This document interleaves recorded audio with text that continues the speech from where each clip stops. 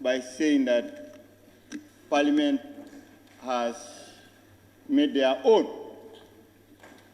By that is the truth, because the act that the Constitution said the remuneration of speakers and deputy speakers and all other members shall be determined by an act of Parliament. Parliament made that because that's what concerns us. That's ours. But when it comes to these particular bills that is also mentioned in the same Constitution, it couldn't in any way be generated from the Parliament. It has to come from the ministry. So it's not ours. Until it is presented to us, it is not ours. So I want to believe, I'm not reading his mind, I want to believe he said it in that spirit. And of course, Parliament cannot be blamed for a bill that has never come to Parliament since 1997, and that has to come from justice. So I don't think this is any way blaming the House for that. Coming to the crux of the matter, the Honourable Minister, if I'm not Honourable Speaker, if I'm not mistaken, he quoted Section 142, that says the remuneration of High Court judges, superior judges, should be determined by an act of Parliament. But Section 120 of the Constitution describes who are the superior courts, judges of the superior court. It said the courts of the Gambia are the Supreme Court, comprising the Supreme Court, the Court of Appeal, and the High Court of the Gambia, etc. So the Constitution tells us who are the superior judges. So my question is, the Judicial Officers' Remuneration and Other Entitled Bill categorizes judicial offices, including judges, judicial secretary, masters, the sheriff, the magistrate, and Qadi. My question is, Honorable Speaker, was this the formulation of this bill informed by just that provision of the Constitution, or they depended on other areas of the Constitution? Because they said superior judges, and obviously, what is the provisions, the articles or the clauses are providing for? They are not all superior judges. So I want clarity on that. Apart from that, personally, talking on the merits of this bill, I think it's important to understand that the judicial service play a crucial role in the democratization, the maintenance of peace, and good governance in every country. It is therefore important that people who act in those areas are well remunerated to do the due diligence to the work they are tasked with. It is evident also that like I just mentioned, the magistrate and other people that have been mentioned that are not mentioned in the Constitution. I'm not averse to their inclusion. Meaning I'm not opposed to their inclusion. In fact, I support it. Because if you go around the country, you look at the condition in which magistrates operate, the condition in which Qadis operate. You remember, Honorable Speaker, we are on tour as members of the Defense and Security Committee. Accidentally, we found a traveling magistrate in a police station. He did not have a vehicle. He was using a motorcycle.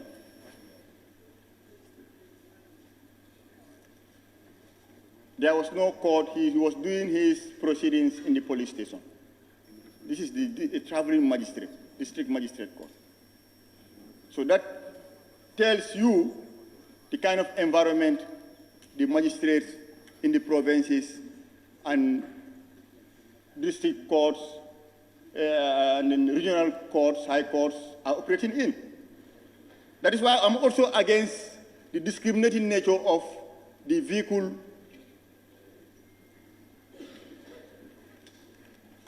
the allocation of vehicle with chauffeur, where it limits it to High Court judges and Chief Magistrate. I'm totally against it. To have my support for this bill, magistrate must be included, and even caddies must be included. They must be included. They deserve to be given a vehicle and a driver. Caddies deserve to be given a vehicle and a driver. They deserve it. Yes, people are talking about financial implications, cost and cost. I'll come to that. But I'm saying why it leaves out the caddies and magistrates to some extent. I'm not happy about that, and I think that's discriminatory. Because no one can say a judge of a high court works has more workload than a magistrate or a caddy. We see the workload they have. And I live with caddies who are renting. I saw magistrates who are renting. They board vehicles to go to work, to adjudicate on cases. And then even on security level, it seems like we see that the lives of the judge is more at risk than magistrates, than caddies. So these are all issues that I think we can look at thoroughly.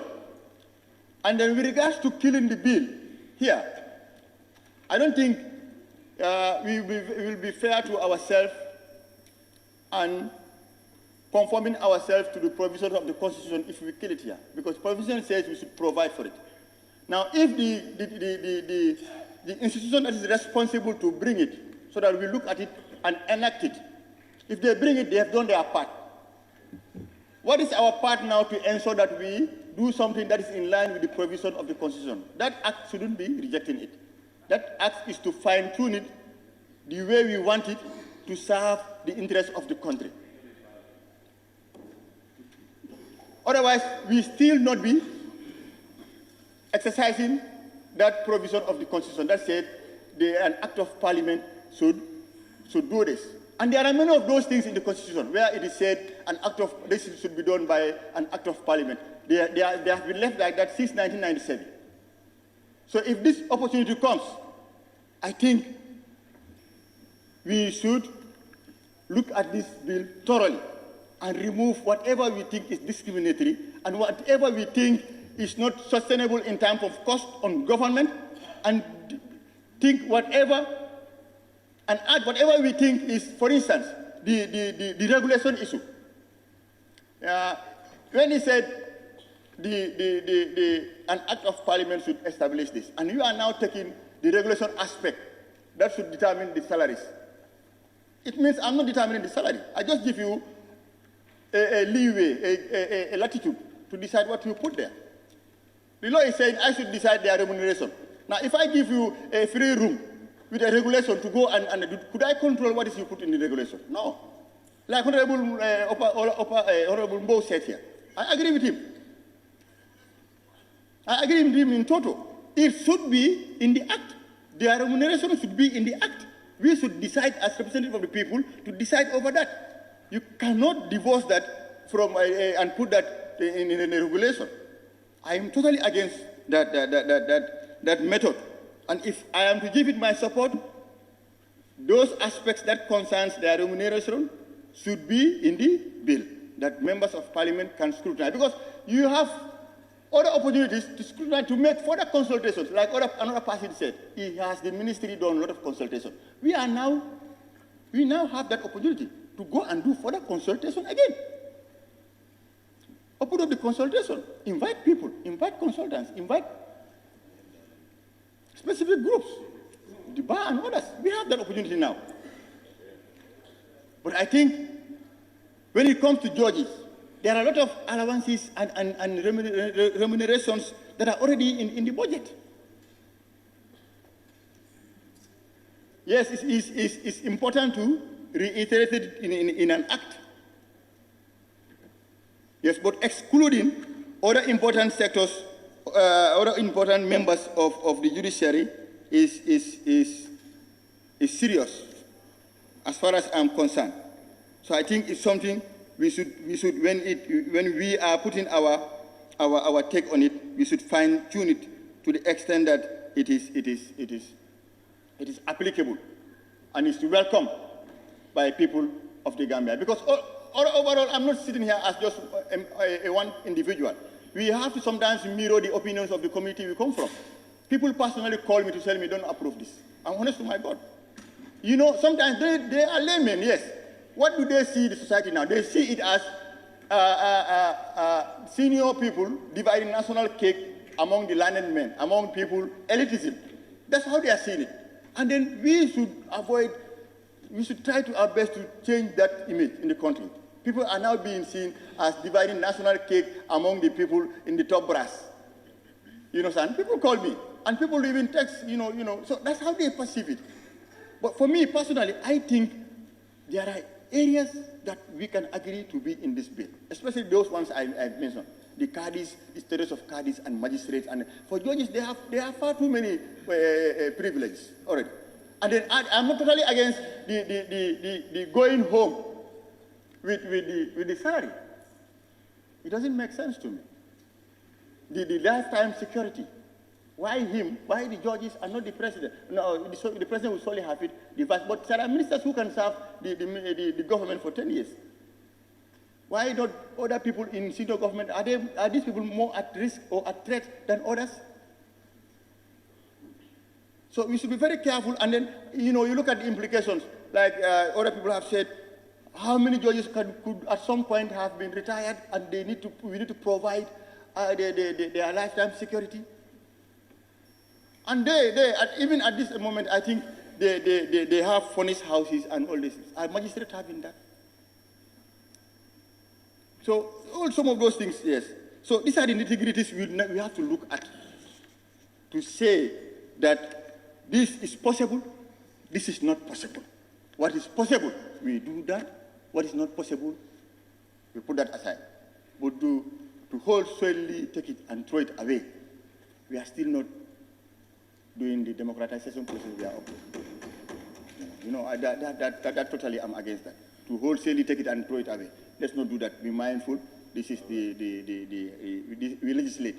So whatever is there, now it is ours. We are taking ownership from the ministry. Whatever is not there also, we are taking ownership. So when the final things come out, it becomes Parliament's own, like he said. So for me, let's consider it thoroughly and look at it, scrutinize it, and sound the opinions of the people, expertise, and all those things to ensure that it serves the purpose. I would not want to bore you much. I think I can skip others. Yes. Yes, the moving allowance. Sometimes some of those things, you cannot comprehend how it moving allowance. You understand? When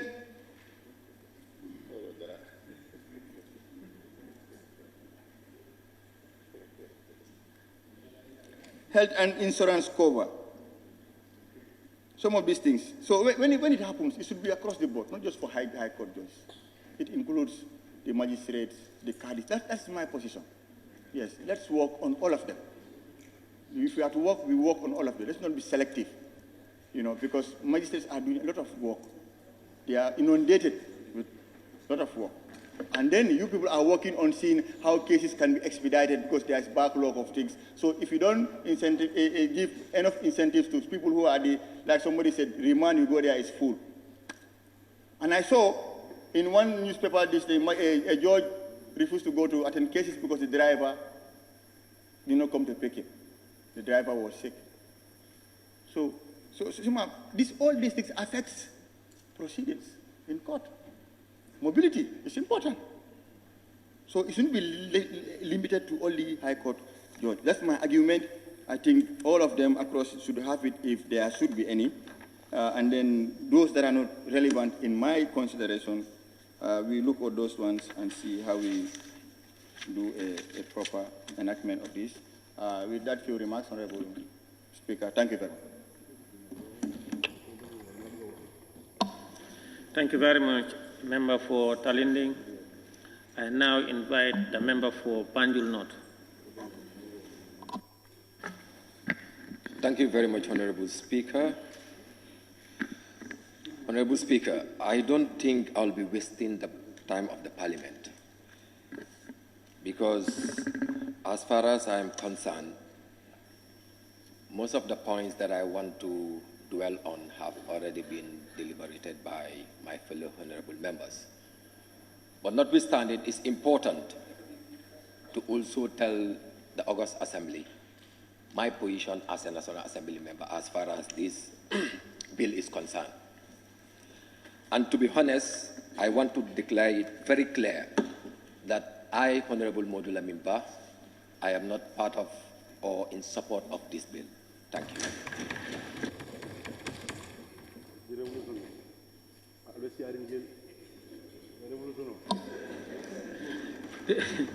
Thank you, member for Banjul North. I now invite the member for Brikama South. Thank you very much, Honorable Speaker. The business before us, or the bill before us, is an interesting one, and I know it has attracted a lot of debate in the country since the news of the coming of this particular bill. And I know we became very popular because the bill is coming to us. Much has been said with regards to what should be done. And I equally want to join Banjul North, not to waste the time of the Assembly, but I want to highlight few areas. One thing, I will have few questions for the Minister pertaining to the issue of Judicial Service Commission coming out with regulation to determine the remuneration, salary and allowance, and that of the gratuity and the retirement benefits. These are very interesting areas. I want to believe whether actually, if this come under a regulation and they are not in the Act, like how do we have control over this? Because this remuneration need to be determined by the National Assembly, every sector of the economy. I don't want to, I believe that the judiciary as an arm of a state is an important component. I can see the idea of actually motivating the judges in order to attract more is very clear. But there's a component that deals with the issue of salary, the benefits. I think that is very, very important. It's good to motivate them, fine, in order to facilitate their work, particularly the lower cadre. But even if you look at within the judiciary, there is gross discrimination. And I don't think the National Assembly should ascribe to that, which is very, very important. Even if you come to the National Assembly, in terms of our remuneration, there are some discrepancies that exist because certain positions come with responsibilities. And that is why we have to look at that. But if you look at the major issues, it is cross-cutting. Irrespective of elected or nominated, we are all equal. So I don't think the issue of discrimination, we should be part and parcel of that, which is very key. And one thing that I want to emphasize, there is no sector of the economy, be it in the public and civil service, that does not need salary increment because there is huge disparity between the source of income and cost of living. And that's why from the very beginning, we've been pushing seriously so that we have what we call salary restructuring. And this has not been coming.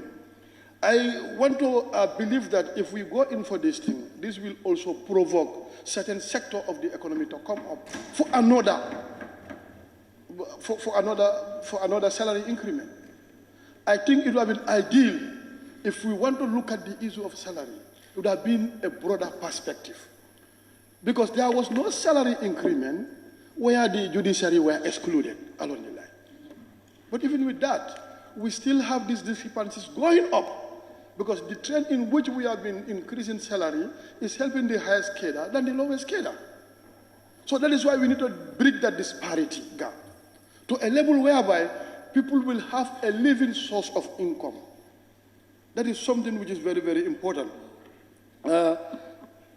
Again, I also want to look at the issue of if it is possible, if the judiciary can actually relook at this thing and come out with a comprehensive, where it is going to be all-inclusive, rather than looking at the highest cadre and forgetting about who are doing the workforce. And each of those stakeholders are very important. Sometimes your subordinate need to be well calculated. Because before it reached to me there is somebody who is doing the ground job, and they need to be factored very seriously. And there are instances whereby, if people are going to be convicted, particularly by the magistrate, sometimes they accompany them to the prisons. You look at the type of exposure that they are subject to. The family will despise you, they'll be angry against you for doing your job. So the type of risk associated to them, I don't think this bill should come and exclude them completely. So that is why right now, as far as I'm concerned, for it to go back and relook at it, so that you can come out with a better one. Thank you, Honorable Speaker. Thank you very much, the member for Brikama South. I now give the floor to the member for Jara Central. Thank you very much, Honorable Speaker, for granting me the opportunity to also partake in this humble discussion before us this afternoon. Honorable Speaker, I also thank the Honorable Minister for the bold step he took in bringing forward this bill to this August Assembly. Of course, Honorable Speaker, the National Assembly is aware that the judiciary of any nation symbolizes the administration of justice under the rule of law. So if you look at the objects and reasons, Honorable Speaker, of this bill, which is Judicial Officers' Remuneration and Other Entitlements Bill 2023, are very clear objectives and reasons. If you look at it, the second paragraph of the objects and reasons of this bill, if you may allow me, Honorable Speaker, say the judiciary play a very pivotal role in the administration of justice. Of course, the Assembly also is aware of this. But what we are saying, Honorable Speaker, is that the draft constitution was here before this Assembly in 2020, and so many issues pop up during the debate of that bill. Many of my honorable colleagues who have spoke before me have echoed and re-echoed that this bill was among the things that were embedded in the draft constitution, which of course led to some members, including myself, to reject it. Honorable Speaker, yes, we can amend. We can amend. Okay. He said yes, you said continue. Honorable Speaker, you've already made a ruling on this, and we all avoided it, and then the honorable member is indulging in it again.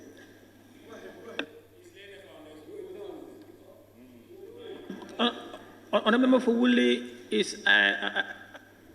You've already made a ruling on this, that we should avoid this draft constitution and concentrate on the bill.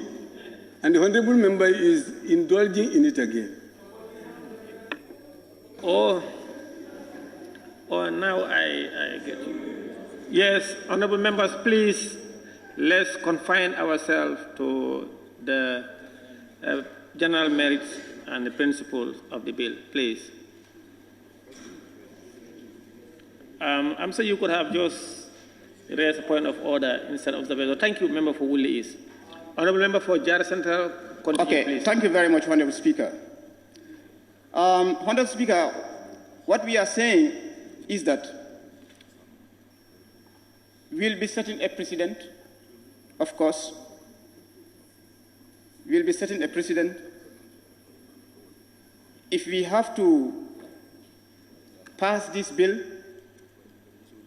we'll be setting a precedent, of course, in the sense that we have similar stakeholders or public service groups, which you know they are also concerned in terms of remuneration. Some members have spoken here that the magistrates, of course, whom you know, are working with these High Court judges. They are all in the same premises in terms of executing duties. So if we have to deal with remuneration of judges and leaving out remuneration of magistrates, I'm not sure whether we'll be doing justice in that direction. So to me, Honourable Speaker, I would have expected the Honourable Minister to include the magistrates and other key stakeholders in the arms of the judiciary to be included in this humble bill. The other issue is, Honourable Speaker, it is, of course, one of the government reforms agendas to come up with a salary restructure.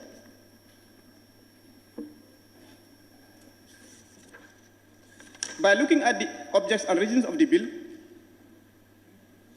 we will not see anything that focuses on that direction.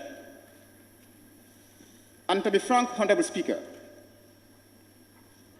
salary restructure should have been the best bill to bring at this right time in order to boost the earning capacity of public servants. Some members have said that we need to take this bill, allow it and commit it to a committee for further scrutiny. But my question is, Honourable Speaker, after committing it to a relevant committee, what are they going to make different in this bill?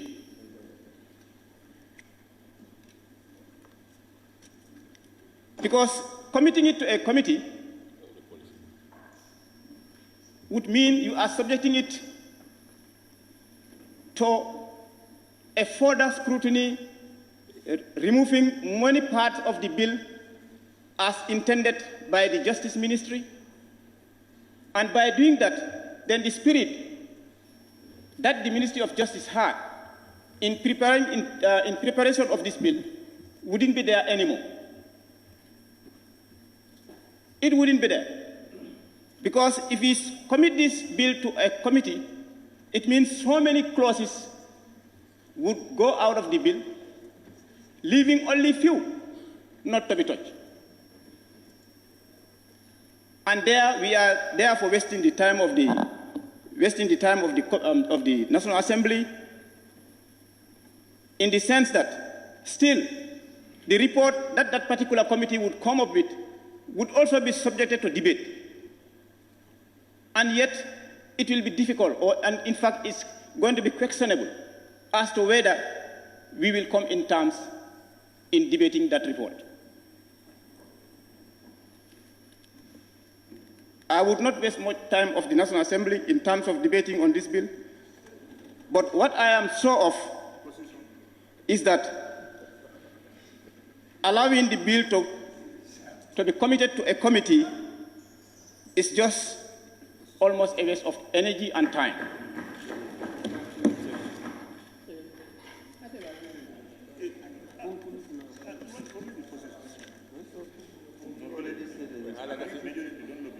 Honorable Speaker, the objects and reasons continues to read as follows, Honorable Speaker. The bill further seeks to regulate the conditions of service of judges of the Superior Court and judicial staff. As I have mentioned earlier, and the speakers who have spoken before me also, what about the condition of magistrates? What about the condition of magistrates? On that note, Honorable Speaker, I would want to urge the Honorable Minister to explain to me and the humble House as to what prompted him to come up with this bill and then leaving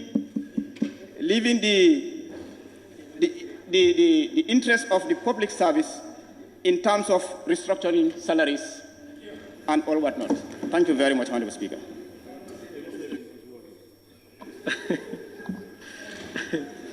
Thank you very much.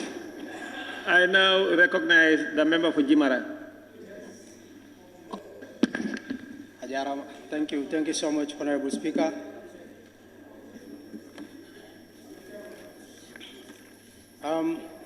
Honorable Speaker, members of the National Assembly, the members of press,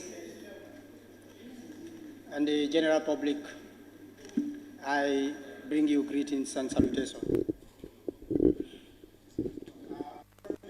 At some point, I even wanted to withdraw, because minority leader has already spoken my mind.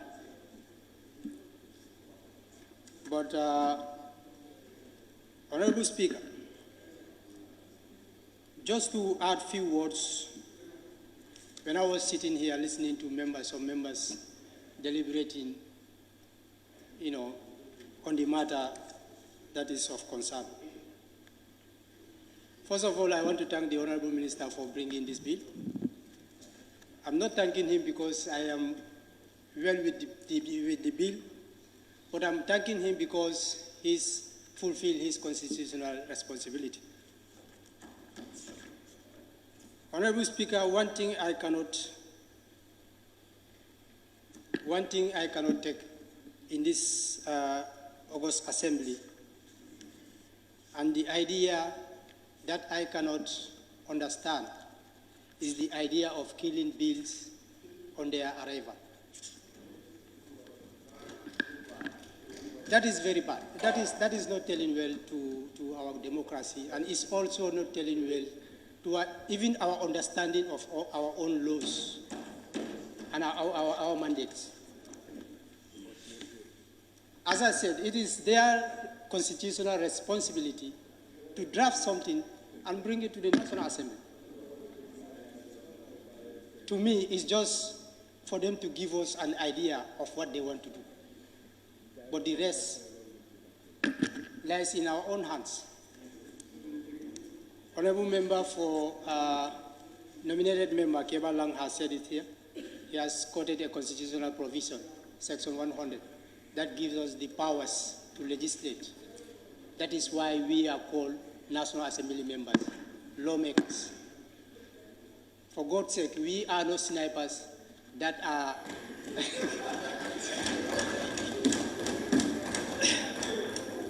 we are not snipers that are ordered to eliminate anything that looks like an enemy. Yes, we are here to make laws. When they presented their bill, you have the powers to reduce this thing to zero. So I would prefer for us to take it to the next level, take it to the committee, do the necessary or what is necessary, and then come out with the solution. If you rush to a decision without proper consultation, you stand the risk of having inadequate information.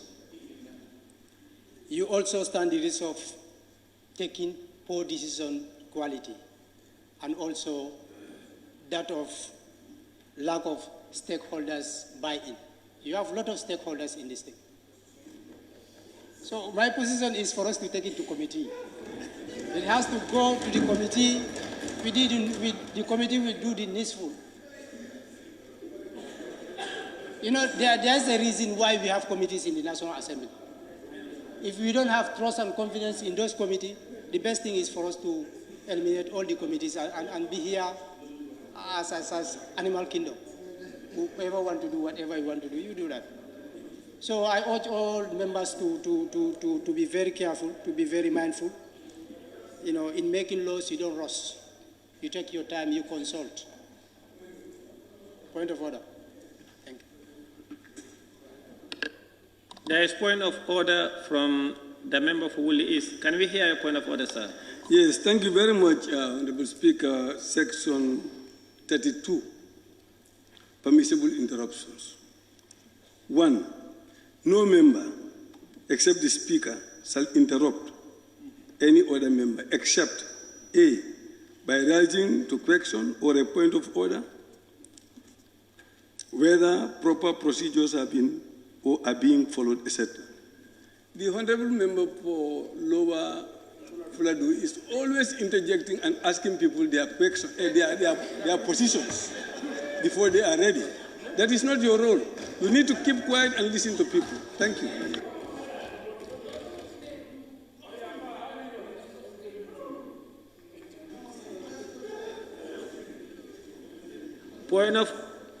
Point of order sustained. Honorable members, please let's leave our colleagues on their own to present their opinions. Honorable member for Jimara, please continue. Thank you so much, Honorable Speaker, and thank you, Honorable member for Woolly East, for that wonderful point of order.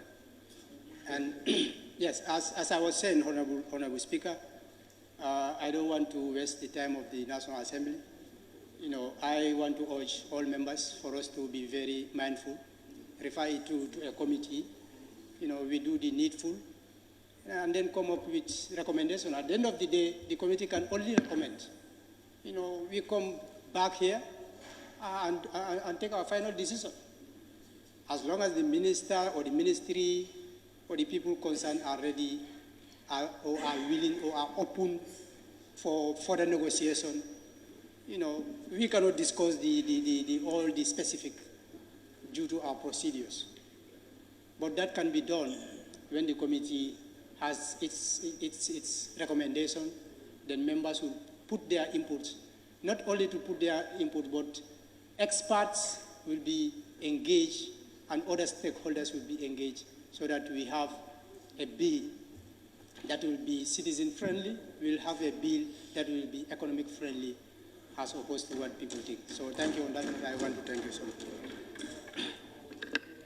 Thank you very much. The member for Jimara, you said we are not snipers, but can I ask, are we or do we hold a knife and scissors to cut? But don't answer, please.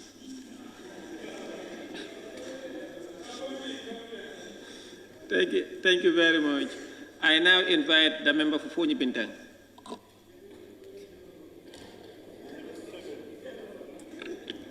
Thank you, Honorable Speaker. I also need to thank the Honorable Minister for being very bold to bring such a thing into the National Assembly. It is important that we look at things critically. Referring anything to the committee, meaning there is a sign of willingness to accept. And as far as we are concerned, we will not be in any position to accept this. We will stand to defend the interests of this country, because we know that this country, the fate of it lies in our hands. referring it to the committee will give more room for interference constantly without rest. And we will never accept that. For how long have I been crying for the welfare of the teachers in this National Assembly? The Minister of Justice could have bring something, a bill that will combine the restructuring of salaries for all the civil servants of this country to make the Gambia a better place. We all know the problem is not in the judiciary alone. The problem is not in one of the sectors. It's in all sectors. And if the teachers are to cry here before us, some of us will not be able to go home. That is the problem that the Gambia is in. But now, we want the legislature to scam, the judiciary to scam, the executive to scam, and the rest of other people that are there, like the security, the teachers, the nurses. Where will they scam from? That is the problem. This bill will not be numerated. We will end it here with the help of God, and we will end it here. Scammers can scam, but not through National Assembly. We will never allow that. Never. And with the help of God, we will defend this country, come what may. Who is telling you that as a judge, at the end of your time, you will not have employment or work? Who is stopping you from farming? Who is stopping you from fishing? Nobody is stopping you. So you are stopping yourself. You are welcome to our field. You can become a fisherman and nobody will stop you. Actually, this nation will be defended. Democracy, you are saying that we refer this to the Committee for Progress of Democracy. We are not calling for democracy. What we are calling for is for a nation that can stand and defend its resources. If democracy means looting, we are not part of it. I thank you for your kind attention.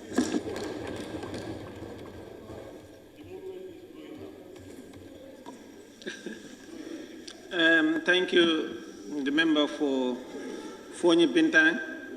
I now recognize the member for Lower Fuladu West. Thank you very much. I think this is overdue. But before I start, you see, we don't want senior NAMs to play, I've supported a draft. I did not support a draft. This is a bill before us, and it's not going. This has to be dead here. Let's put it straight. And then, you see, something is happening in the gallery. Because you defended the draft, and this was in the draft, you continue to defend it. It will not work here. This is the 6th legislature. Smart, intelligent NAMs, we are saying no.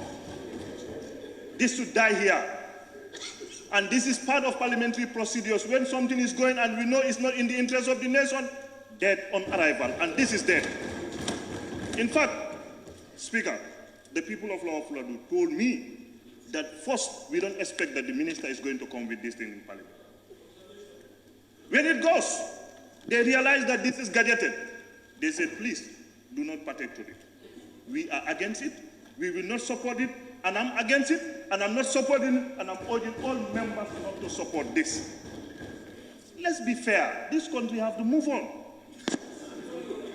Look, we just see an FPAC report what is happening. Yesterday, I'm crying in my heart. I feel by now so many people could have been arrested.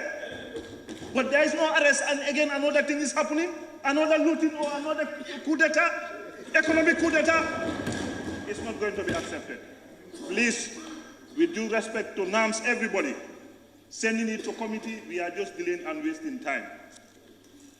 Mr. Speaker, my position, and I've got a lot of position, they say dead and this is going to die. We are not going to support it. You see, here we represent the interests of the people. Everybody knows what is happening in your constituency. They consulted us and said, this is something that should not go, because if you do this thing, so many in other areas are sending their requests. Education, health. Are these people better than us? Are these people contributing to this country more than we are doing? Look, thank you, Honorable Fonyi Bintang Karanai. You see, after becoming a judge, when you retire, Jakali Pachat is there. We have vast land for you to go and work. It's free, self-employment. The river is there. We have nets that the government can even give you to go and catch fish. Employment is readily available. Please, colleagues, members of parliament, I urge all of you to condemn it and don't even suggest for committee. My position is no committee is finished here. Thank you very much. Thank you very much, member for Lower Fuladu West. I now recognize the member for Jara West.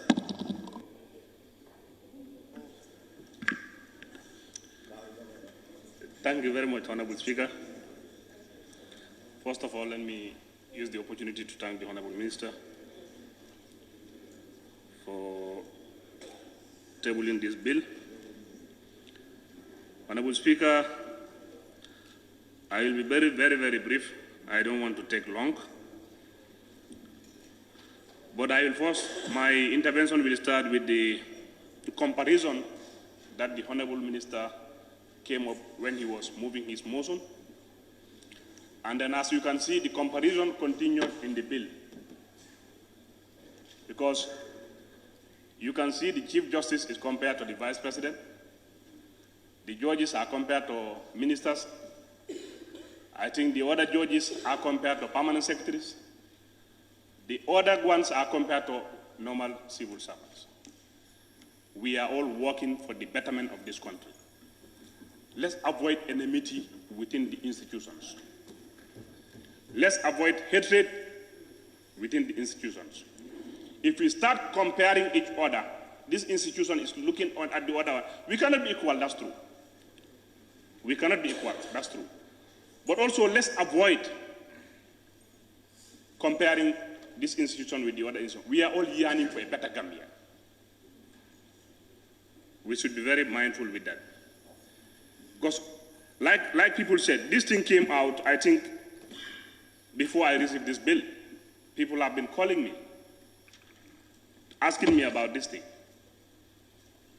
I have a police officer who told me within my constituency, my house allowance is $250. And also I asked, we are talking of risk allowance. Now we are saying the judges' risk allowance. Who is more risky than the police officer who is going to arrest? The officer is facing more risk than the judge. Now the judge also is asking for security at his compound. When bandits, armed men come, who are they going to attack first? The security officer. So who is more risky now? We should be very, very mindful when we are dealing with this. For me, I want the minister to gather this and go back. Let them bring us salary restructure for all institutions. For all the institutions. Because, people, we are insulted. If we pass this today, we can hear every sort of nonsense. Insults, a lot of insults. Because as Honorable Baji said, the member for Talindi, people are now saying only those at the top cadre are just enjoying the Gambian cake. So we should avoid that. We have teachers. Let's motivate teachers to go and teach as far as Bolibana. Let's see what incentive we have to give them to give quality education to our kids. Look at today. The private schools have more quality teachers than the public schools. So I think by going with this bill, I'm not giving it my blessings. The way it is, in fact, people are suggesting to sanitize it. But I believe when you went to sanitize it, only 5% will come back here. 95% will be thrown away. So what is the essence of the bill anymore? That's confusing. Let's just stop it here. Let them go and prepare another thing. Let them bring salary restructure for all civil servants, all government institutions, and we see what to do about it. The officers are suffering. Teachers are suffering. There are better facilities, hospitals, but they lack quality doctors. Nobody wants to go to the provinces. People are calling me from all over. I said, a police officer, he said, our house rent is $250. What can that pay? So, Honorable Minister, I think you have to put your house in order. Because also, by quoting also the section 120 of the Constitution, the judicature, we have the magistrate, the industrial tribunals. Why orders are catered for under the judiciary and orders are left behind? It's not fair. So on that note, Honorable Speaker, for me, I'm not giving it my blessings. Thank you very much.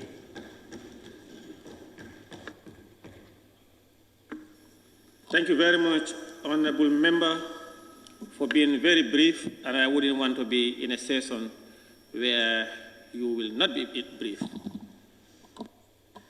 Now the member for Combo South.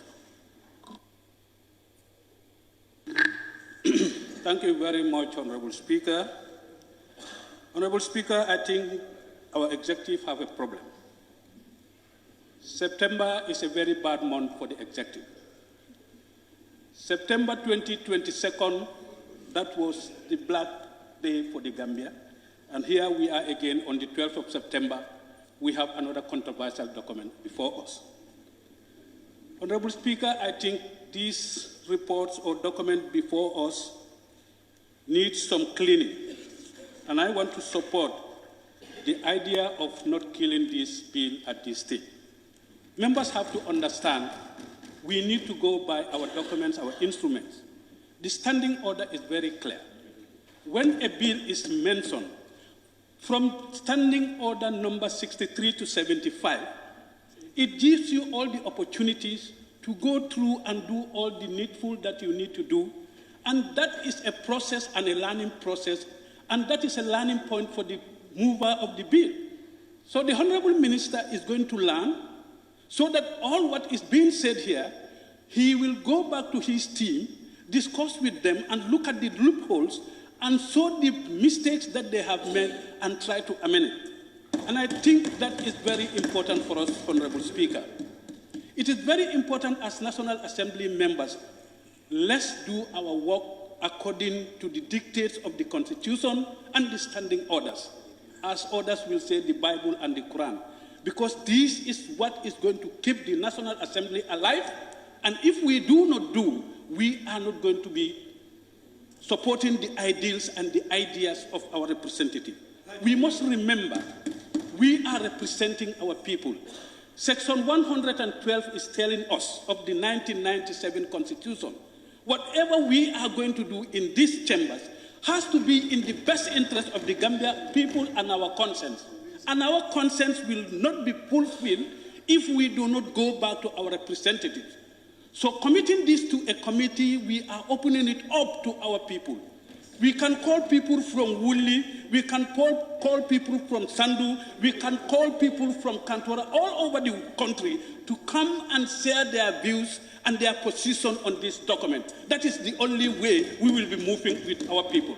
Honorable members, and I think we need to understand, we should be able to differentiate these three arms that we are talking about: the judiciary, the legislature, and the executive. One thing that we need to understand is the judiciary depends on the legislature for resources and programs that they need to do. That's what they are doing. They are only here for us to help them, to give them the resources to be able to do their work.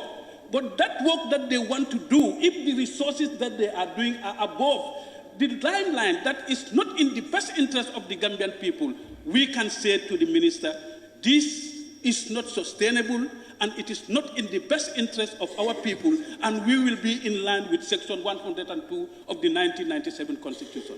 Honorable Speaker, this for me, that is my point, and I think we should from here henceforth should not be killing bills at this center, at the first reading or second reading. Let's give it all the necessary steps that are needed, and that will be a learning point for all of us and everybody who is going to participate in this. On this note, Honorable Speaker, let's give this to the committee and they do the needful and bring it back here. If it is not satisfactory, then we can send it to them. Thank you.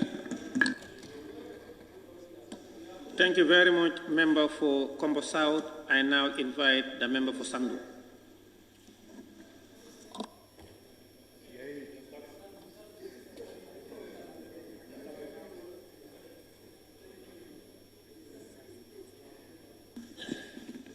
Honorable Speaker, thank you very much.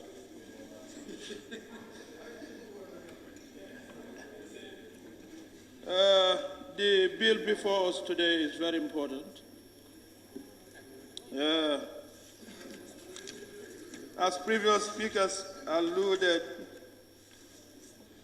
this is a bill very controversial.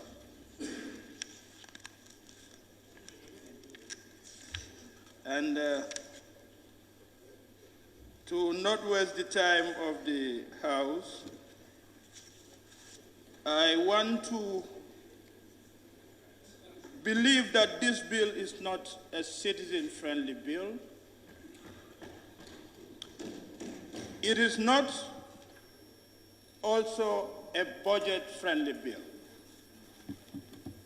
owing to the fact that just some days ago, the Honorable Minister responsible for finance was before us here.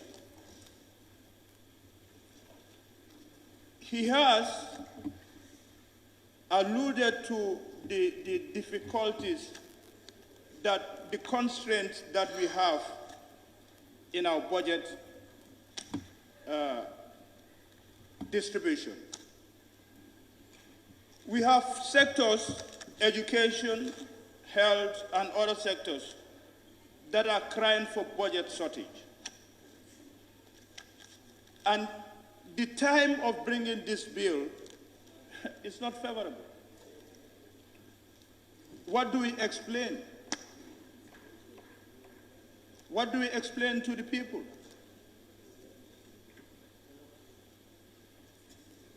What is our reason that we want to pass this bill at this very fragile time? My stance is more of economical than anything else. That we don't have the resources, we don't have the affordability to pass this bill at this most crucial time. We are budget constrained. What we need to do right now is to mobilize resources, to increase our efforts in mobilizing resources, to make sure we stand on our feet as an independent nation, not to rely on outside support. We can do it. But we have to curtail our expenses. Most of the budget is going on personal emoluments. What is our development budget? For me, my submission is more of economical, and for that reason, I'm not consenting to this bill at this stage. Until we increase our mobilization efforts, then we can come in with a bill like this. For that reason, I'm urging the minister to withdraw this and go back until we are ready as a nation, until we are ready as a nation to foot a bill like this. Thank you very much. Yeah.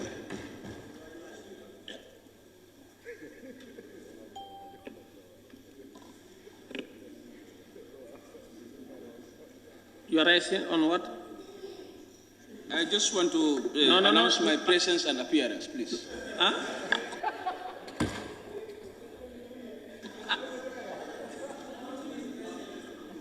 Oh, you are announcing your presence.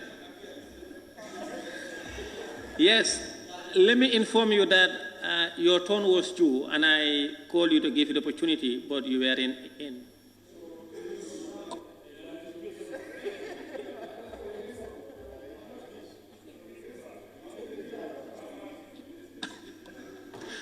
Minority, yes, minority.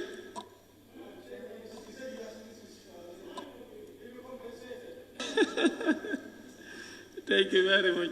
Thank you, Member for Sandu. I now invite the Member for Parliamentary.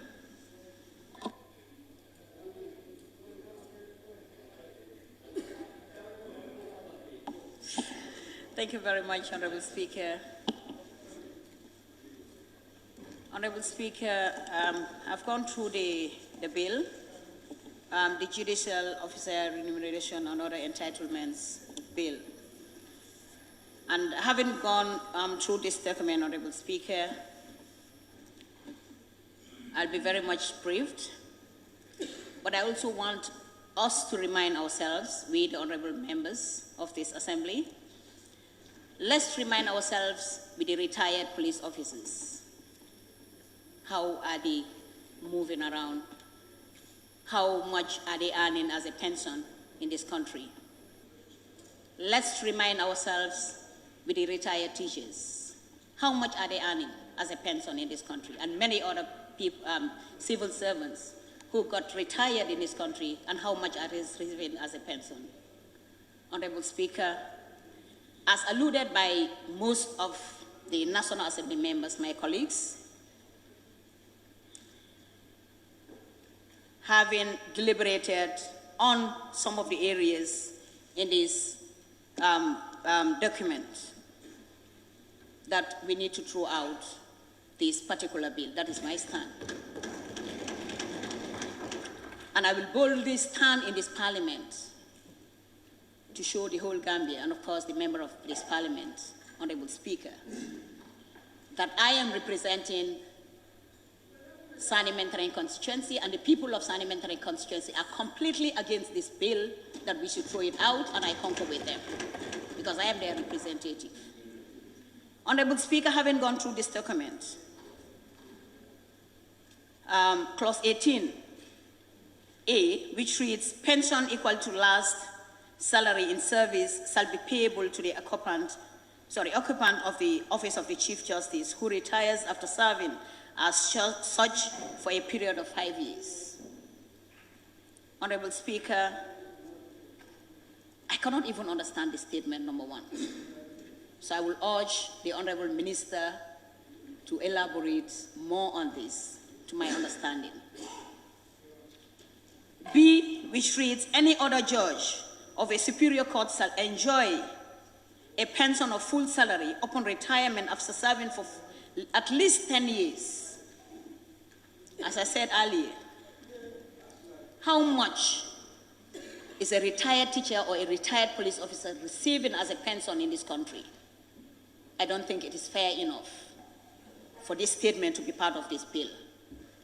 And also the C reads, any other judge of a superior court who at retirement has served for less than 10 years but more than 5 years shall be entitled to a pension of 3/4 of his last salary. Honorable Speaker, I believe, yes, I'm just quoting from the bill itself. Honorable Speaker. Sorry, please, order. Honorable member, please, honorable, please sit down, ma. Honorable member, when you quoted first and second, I just allow you, but that is not in order. We should confine ourselves on the general merits and principles of the bill, and we avoid going into the specific of the bill by quoting provisions and highlighting. Thank you, ma. You may continue. Thank you very much. That's okay, Honorable Speaker.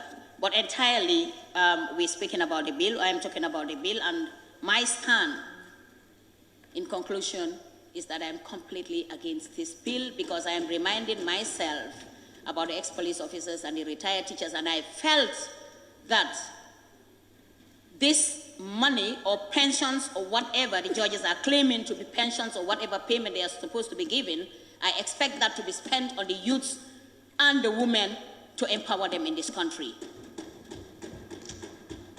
An MOU of 2018 was signed to $20 million in 2018, which was there to empower the youths in agriculture. We don't even know how it was implemented. And I expect we should come back and review that area and then look at ways that we can empower the youths and women of this country. Thank you very much. In conclusion, I am completely against this bill. Thank you. Thank you very much, the member for signing mentoring. I now invite the member for Upper Fuladu West. Well, thank you so very much, Honorable Speaker. First of all, I would like to thank the Minister of Justice and the Justice Department, and then Honorable National Assembly members and all those present in these chambers. I think the bill before us is very, very important. Important in the sense, because if you look at the judicial component, because they are also a component in government, which is very, very important. But going through the objective and reasons of the bill, like where it states, the judicial of any nation symbolizes the administration of justice under the rule of law, which is a crucial factor in good governance and ultimately a sine qua non to the peace and security of any nation. And the judicial therefore played a very pivotal role in administering justice and maintaining the rule of law. Ultimately, it is a critical player in the realm of democracy and constitution development and have a key role as one of the three pillars of state component. So it is in this backdrop that necessitated the need for this bill. Anyway, if you look at the judicial component, it's very, very important because we all know the role that they play as far as governance and government is concerned.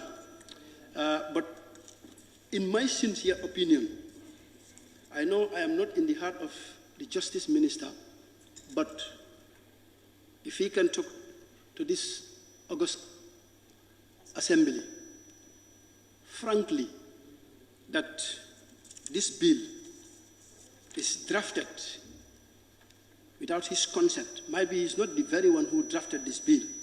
This bill is drafted, though he is the Justice Minister, but maybe he cannot come openly to disagree with the bill. But I'm pretty much sure that the Justice Minister himself is not in line with this bill, simply because if you look at the bill, Honorable member, please take his. Yes, because if you Honorable member, please. Honorable member, please put off your mic. Honorable member, please. Let's debate on the general merits and let us not sound the personal opinion of ministers or the Vice President. Please, it is out of order. Who is that? Please, member for Kiang West, please. It is out of order. Well, okay. Please, please sit down. Honorable member for Latikunda. No, Honorable member for Latikunda. Honorable member for Latikunda. You said you know the orders. Please, please, sir, let's maintain decorum and follow the standing orders. And even the way you address me is disrespectful to this assembly. You are putting the office of the Speaker and the assembly at disrepute. Please. Honorable member for Upper Fuladu West, please refrain from asking the minister's personal opinion or putting him. Okay, thank you so much. Then I withdraw that statement. I am very, very sorry indeed. But what I just want to put across here, like what the Englishman says, you cannot put an old wine in a new container, assuming that that old wine is a new wine. It's just that the container has been changed. Because many speakers have alluded that the main reason why they rejected the draft constitution, this was, part of it. Why is it that the drafters, they expunge this one from the draft constitution and bring it as a bill to the parliament? For me, the way I am seeing things might be bringing it to parliament in order to dribble the parliament, but it cannot be business as usual. Because if you read what is codified in this document, you will definitely realize that it's very, very segregatory. Because I am a little bit confused, and I would definitely want the minister to to explain that to this August Assembly. Because if you go through this document, you will come to see, a lot have been said about judges and then judicial officers, but magistrates and cadis, as other speakers have alluded, are not captured in this document. And then, if you look at the judicial component, all these are key players and they are all important. Because to me, the work that is done, what magistrate, the work that they do, the High Court judges, they are not doing that work. Because magistrates are spread in the length and the breadth of this country. Because we all know that the work that they have doing, and also the sufferation that they have undergone. If you also look at the CADI, they are also under the judicial component. But you cannot draft a bill whereby only one part of that component will be captured, then the remaining ones are sidelined. For me, I am not anti-judicially, or I am not here to say definitely, or we should not do this or that. But what I will advise the drafters, I will advise them to go back and draft it properly and then bring it back to the Parliament, because it cannot be business as usual. And before I draw conclusion, Honorable Speaker, I want people to understand that what is in Buddhist is not always what is in Badas. So I beg to take my seat. Thank you.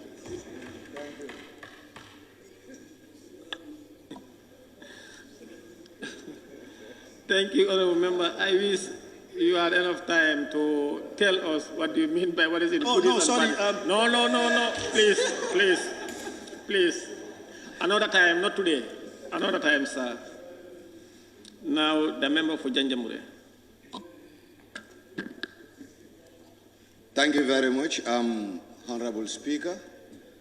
And thank you very much, Honorable Minister, for taking your time to bring forward such a bill.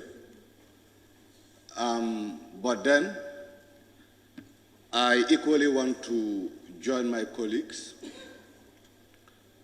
to share what I think is the opinion of my electorate, because it's about representation, and as such, we always do what we call consultations with those that send us in these important chambers.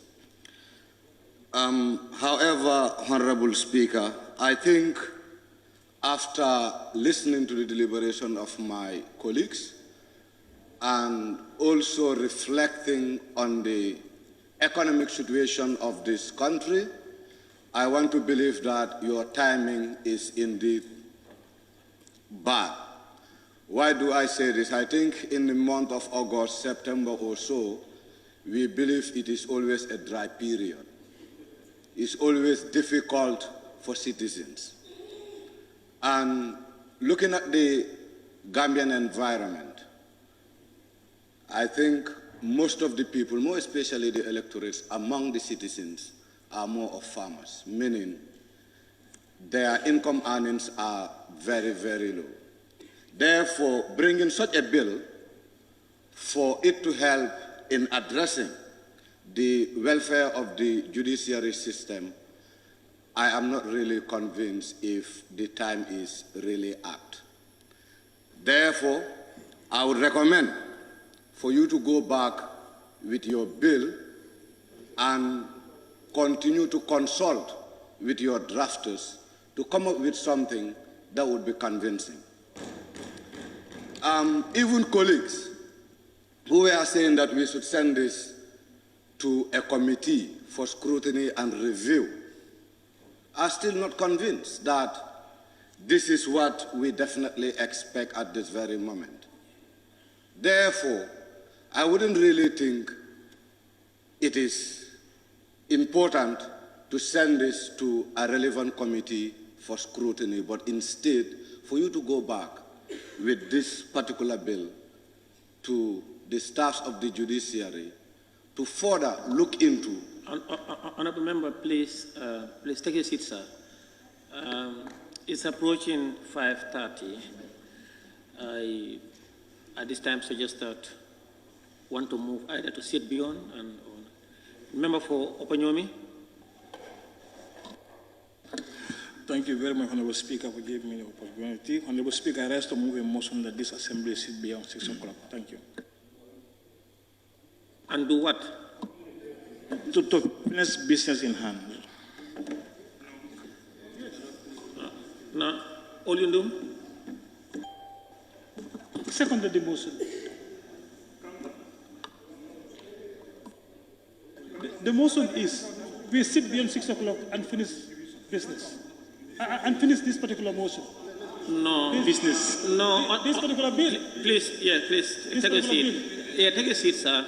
You know, the member for Upper Nyomi have not put up a proper motion. That is why I gave you the floor to raise a motion, but not a second, because if not, I'll give him the floor back to put up a motion, to amend his motion. Thank you very much, Honorable Speaker. Then I rise to move a motion that we sit beyond 6 o'clock and to finish the bill at hand. The bill, I mean, the bill. Not the business, the bill.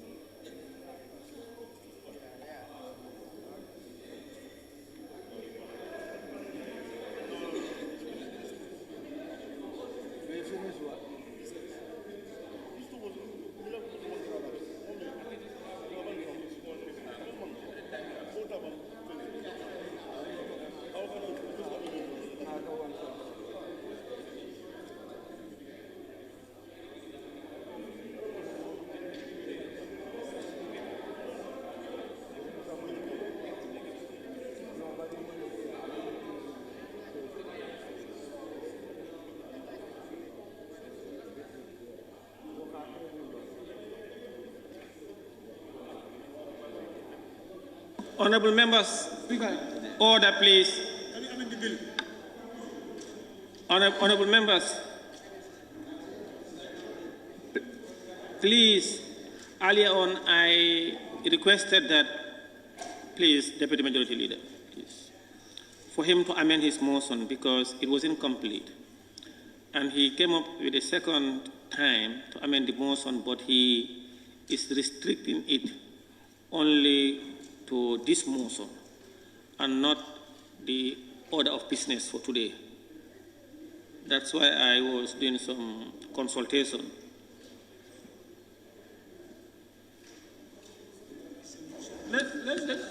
Because there's already a motion on the floor, because for him, I'm not sure if you want to withdraw, because his motion is only for this business. Please. Speaker. Honorable Speaker, then I withdraw my motion first. All right. Member for Kantora? Yeah, I want to appeal to other members. Looking at this session is a very short session, and in a week time, we'll be close to adjourning.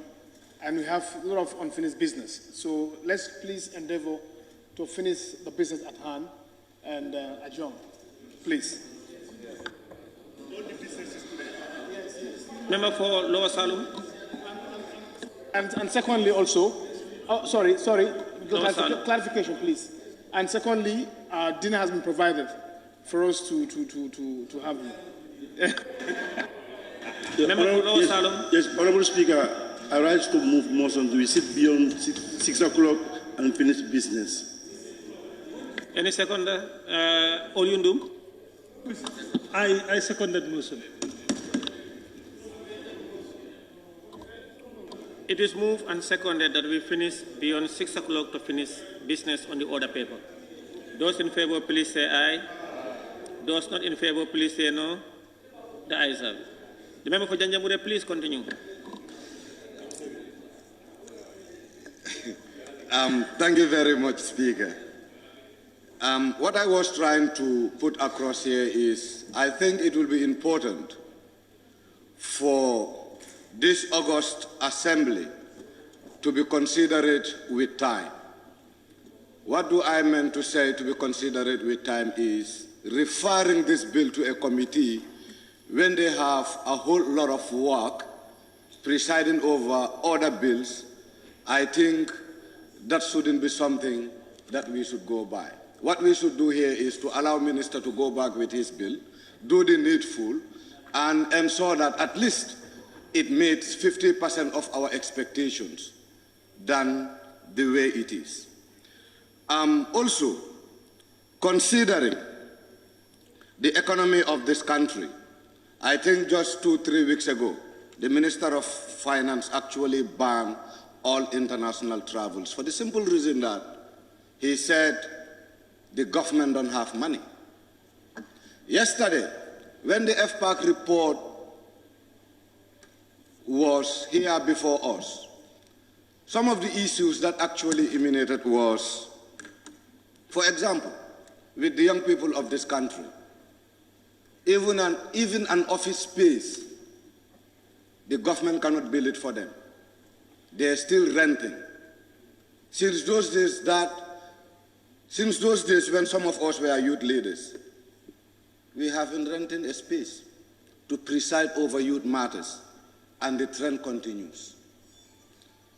Honorable Speaker, with regards to the same young people, I think 2-3 years ago, there was a fund that we're rolling out to actually build multi-purpose sporting facilities in the regions. It clocks about 4 years. Those structures are still incomplete. Honorable, please. Simply because we don't have the money. And now we are bringing forward a bill to cater for the judiciary. Personally, I'm not against the judiciary, and I can attest to the fact that they're doing really a great job.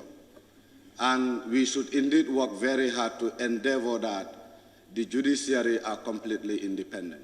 But again, I'm not convinced that it is only money that should actually serve as a motivation for some of us in serving the Gambia. We have seen people volunteering their time for years without earning a dalasi, but they're still committed to the cause. Talk less of those that are earning in a month a minimum of $50,000 or $75,000.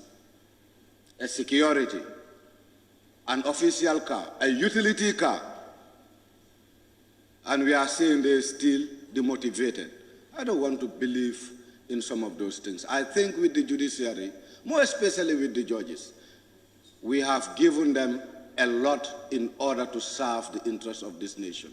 And why are we doing this? Because we want the judiciary to be as independent as anything. So for me, this bill might come at a better time, more especially if the Ministry of Finance can work indeed hard to mobilize more resources, more especially around revenue mobilization. As we speak in this country, things are not going fine. Even the farmers are crying. Right now, you go to my constituency. The farmers there have harvested their crops, but they cannot in fact have a simple tracing machine to do the needful. And we are here saying we should pay judges a pension that is as equal as to their salary. Where on earth have we seen such?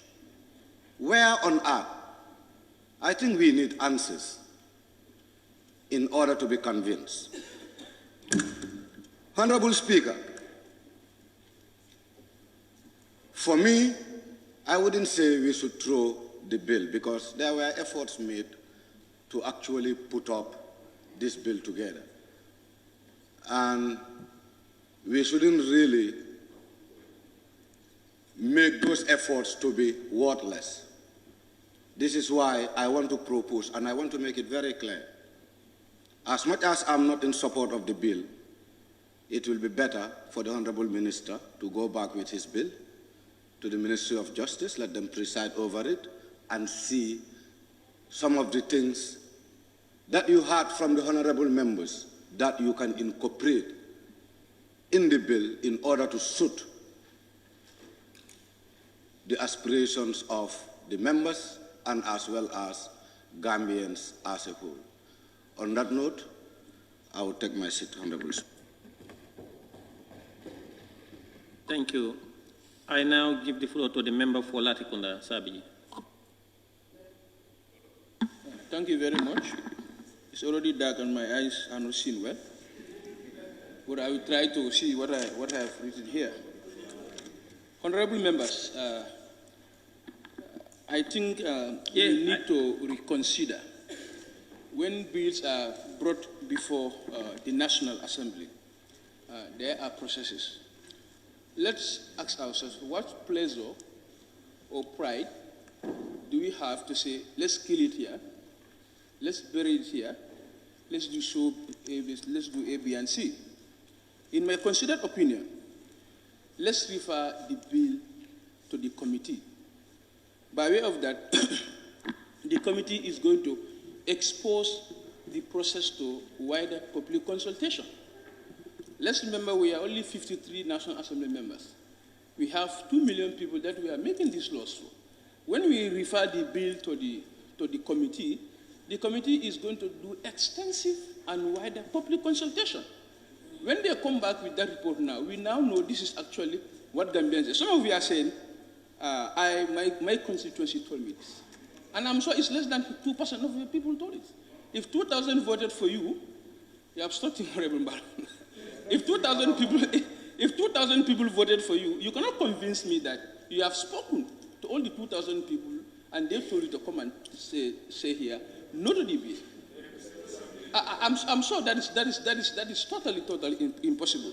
So let's reconsider. Point of observation, Speaker. I'm appealing to honorable members. Let's reconsider. Subject this bill to the Honorable observation, please. So when the relevant committee. Honorable observation, please. So when they report now, they will bring their report. I'm sure that report is going to be a very progressive report. I can see the disturbance on the AG with regards to recruiting judges. For where AG got it all wrong is where he compare and contrast National Assembly to the Judiciary. Probably you thought that was going to motivate us to say what is good for the goose is good for the gander. But this has definitely provoked the action of some National Assembly members. I'm sure that was not well placed. But I beg you people in the name of Allah, let's give this bill to the committee. We are not killing the bill. The bill will go to the committee, and the committee will get back to us. Then we can have an informed decision. There are troubles recruiting judges in this country. I have to be very, very honest. There are troubles. Judges are not, people in the bar are not enticed or motivated to go to the bench because of the small amount of benefits. What they said can be reduced. Instead of giving them full salary, we can say half of your salary. Instead of giving them 2 months paid vacation, we can say no, 1 month paid vacation. We can say no, we are not giving you judges. And the AG, I think you also need to be very clear with us. I have a few questions that I want you to answer for me. How many judges do we have in the Gambia, from the High Court up to the Supreme Court? I also want to know what is the projected cost of all these benefits and salaries when they are combined for all these judges. He knows what I'm talking about. And also, are non-Gambians included in this benefit? non-Gambian judges, are they included in this benefit? And also, me and you know there are judges that doesn't deliver cases for the past 2 years. Are we ready to subject all judges to performance contract? Where we're going to tell them, you must deliver so and so cases in such a week. We can tell them, you must at least deliver 50 cases a year. So by way of this performance contract, we can now see how do we motivate our judges. But I go back to what I said. Honorable members, I beg you in the name of Allah, let's subject this bill to the committee. We still have, this committee is still run by us.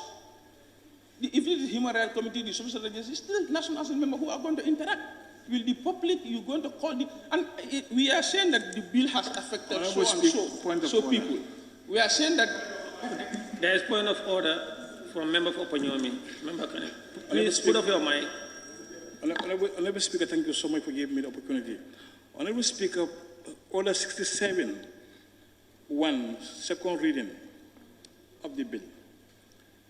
On a motion being moved that a bill be read a second time, the general merits and the principle of the bill may be debated. We are here to debate on the general merit and the principle of the bill. What the honorable member is asking, that's one is at the committee stage. Thank you so much.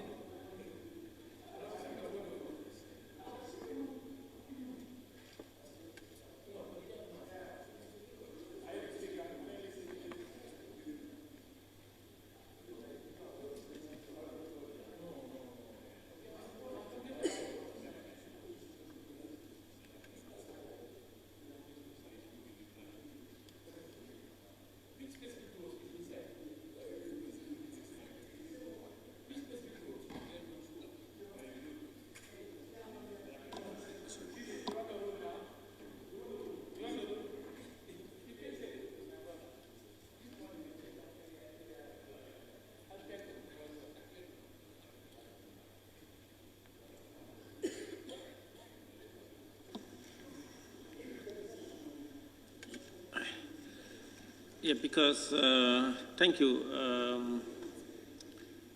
He asked several questions, and some are seemingly on general, and I'm not sure the other one, how many judges are there directly specific.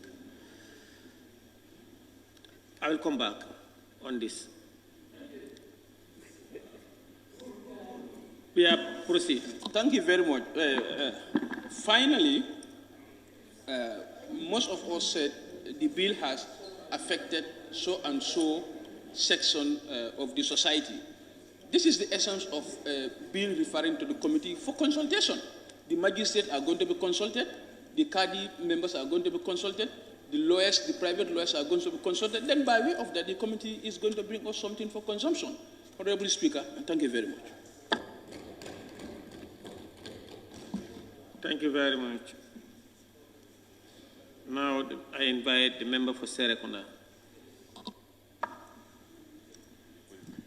Thank you very much, Honorable Speaker. Honorable Speaker, my argument will be surrounded around Section 142, which talks about the remuneration of judges. 142 of which book? Of the Constitution. Section 142. No, sorry, section, is it 142? Yeah, which talks about the remuneration of judges. And this bill includes others that are not catered for in this provision. So to my understanding, there is a question of the legality of this bill. So on that note, I would like the Attorney General to dilate more on that. So I will also recommend for this provision to be either amended or repealed in order for us to be able to discuss about this bill. Because this bill includes magistrates, and the provision is talking about remuneration of judges. as the Honorable Member for Talinding cited, Section 120, has explained who are the Superior Court judges. They don't include magistrates and cadis.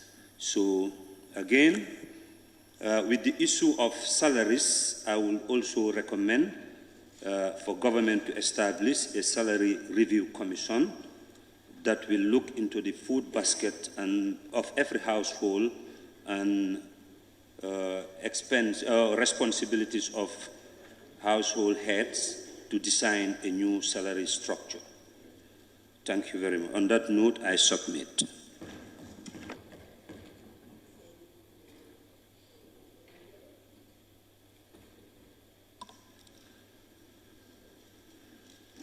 The member for Latikunda Savage. Okay, he's gone. All right. The member for Kantora.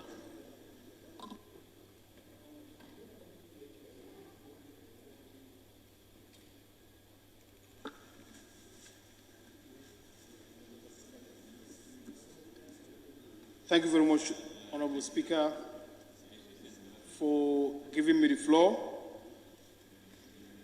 Honorable Speaker, I've listened very keenly. The business before us here is a bill presented by the Minister of Justice and Attorney General for the judicial officers' remuneration and other entitlements. Pursuant to the Standing Order 18, what we should do is to debate the principles and the merits of the bill, which has been advanced in the bill. When the Minister of Justice moved for the Parliament to read this bill the second time. Honorable Speaker, before going to the bill proper, the founders of democracy today, wherever they are more than the word happy. What really manifests here is a true democratic autonomous parliament. Dissenting views, divergent opinion has been manifested at a point you wouldn't know where is the minority side, where is the majority side. This has been driven by the sense of nationalism, sense of nation force. Honorable Speaker, the bill before us is for the National Assembly members to do their constitutional mandate. The only approving authority, as far as bills are concerned, is this August Assembly. It is in that spirit that the executive has fulfilled their obligation, respecting this very institution, to lay down this bill before us, to have our bite. And it is based on that today we are deliberating the pros and cons, merits and demerits of the bill. And when I listen keenly, what really manifests in the chambers, people are really in support to look at it keenly, exhaust every avenue, and see how best we can tie it up. It's a learning lesson for the executive and also a learning lesson for the Parliament. Honorable Speaker, information is very key. You can't make an informed decision without getting the requisite knowledge or understanding of an issue. Based on that spirit, I am appealing the entire House for us to take time, peruse through this document, understand the nitty-gritty, understand the sense, understand the spirit, and what it aims to achieve. It is only through rigorous perusal, through committee referrals for us to understand at committee level, do a broader spectrum of consultation, invite relevant stakeholders, and tidy it up there so that the executive will know that we are up to task in defending the interest of the country, in uplifting the integrity of his parliament. Honorable Speaker, as I alluded, when this bill is referred to the relevant select committee, I would also request immediately from the minister to conduct an all-party caucus with the consultation with the both sides of the leadership of the House for us to meet and discuss further. It's not only enough to only commit it to the relevant committee, but you need to sound the mind and also explain to them. Some of them are in limbo. We need to understand the nitty-gritty of this bill. So we'll create the avenue. Both sides of the House will sit down and discuss informally. It is not a formal engagement, but very informal. Knowing that, of course, we will give the all rights and privilege for the tool of the committee, that is for the committee to look at it, do their necessary engagement, invite expertise to look at the bill and do the needful. It is also not harm to broaden the conversation, for us to have more understanding, for us to have more consultation, for both sides of the Assembly to meet at our own volition, to look at this thing appropriately and see how best we can tie it up. Honorable members of Parliament, Honorable Speaker, this bill is not a Quran and a Bible that say you can't touch it. Myself, I have serious reservations on this bill that I wouldn't be a party to pass it at its original form. If I am to pass it now, my position is to reject it forthwith. But it's because I have an avenue, I have an opportunity to look at it, to dissect the bill, clause by clause, part by part, to put my input there. I will take the chance to sit with the committee to add my input. We understand that every member that spoke here, you are driven by your conscience, you are driven by national interest. We cannot be seeing things equally. Nobody has uttered a word that is wrong. If we should think alike, then we are not thinking in these chambers. It is obvious that we should think differently. It's obvious that we cannot see the same thing at the same time. So I'm appealing again for members to give the benefit of the doubt, for the bill to refer to the relevant committee and allow a broader consultation, tidy it up. As the way you have a reservation, that is the same way we also have a reservation on the bill. And I assure you, we will go at every length to make sure that this bill stands the test of time. It is not enough just to have a bill before you, read through it and pass it. If we can add value, if we can add substance, if we can eradicate discrimination on the bill, there is an opportunity for us. I'm appealing to all of you for us to look at it, to end discrimination. This parliament should not involve. This parliament should not aid and abet anything that would disenfranchise, that would discriminate any other sector of the society. Every sector is relevant. And it's in that spirit we are calling each and every one of us that all the reservation you have, let's bring it to the floor of the committee and engage the minister and put those things before them. Honorable Speaker, during the consultation, we will also write the Minister of Finance to come and explain to us the financial implication. Members of Parliament has also raised an eyebrow on the financial burden of the state. Is something we should really consider. And that is why it's important for the minister to also extend the invitation to the Minister of Finance to come and advise the committee on the financial implication of this bill, to make sure that any decision we are taking will not regret at the end of the day. We have country at heart, and inshallah we'll do the needful with this bill. Honorable Speaker, on behalf of the minister, we want to apologize for the language being used. And I think when he comes to respond, he will apologize for the comparison. Point of order. This has really hurt. Yes. There is a point of order from the member for Fonyi Bintang. Honorable Speaker, Point of order 29. 1. Every member shall restrict his or her observation to the subject under discussion.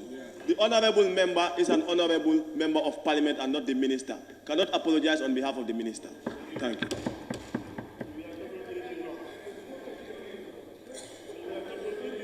Thank you very much. Thank you very much. Majority Leader, please sit down. Okay. Point of order. No, there is point of order, so I have to rule on that one. No, I'm on a different point of order.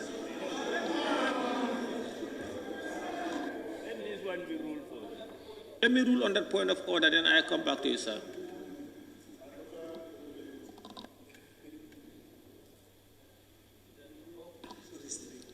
Yes, point of order sustained. We should confine ourselves to... Thank you. There's another point of order. Thank you. Member for Woolies. Thank you, Honorable Speaker. Honorable Speaker, the point of order is 29.4. It shall be out of order to use, 29.5. No member shall input improper motives to any other member. The honorable member is saying he's apologizing on our behalf because we have used language. I have not used any language. That's what you said. All right, order, please. Majority Leader, don't use your mic if I don't give you the leave. Now, his point of order is being challenged by the member himself, saying he have not used those words or that term. I will give the opportunity to tell us what terms he used exactly. If there is still disagreement, then I will consult Hansard. Speaker, as a leader, I've listened keenly. What I used, I'm saying. What I said, I'm saying. I am saying, on behalf of the minister, because the comparison of parliament and judiciary really hot did not go down well with members. No, that was not what you said. No, okay.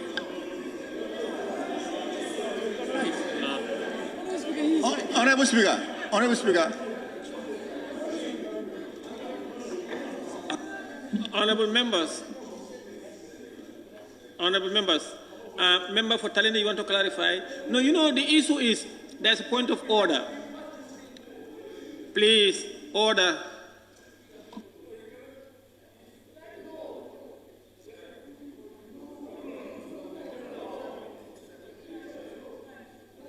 The member for Cantora, please, the member for Cantora, I may not be able to use the exact words that he used, but you were apologizing to members on behalf of the minister.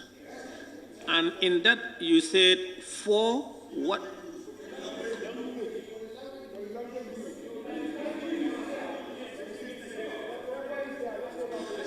Order, please. Order, I'm going to do my ruling on this. Majority Leader, you apologize on, please, I said you apologize on behalf of members. No. Please. Yes, please, you apologize on behalf of you apologize to members. He apologized to please, don't put words in my mouth. He apologized to members on behalf of the minister.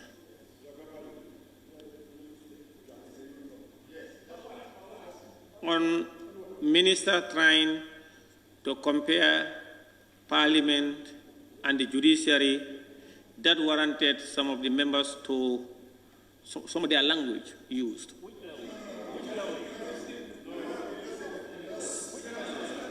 Anyway, Honorable Speaker, I withdraw. Honorable Speaker. Sorry. No, yeah, I withdraw. Sorry. So I withdraw. Yes, I withdraw. He was trying. Oh, he withdrawn. That's over.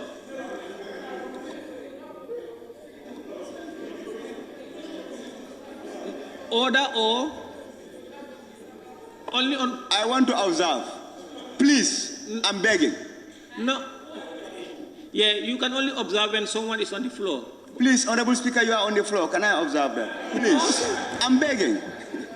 For sanity, it's for the whole house. No, sir.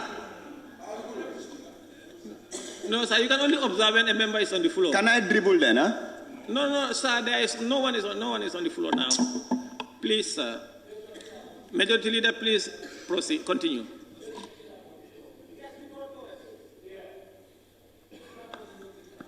Thank you very much, Honorable Speaker, for giving me the floor.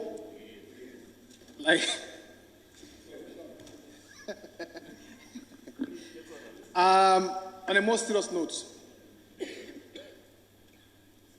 I'm appealing. There are tools and mechanisms available to us in Parliament. Let's make utmost use of it. Let's refer it to relevant committee. As I said earlier, each and every member has one or two reservations.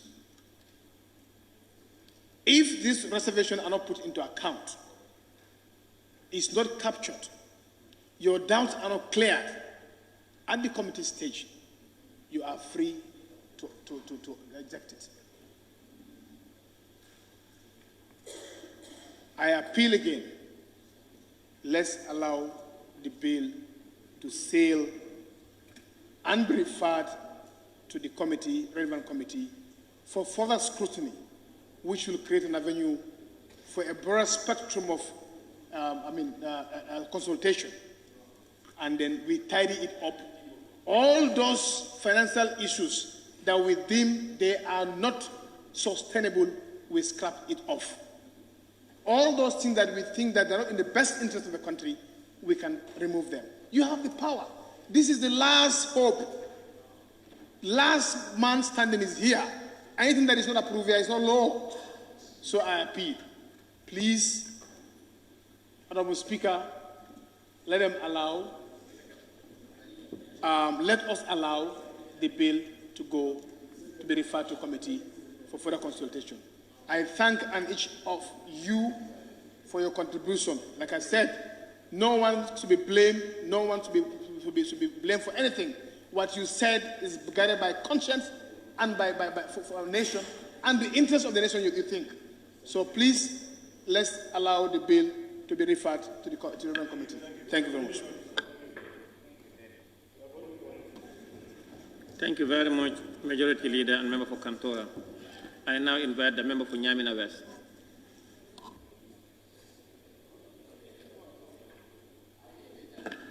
Thank you very much. I also join my colleagues to thank the Minister for a job well done.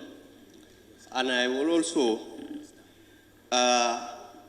join my Honorable Majority Leader and the Minority Leader, and also other colleagues who joined the Minister's effort in bringing his bill in front of us. So, what is important here is our role as parliamentarians. So, killing the bill upon arrival might not be the solution, but we have a responsibility, and there are many ways to tackle this bill. So, in essence, I join my colleagues in allowing the bill to be committed to a committee, and we make due diligence. That is better to say that we kill a bill upon arrival, and it will not also set a good precedent on other bills that are supposed to come. They've made mention it here that His Excellency, the President, on his Suna, said that there are many bills that will be coming, and other private bills are expected.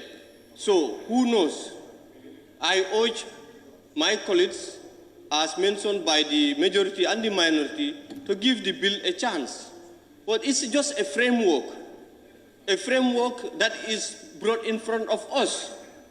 And we have our capacity as honorable members to look at it and then delete what might not suit the citizens. We also have the capacity to give them not what they demand, but what is best for the nation. But clean the bill upon arrival is not what is expected of us. And I don't think that will be like, I will call running away from our responsibilities. Our responsibility is not to kill bills here upon arrival. It's to take the bills, they are just a framework that we need to modernize, that we need to put. It's like we have to make the bill palatable. We have to work on the bill. Yeah, you don't expect, please, you don't expect these people to bring us things that are palatable all the time. Please, members, allow him to contribute. Continue. Yes, we don't expect them to come. That's why we say bill. That's why we are here, to make laws. So they will come with their bills, and we look at them. Point of order. Point of order from who? Member for Fonyi Bintang Kranai, point of order. Thank you, Honorable Speaker. 29, contempt of speech. 2.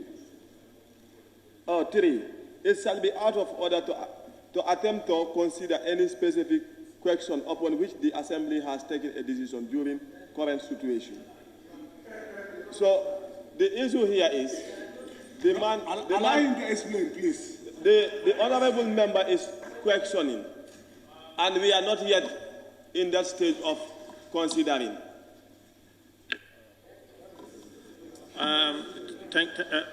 Thank you, honorable member for Fonyi Bintang. You are out of order.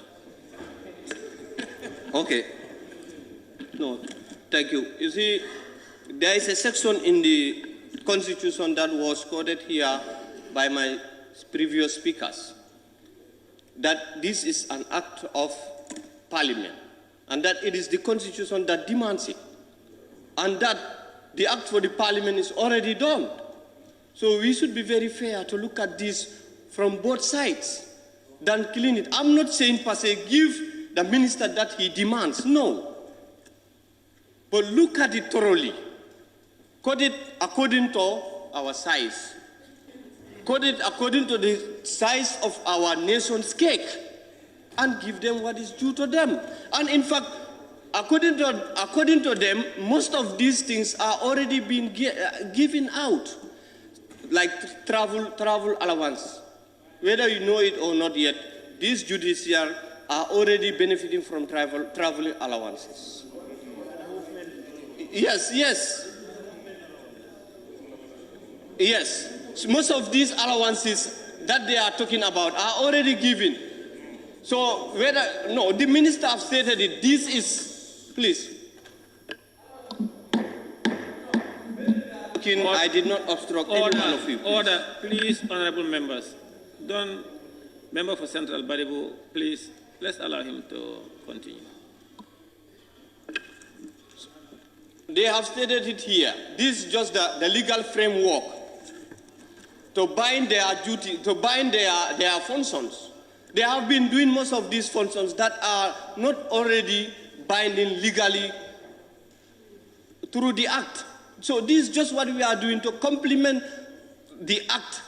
But the action, most of these actions are already being taken. So in essence, we need to fulfill one portion of the judicial functions, which is to bring the Act here in Parliament. This is what we are doing. That is what we are expected of doing. So, but nobody is telling you that to give them something that we cannot give them. Now, I refer you back to budget sessions. Ministries comes and lobby. Ministries comes and lobby amounts of monies in millions that you give them. But sometimes you don't give them the actuals that they demand. It's just similar. But please, we have to be very much reasonable and conscious of what we are doing. Thank you very much. Thank you, member for Nyamina West. Earlier on, point of order was raised by the member for Opanyomi during the deliberation or contribution of member for Latikonda Sabiji in respect of the question he raised earlier on. And I promised the House that I will get back to you. And his questions to the minister were, one, he wanted to know, he said, what is the projected cost? 2, whether non-Gambians are included, and 3, how many judges are in the judiciary from High Court to the Supreme Court? How many judges are in the Gambia? In my ruling here, I hereby rule that the order is dismissed and the questions sustained.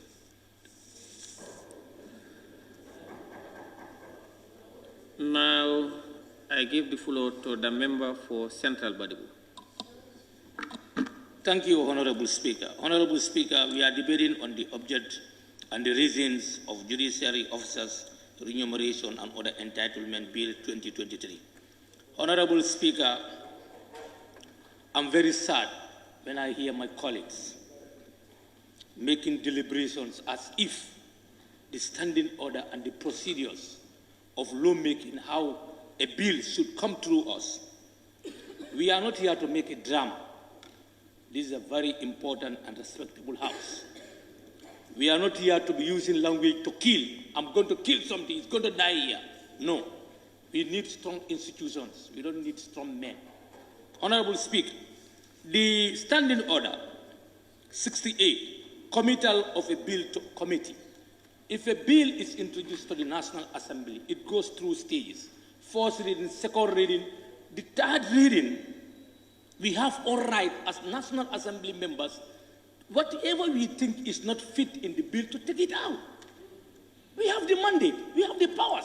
We can refer it to a committee also to do a further scrutiny, to consult within and outside the country and learn best practices. And that's the norm in this National Assembly. Why this now? How many bills pass through this National Assembly? We refer it to a committee. There is a clause. When a bill has been read a second time, it shall stand referred to the Assembly Business Committee to committee. No later than 3 clear working days after the conclusion of second reading, the Assembly Business Committee, on a motion without notice, shall commit a bill to refer for detailed investigation and report by a select committee, standing or special select committee, a committee of the whole Assembly. We still have the powers. We still have time. Why the need for us? People make reference to the draft constitution. That was how it was aborted here. So should we also repeat the same history? Let's give ourselves time and our committees. What is the essence of our committee? Somebody made mention of it. Let's give the committee to do the job. If we are not happy, we still have the right to amend. Lawmaking is a process. Honorable member made mention that, we have to save this country. Let's call a spade, Mr. Speaker. We call a spade, and truth is truth, and it's no offense. We gave ourselves salaries in this house and allowances. We pass it here, and you, Deputy Speaker, your salary was increased with the Speaker. We have vehicles we allocated for us, and this is a sister institution that needs to be supported, to be independent, to do their job without any interference. So today you want to, serve yourself, you don't want to serve others. This is complete. This is exactly. Thank you very much for giving me the time. I think there is point of order from the member for Nyanija. Honorable Speaker, with all due respect, Order 29.5, no members have input in proper motive. That statement is to withdraw, honestly, with all honesty.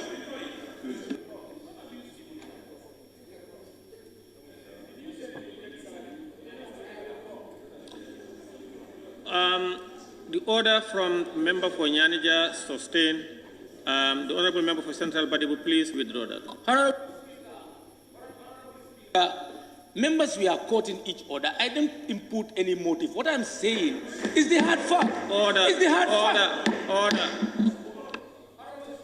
Honorable Speaker. Please, order. Honorable member for Central Badibu, that one is improper motive on members. Please withdraw that. Honorable Speaker, withdrawn. Honorable Speaker, what I'm saying is very clear. We allocated for ourselves in this house, which is evident. We allocated. We approved a budget for us to be remunerated. And our salaries and Honorable Speaker, point of order. They were increased, Honorable Speaker. Point of order. Point of order. Point of order by the member for opinion. Honorable Speaker, point of order 7.3. The Speaker's ruling shall be final. I think the honorable member have to understand the Speaker's ruling shall be final on all questions and procedures and order. Honorable Speaker has asked you to withdraw and refrain from that topic completely. Thank you. Honorable Chair, may I observe, please? Let me rule on this. Order sustained. The honorable member for Central Badibu, I sustained the order and I asked you to withdraw. You did, and at the same time you went back again, and that is not expected of you. Thank you. Honorable Speaker. Please, can you please withdraw that? Honorable, withdrawn. Honorable Speaker, the object and the reason of the bill Honorable Speaker. is for us to look at the... There is point of order from the member for Lower Salon. No. This is clarification from the member. No, I'm not sitting down. It's a clarification. It's not Yes. point of order. Honorable Speaker, so we're looking at the object and the reason of the bill. I'm not concluding that the bill is completely 100% good. Honorable Speaker, what I am talking is for the bill to be referred to the relevant committee to do their work and come back to the National Assembly, then we make a vote on it. And I'm appealing to members, we should not be sentimental when issues come before us as far as the bills are concerned. I thank you all for your kind attention, though with rejection.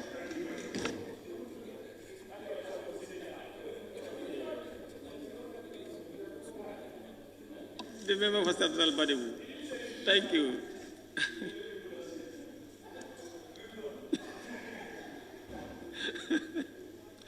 Thank you. I now recognize the member for Tumanda.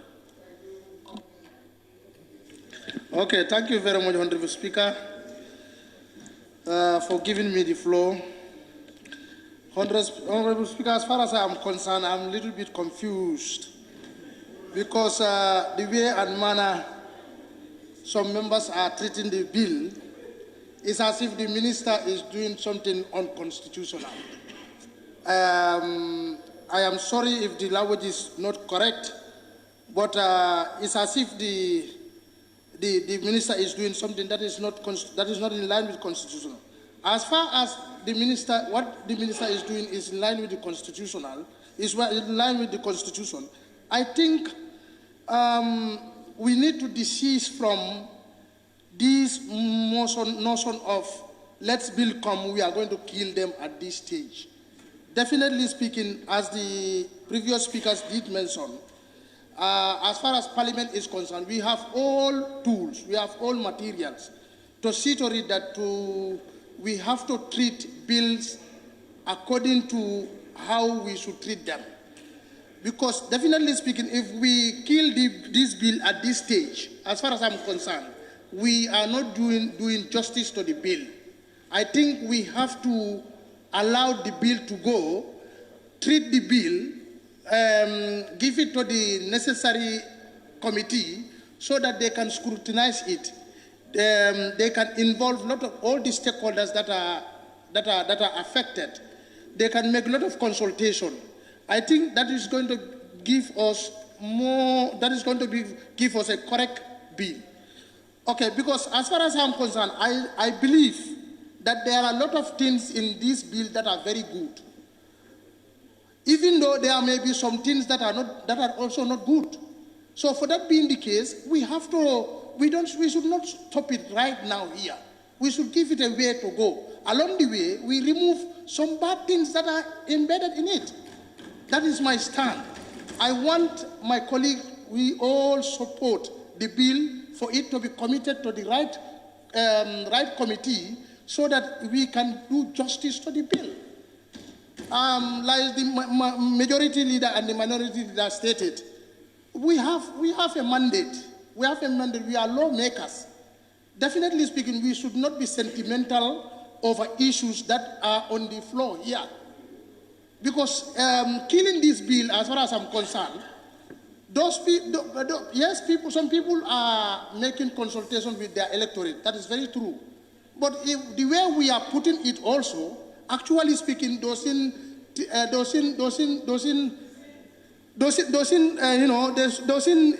stated what actually how many people you have in your constituency and how many people have consulted you or you have consulted your electorate as far as this bill is concerned.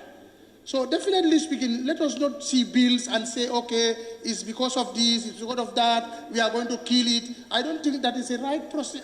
That is not a right practice. What is more important is let us allow the bill, free of political sentiment, free of whatsoever. Let's treat the bills the way we should treat them. Actually, if we cannot make a final decision here, let us allow our committees. We have to trust our committees. We have to trust each other. We have to know that we are all here for the betterment of Gambia. If we cannot do things right now here, let us give time for the other group of this parliament to go and sit over it, because they are there because of that. So the committees, the FPAC or whatsoever committee, I think they are there to do that. Honorable Speaker, as far as I'm concerned, myself, I have a lot of reservations as far as this bill is concerned. But that should not stop. That should not make us to stop this bill and throw it away. Because the lower cadre in the judiciary system and also the cadres, I think this should affect all of them, down to the grassroots, even the I don't know how they call it, even the please allow me. Okay, so I think that is very, very important. I think my stand is... Honorable Speaker, point of order. My stand... There is point of order from Fonyi Bintan. Thank you. Permissible interruption, 32. Point of order 32. B, to elucidate on a point of clarification some matter raised by another member in the course of his or her speech. The honorable member went to a point and said, D. We want to know what he means. Thank you.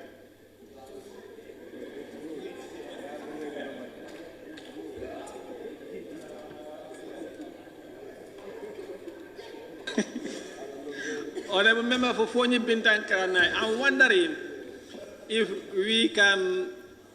there can be probably a law that will punish members who are deliberately trying to either mislead or waste the time of Parliament. You are out of order, sir. Please continue. Thank you very much. The intention is to distract me, but I think I will manage. That's it. Another objection that I have in the bill is about the performance. The performance. But all those things can be figured out when we give it to the committee, so that the committee can be able to have a round table with the relevant stakeholders, so that the ministry need to convince us how is this going to impact the life and livelihood of the people of the Gambia. Because anything that is going to be a law, it should have an impact. So I think those are very, very important. Honorable Speaker, with that few remarks, I beg to take my seat. Thank you very much. Thank you very much, Member for Tumanna. I now give the floor to the member for Nyani. Thank you very much, Honorable Speaker. I first of all thank the Minister for coming up with this proposal, as it is a constitutional right for each of the ministries or any ministry to come with a bill to this National Assembly that need to be looked at. Honorable Speaker, my stand in this bill still stands since the very day I received this document. When I received this document, there's a level that I put on it, and I'm still standing by that. I'm seeing a big no to this document. if we are to sanitize, we already know that there is a problem, that's why we need to sanitize it. Let's look at the salary structure. Let's look at the traffic officers that are dying on our highways, and nothing is even given to their families. Honorable Speaker, the minister started with comparison, and I think that comparison is very important. I'm urging him for him to go back with this document to compare the bill and the economic situation of this country to see whether it suits our economy or not. Honorable Speaker, after consulting my people, I am to be guided by my opinion. After going through the bill, there is no need for us to refine it, there is no need for us to sanitize it, but let it go back until it suits the standard of the Assembly and also suits the standard of the economy for us to approve it. On that note, I rest my case. Thank you very much, honorable members. May I now invite the Attorney General and Minister for Justice to respond to issues raised and wind up the debate.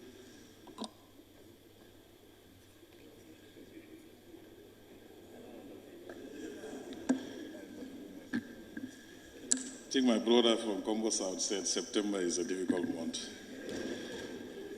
Thank you, Honorable Speaker. I first have to start by clarifying what I said. If we had the opportunity of making reference to the Hansard, I think it would have helped. It's very difficult if you are misunderstood and you have to sit to allow that misunderstanding to repeat and repeat for hours and you don't have the opportunity to clarify. That was why on 2 occasions I was trying to seek the floor, but your standing orders, I think, dictates otherwise, so I have to wait for my turn to make a clarification. Yes, I made a comparison, but the comparison that I made is being taken out of context completely. All I said is the Constitution have made provisions for Act of National Assembly to provide for conditions of service for certain organs of government. It has made provisions under Section 95 for the National Assembly. The National Assembly one has been passed in 1997 and amended in 2007. It has made provisions for former presidents. That was also passed. The ministers also have got act that dictates their gratuity payment and other things. Judiciary is the only organ of state that do not have an act of National Assembly, and that is prescribed under the Constitution as well like other organs of government. They don't have it. That was what I was saying. I was not comparing the content of your conditions of service as opposed to the content of the conditions of service against the other sectors of government. I didn't say that. So I was not looking at what Parliament has, judiciary should have that, or what judiciary should have, executive should have that. That was not my argument. All I'm saying is, and I'm not blaming Parliament for that, all I'm saying is we are far behind schedule. This bill is long overdue. Because the 1997 Constitution prescribed we should have one bill like this for Assembly. We've got it. We should have one like this for the Executive. We got it. We should have one like this for the Judiciary. We've not had it since 97 when this Constitution came into being. That was all the purported intent of my comparison. I never said, okay, Parliament had a vehicle, so Judiciary should have a vehicle. I was not comparing anything of that kind because I knew very well that the terms and conditions of service of various organs of government cannot be the same. So there is no need for me to do that comparison. And I think I need to make that clarification so that people understand that I was not saying what is provided for Parliament or what is provided for Judiciary should equally be provided for another organ. No, I was not comparing the content of your terms and conditions. I was saying the same Constitution that says Parliament should have an act to prescribe your terms and conditions is the same Constitution that also prescribes Judiciary should have a similar bill, and this bill is coming in that spirit. So I'll make an attempt to clarify some of the issues raised, but the unusual thing happened. Usually if us from the executive moves a bill, the member that seconds is supported. For me, the member that even seconded my bill opposed it. So that's very unusual. And that is my honorable friend from Upper Salum. Is it? Lower Salum. But that's okay. That's normal. You are barely doing your job. So no qualms about that.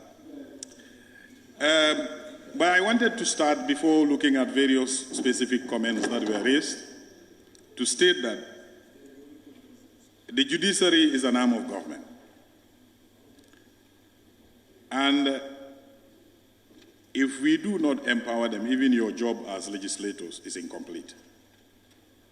Because the laws that you made are interpreted and enforced by the judiciary.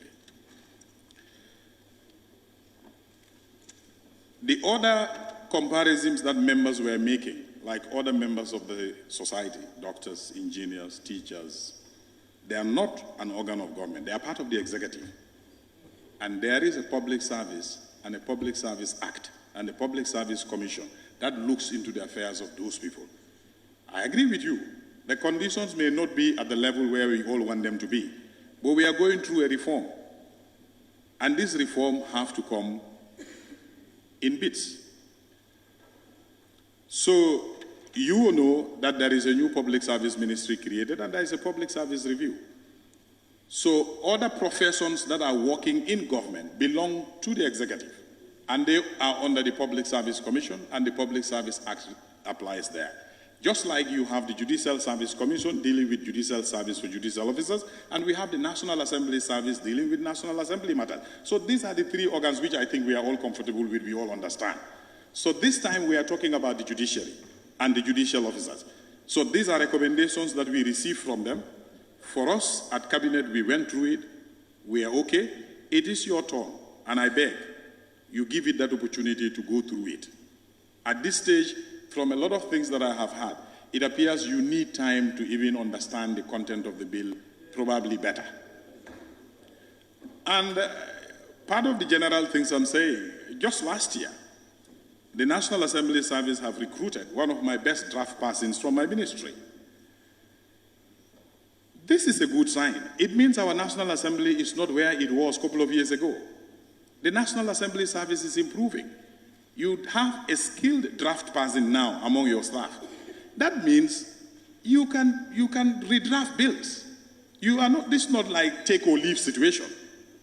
When you send it to the committee, you can add, you can remove, you can edit, and you have the capacity in-house now to do that. So you can open it to consultation. The other parties that probably you think have not been consulted, nothing is stopping you from consulting them during your consultations so that their views are adequately represented. So it's not a situation where take it or leave it. But I think we've drafted, good or bad, you are in receipt of it now. You are now fully seized with this bill. What you do with it is entirely in the hands of the National Assembly.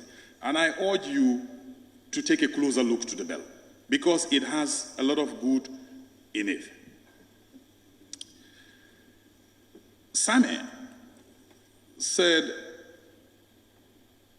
what is the urgent in this? And I think many other speakers repeated it because it's a provision in the draft constitution and so on. But it eventually agreed that it should go to committee. Now, even constitutions usually, of course, the draft constitution that failed here contained some aspect of this, not all of it. But constitutions usually will not contain all the details. Even if the constitution is passed, it might say there is a need for an act of parliament to give the details. And that is why this bill is coming. So even if we have the draft constitution, we might still need an act of parliament to do the details. Because the constitution will not be able to spell out all the details that a legislation can contain. So the argument that, why not wait for the draft constitution? I'm saying even if the draft constitution is passed, you will still need an act of parliament for the judiciary to define and elaborate on their terms and conditions of service.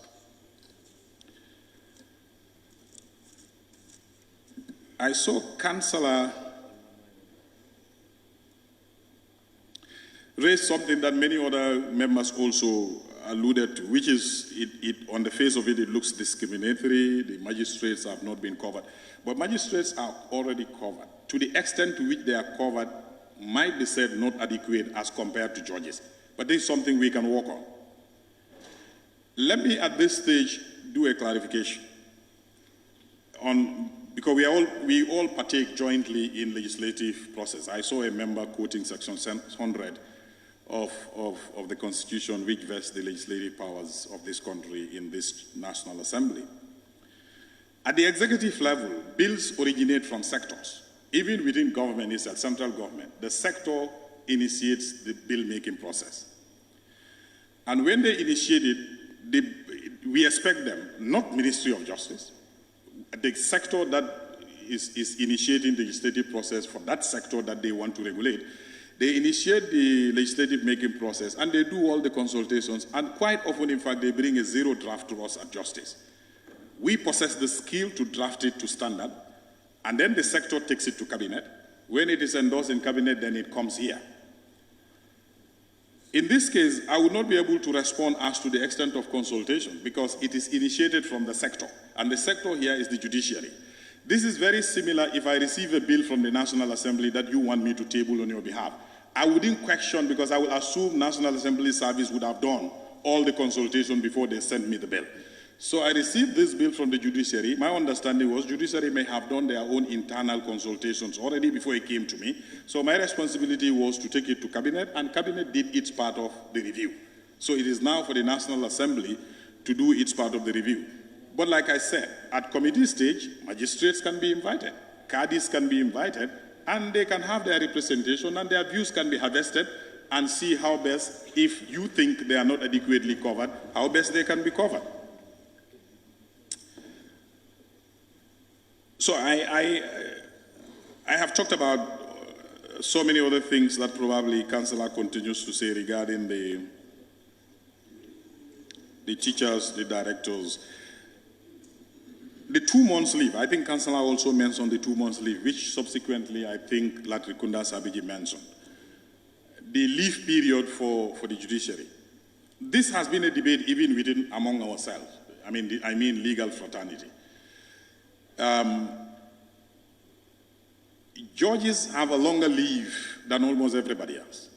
It's a fact. Because courts close at the end of July. That's the superior courts. The subordinate courts, the magistrates continue to work. They are only entitled to normal 1 month annual leave like everybody else. But the superior courts close at end of July and they open the beginning of October. So you have the month of August and September during the summer. And the Christmas, they break. To observe the Christmas is very short, usually a week, at most 2. And a similar break is also enjoyed for Easter break. So cumulatively, in a year, you can put their holiday to be between 2 to 2.5 months, or close to 3 months. Now, in some quarters, they believe, okay, why should they get more leave than, somebody told me, why should the judge get more leave than even the president? Who gets 1 month? Ministers get 1 month. I don't know how long you people have your leave. But the thing is, some things are unique to certain professions. And like some of you, the speakers, were saying, we shouldn't be comparing everything. Like, don't compare apples and oranges. So there are certain things that are unique to the profession.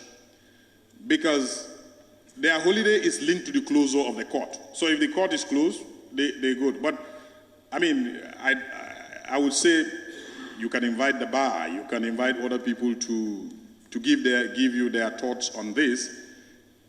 But all I know is the current status of the leave is dictated by the Courts Act, because under the Courts Act, I believe Section 6 of the Courts Act allows the Rules Committee to make rules and prescribe the holiday period, the times that the court will close. So it's not cast in stone.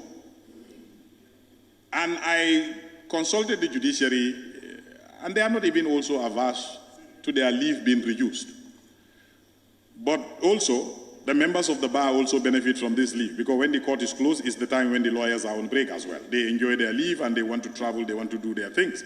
So if we say the courts probably instead of closing end of July, they should continue to close by end of August, this is something else. I believe the judiciary is not averse to it. But if it is only the long leave that we are averse to, like I said, all of these things can be trashed out when we allow the bill to go to further consultation.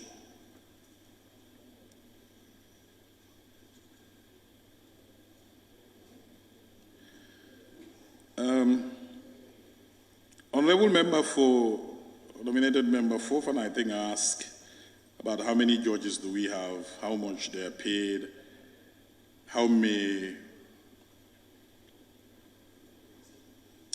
This is close to the questions that were asked by Latikunda Sabiji. Judges we have currently, the answer that I got is 27 judges throughout the country. So it's not a big number. So, and they are the only profession that retire at 75. The rest of the public service retire at 60. Judges retire at 75. At 75. That's their compulsory retirement age. No, at 65, if you get 65, you can, like in the public service, there is voluntary and compulsory retirement age. So at 65, approaching 75, between 65 and 75, you can have the option of retiring, taking out retirement, provided that certain conditions are met. But the compulsory retirement age is 75 for judges.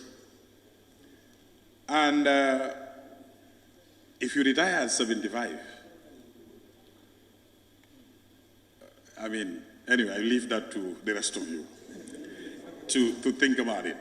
But that's only time they can stand to benefit from this kind of pension and another thing.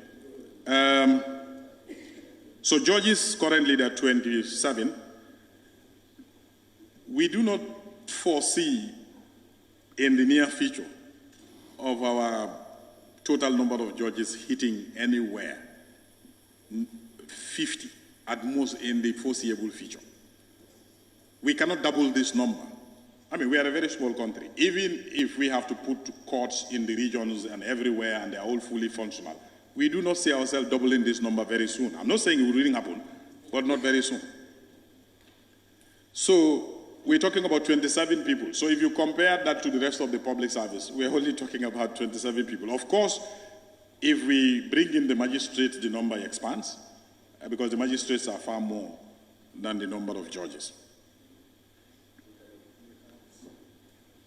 The magistrates and caddies are all mentioned in the bill. So like I said, probably what is provided for them, in terms of vehicular allocation, I had some of the members raise that, it's not as automatic right that they get vehicle, but they will be entitled to vehicle loan under the normal public service scheme, and so on. So these are things that at committee level we can elaborate, discuss, and trade off if necessary. Nyanija, okay, I have not recorded much except that you are vehemently opposed. Kiangwe's former president's law, spouses of judges, gratuity, National Assembly. Now, the gratuity that is proposed to be paid to the spouses of judges is, ordinarily, the bill talks about pension and gratuity. So they are entitled to pension if they retire, normally. If they don't retire and they die on the service, all that this bill is saying, just pay the family 6 months of their salary and that's it, one-off. They die on the service. Ordinarily, if they get to retirement, they get pension. If they die on the job, this bill is saying pay 6 months salary one-off to the spouse and that is it. So it's not that the spouse will be on pension. It's a one-off payment of 6 months salary of the late spouse, if it were a husband or a wife.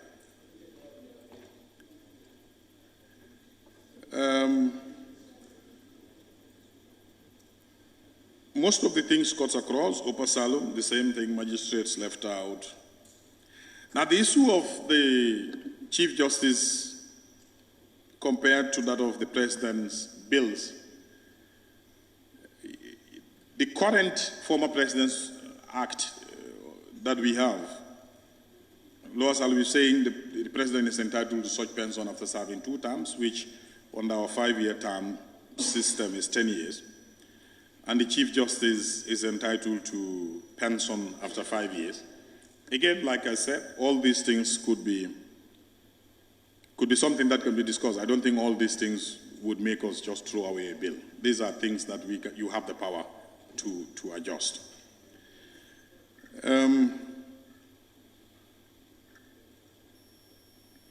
Now, the salaries being left to regulation, I think that's an important one, still on the upper side.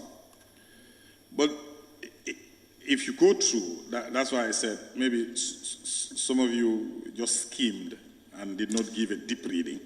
But if you go through into the bill, the Judicial Service Commission will only make a proposal if their salaries is to be reviewed. And the proposal is to be sent to the President for approval. And even if the President approves it, it has to come to Parliament because you approve the budget. So they are not going to give themselves an automatic pay rise. They cannot. And it's important, I think, at this point, let me say, those of you who are concerned about the economic impact of this bill on the economy, there is no direct economic impact of this at the moment. Because passing this bill doesn't mean the judiciary, their current remuneration system is going to change. It's no. They are going to continue where they are until at such time that the overall public service pay is going to be reviewed. Then the law, this bill, if you read it, it says they are only entitled to suggest review of their pay only when the overall public service is doing a review. Then they can also review. And when they review, they are not going to approve it for themselves. They send it to the President for approval. If the President approves it, it has to be in the draft budget and brought here. So they don't have an automatic right of raising their own pay. Nobody does that. So like I said, I think some of these things, when we go into the committee stage, they can be explained further. And if they are not clear, or you reserve the right, like I said, once they are explained and you understand them, you are not happy, you can change them. But I think you need to give yourself the opportunity for it to be better explained. So, yes, the Judicial Service Commission will have the right to propose their pay, salary, allowances, and gratuity in a regulation.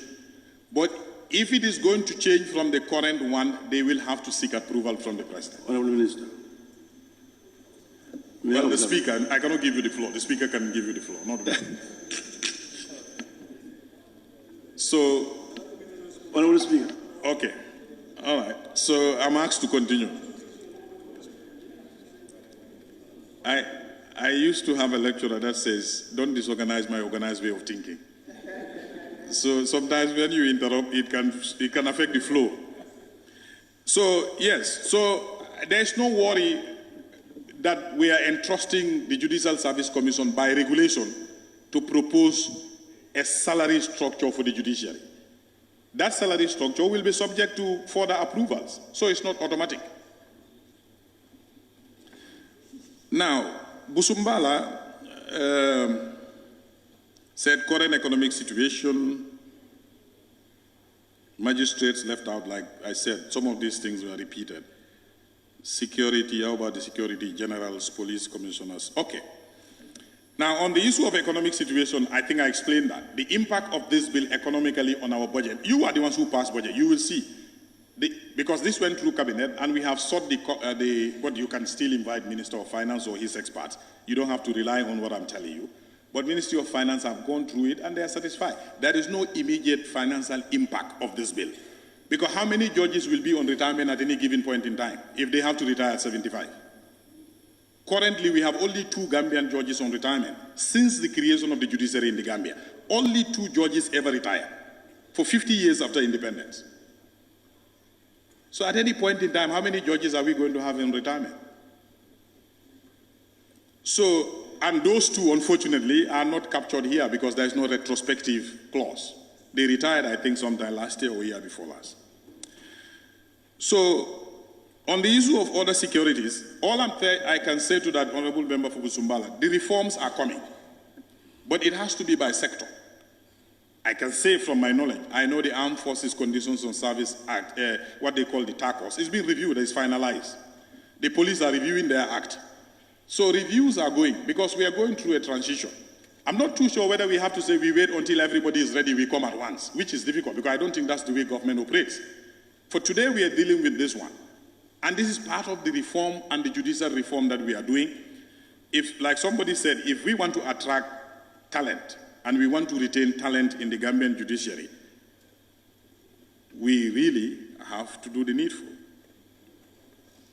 So, for that honorable member for Busumbala, work is on and is ongoing for other sectors and as well.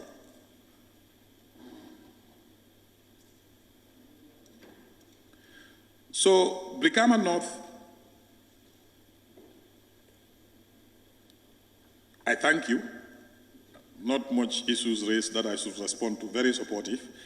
And the issue of Gambianization has been raised through. Before now, probably one of the reasons why there was no much need for this bill to come for all those years since '97, probably there was no possibility of Gambian judges even retiring. Maybe when we have started seeing 1 or 2 judges have retired in the last 2 years, we said, oh, we then need to make a provision for this. Because before, our judiciary was manned by non-Gambians. So they don't retire on our bench. They are on contract and then they go home. So there was no need for their pension or gratuity issue to be legislated. Now we are Gambianizing the judiciary. And we have, like I said, we have now seen 2 judges retire. And there is no legislation talking about their gratuity payment or their pension. So we said, no, then there is a gap. If we have it as ministers, MPs have it, judges should have it. Fair.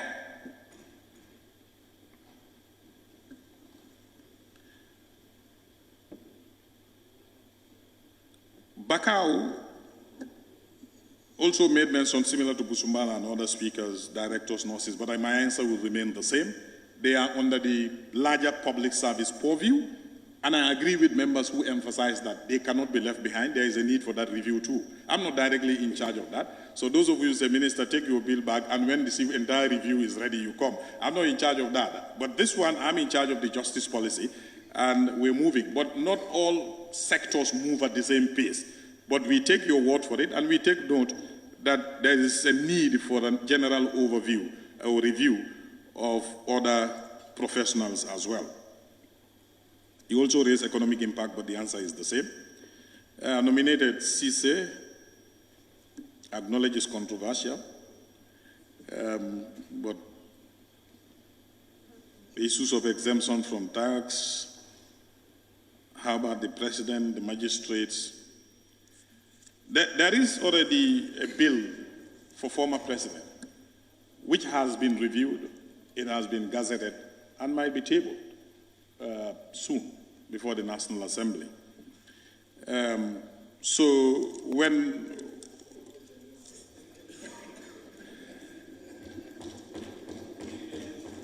So some of you who believe this package is better than the existing package of the president, is true. You cannot have a former president being paid $50,000. Okay, and when we get to that, we'll talk about that. But we have seen the leaving effect of that in reality. But it's suffice for me to inform you that, yes, on the face of it, this bill looks better than what currently exists for a former president. But the status quo will be reviewed.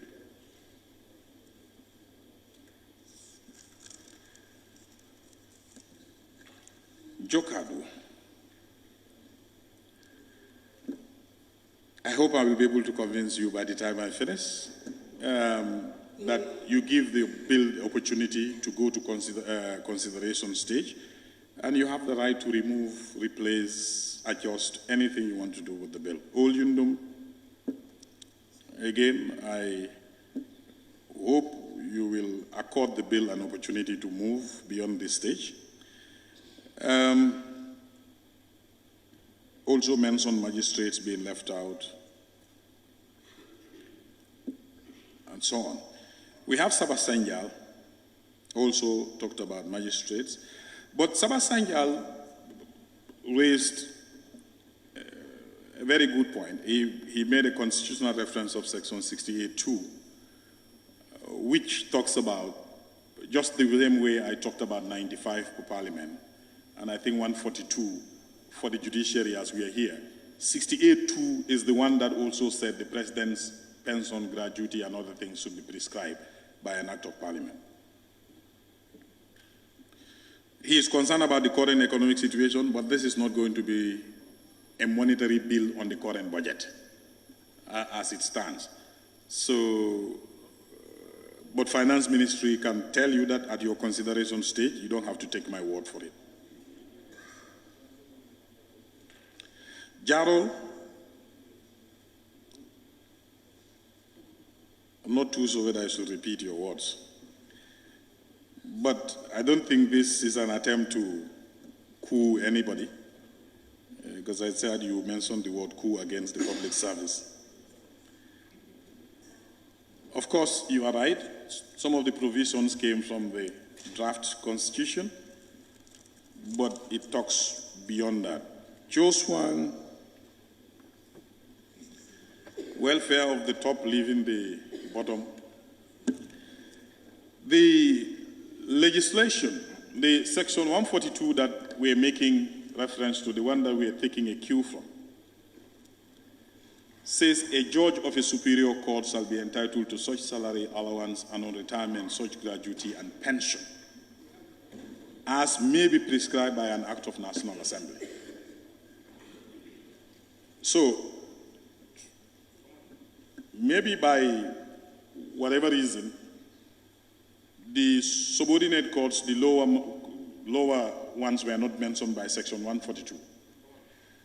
But I will bring forward the concern of Serekunda, member for Serekunda, that whether that will not raise legality issues of the bill, because the caddies and magistrates that have been mentioned in the bill have not been mentioned in section 142 of the Constitution. I would say no.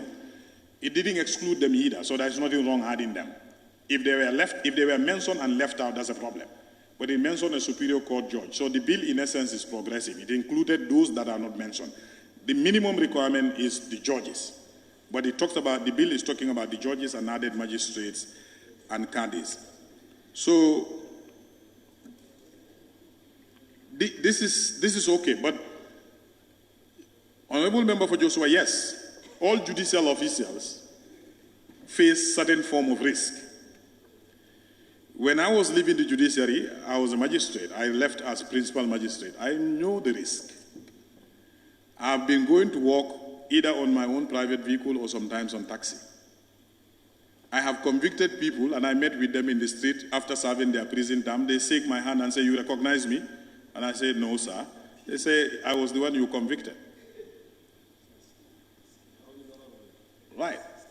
So I have got colleagues who boarded a taxi and they sit next to an accused person that they are going to be hearing their case when they arrive. Yes.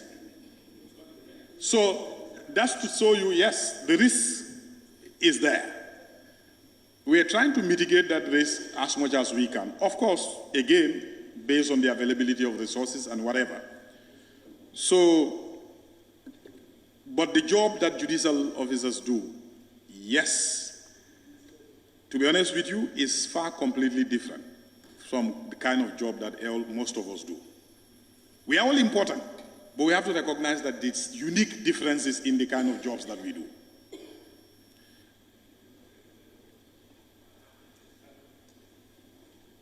Banjul Central.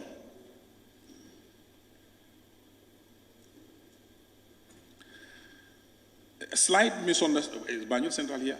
Yes, just a slight probably misunderstanding I need to clarify, because I quoted you saying yes, you agree the ministry's needs need to be taken care of. However, what is specifically, this is not specifically about the Ministry of Justice, this is Judiciary. Quite sometimes people confuse the two. Judiciary is not under me, per se. I'm in charge of the justice policy, but Judiciary is an organ. It's like when we have a Minister for Parliamentary Affairs, doesn't mean the Parliament is under him. So that's the issue. So this is a complete organ of government. So this bill is not self-serving, per se. you know, it's not self-serving.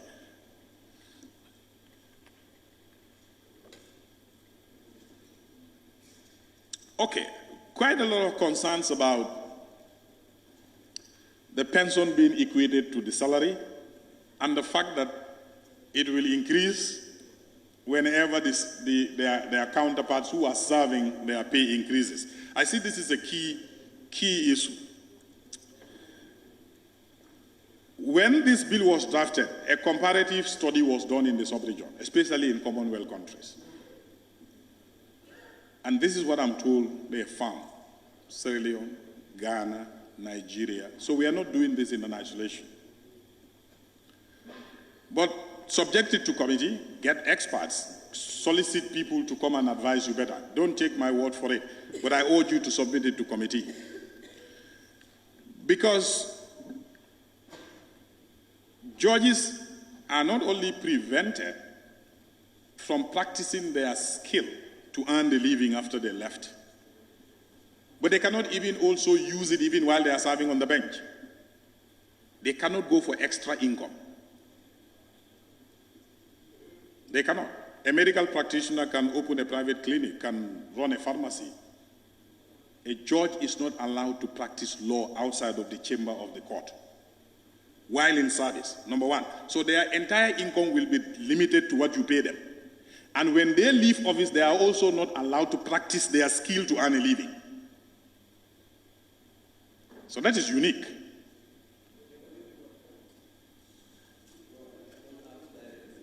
There are several reasons. Well, okay. So I hear why, but I'm told don't answer. So let me just limit the answers to what is here, unless I receive supplementary questions.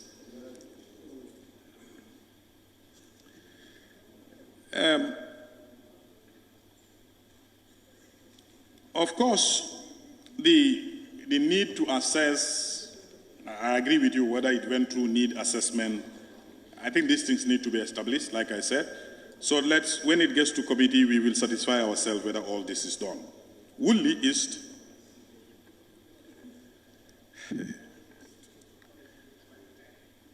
Honorable member for Woodley East mentioned building bureaucracy.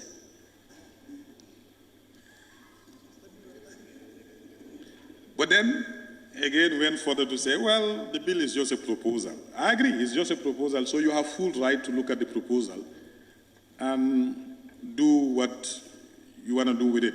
But you made mention of per dieming, equating the per diems with VP and others. I need to explain this. And I'm not saying it's cast in stone again. It's something that you can look at consideration stage. But what we looked at is, this is only for per diem when they travel out of the country. And like one of the contributor speakers said, most of the things in this bill are already in place, you know, they are not new. Probably some of you are scared that we are introducing something new. They are already paid per diems when they travel, like any one of us. We are only codifying. They only get, some of them who, if government can afford to give them quotas, they are already in quotas. For those that government cannot afford to give them quotas, they are paid the housing allowance. That's why it's an alternative, either or. They already have their securities in their homes, orderlies and securities. So most of the provisions in this bill here, we are not bringing new things. We are codifying it because it has never been codified before. But for per diem, it is the Chief Justice that is put at the same level with the Vice President. The judges of the Supreme Court are put at the same level with the ministers. Then the judges of the Court of Appeal, the same level with the permanent secretaries. The rest of the judicial officers will be determined by their level in the public service. Basically, that was what it said. And that's only limited to per diem when they travel out of the country. I don't know your per diem rates as National Assembly where they travel. I don't know whether any kind of pegging was done. But that's not a bad comparison. There's nothing wrong if National Assembly will peg your per diem to another sectors. Normally we do that. That's best practice because you cannot fix these rates in isolation. You must have a baseline where you compare it against. So that's all that is being done. To say Chief Justice per diem should be at the same level with Vice President of the Republic when he travels, The judges in the Supreme Court, the same level as ministers when he traveled. Unfortunately, we didn't extend the comparison to you because we don't know your per diem. We only know ours. So we said the Court of Appeal judges will be the level of the PSs, and that is it. Probably if yours is higher, we will link it to yours. I don't know whether it's lower. Oh, okay. Then we have, of course, still on Willis, you made mention of the Constitution JSC function. Just consider this as one of those recommendations of the JSC that you made reference to, 147B. So it's now a recommendation that is we are trying to codify. So take it as it is JSC that sat and performing their constitutional function, and they had a list of recommendations, and now we are bringing it to be codified. Makes life easy. Bundung, was there any proper consultation? Like I said, if I take full ownership of the bill, but I was not involved at the consultative stage. But I invite and encourage you, like other speakers have said, at the committee level, like you normally do. Even if we have done consultation, normally, you still do your own second consultation to verify. So still, I think you do your consultation at your level.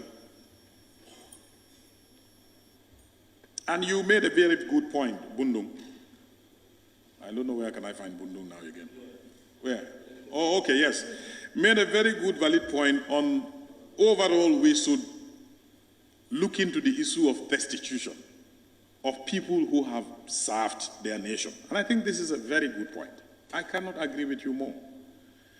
It's difficult for somebody, in whatever capacity, and in this case it's a general response I'm giving, not only to judiciary. If you serve your country at certain level, for certain period, it doesn't tell well us on a nation, as a nation.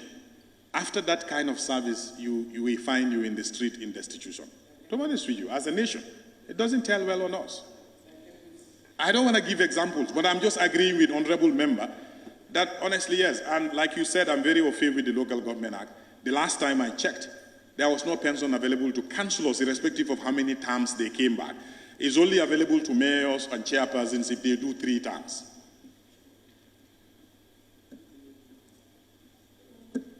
I agree with you, but this is why probably as a nation, slowly, step by step, we're reforming. But if each reform comes, we kill that one. When are we going to get there? So I encourage you, let's not kill. This is one of many reforms that we are supposed to do. And all these reforms cannot come at one go. No matter how much ambitious we are, they cannot all come at once. They have to come one at a time. So Bundung, I agree with you on that point. Talinding made mention of, okay, I know at some point,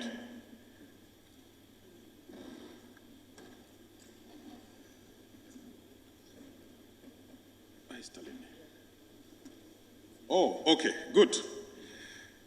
Yes, I have made a clarification of what I termed to be the misunderstanding that was going around about what I said. You and Kiang West are the 2 MPs I had that really, I believe, probably an nominated member Fofana, who understood, probably, in my view, exactly what I said.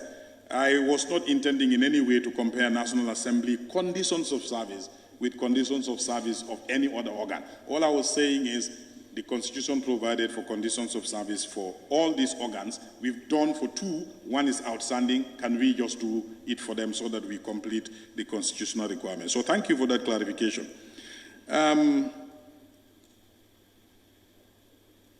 So you also raised concern about caddies and magistrates have been left out. They have not been left out, probably not adequately covered. But caddies and magistrates have been defined to include the meaning of judicial officers, and they are judicial officers.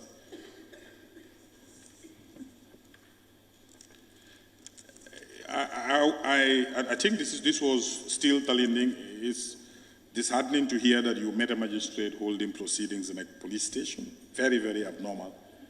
But these are some of the probably infrastructure challenges we are dealing with. but I would take that note seriously. I don't think that can be encouraged. How about, I mean, I take serious note of that.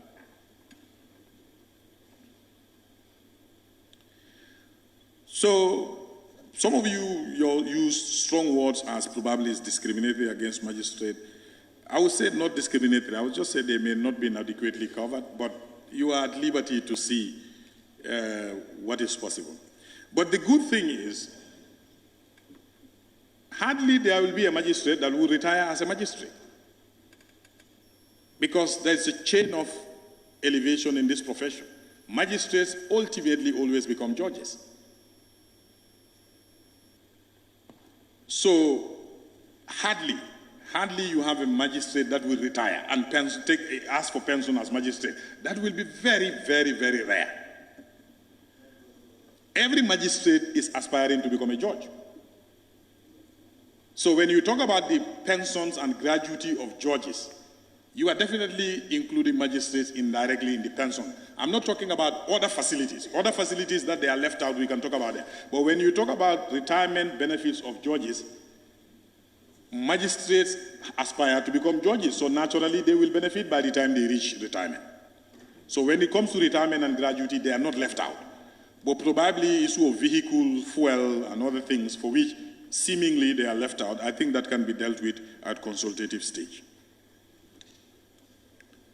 But you'll not, I'm halfway into my presentation. I hope I'm making an impact. You are clearly against the bill. Brikama South also had a concern about JSC doing regulations, but I tried to explain that. They may do the regulation, but when it comes to their remuneration, they don't have right to approve it for themselves. It will be a proposal. And unless that proposal is approved, that aspect of the regulation will not stand. And I think we can just take respite in the fact that there is no entity in government that have the right to set their own pay. Everything comes here. There is no entity in government that can set their own pay. It will always have to come here. So I don't think there should be any fear about that. It will always come here. That is your prerogative, and nobody can take that away from you.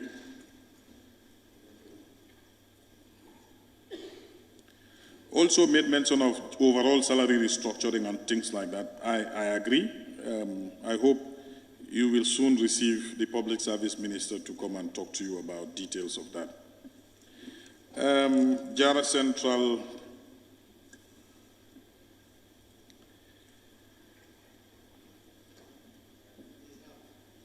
Oh, okay. Then, okay.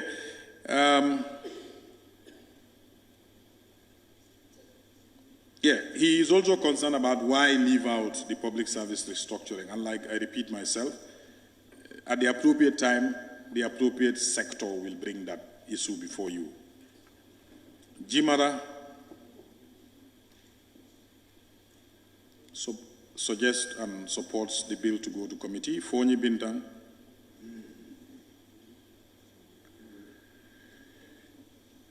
I have no right to ask a member to do anything about their language. I know your rights on the floor, but I can also respond that it's not a scam.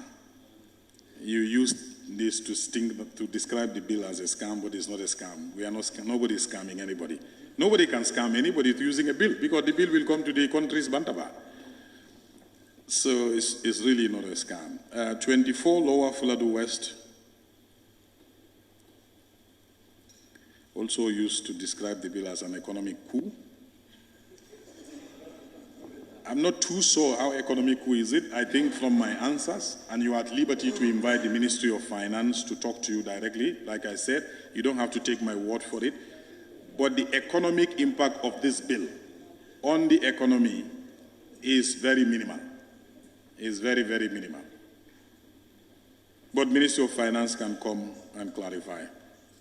Jara West also made mention of something that should be of concern to everybody, that the house allowance of a police officer, according to his information, stood or stands at 250. Right? So, again, these are all issues as a government I'm sure the right sectors are listening, so appropriate steps will be taken. Combo South, I started with him. I'll take note of September, my big brother. I will really, really take note of September and avoid bringing certain bills in September. You know, but I thank you for the support that the bill goes to consideration stage, and I think that is the best approach. Sandu said it is not citizen or budget-friendly bill. Let me make this clear.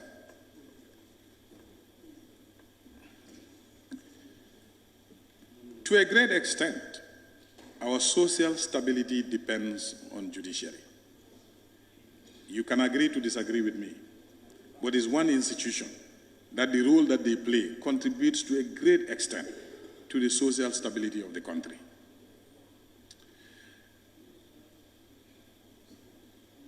Whenever there is a dispute, we count on the judiciary to separate us. Whether these disputes are institutional, individual, family, religious, whatever kind of dispute in society, we count on the judiciary. So the people who sit there to separate us when we have issues, whether over land, or whether over business, or whether over religion, or whether over fundamental human rights, or whatever, those people should, their conduct and ethical behavior should be beyond reproach. Their behavior should be beyond temptation. We should not allow them to be tempted by anything else. If they are tempted, that is a problem for society, because their decisions will be influenced. And if their decisions are influenced, you will not know how painful it is unless a judicial decision that you believe should have come your way goes against you. There can be a judicial decision that robs you of your house, your only compound that you have. You can lose it as a result of a judicial decision. Somebody said sometimes it could be a matter of life and death. So the people who sit to decide those things, we should prepare them such a way that they should not fall for petty temptations. And that's all that we are trying to do here. People who decide over millions and billions, they decide over life and death, they decide over when two people are arguing over land, they decide over when two people have an issue over fundamental rights, election disputes, count them. Those people, I believe, if they can fall for corruption, bribery, is that not a risk to society? That's it. So if you describe the bill as not pro-citizen, I think probably you are misunderstanding this. You're looking at the bill from a one side. But we are also citizens of the Gambia, and we believe this bill will serve the interests of this country. You can agree, you can disagree. But that is why we brought it here.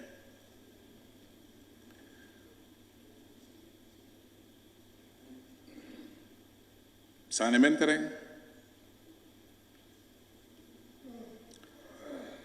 would want me to explain the pension of the CJ. Yes, if a Chief Justice serves in office minimum 5 years and above, is entitled to pension. That's only available to the Chief Justice in the bill. For the rest of the judges, they have to serve a minimum of 10 years. The reason for this is, yes, 75 might be the retirement age, but we don't want a situation where somebody can do private practice until you are 70. You get yourself appointed on the bench, serve 5 years, and you go home with this benefit. So to avoid that, we say minimum, before you can be entitled to the pension, you must serve minimum 10 years. So even if you are 75, if you have not served the 10 years, you are not benefiting from the pension. So those are some attempts to put in some safeguards. If you think those safeguards are not enough, you are free to put in more safeguards. I don't know whether you see what we say. So this is not an automatic right.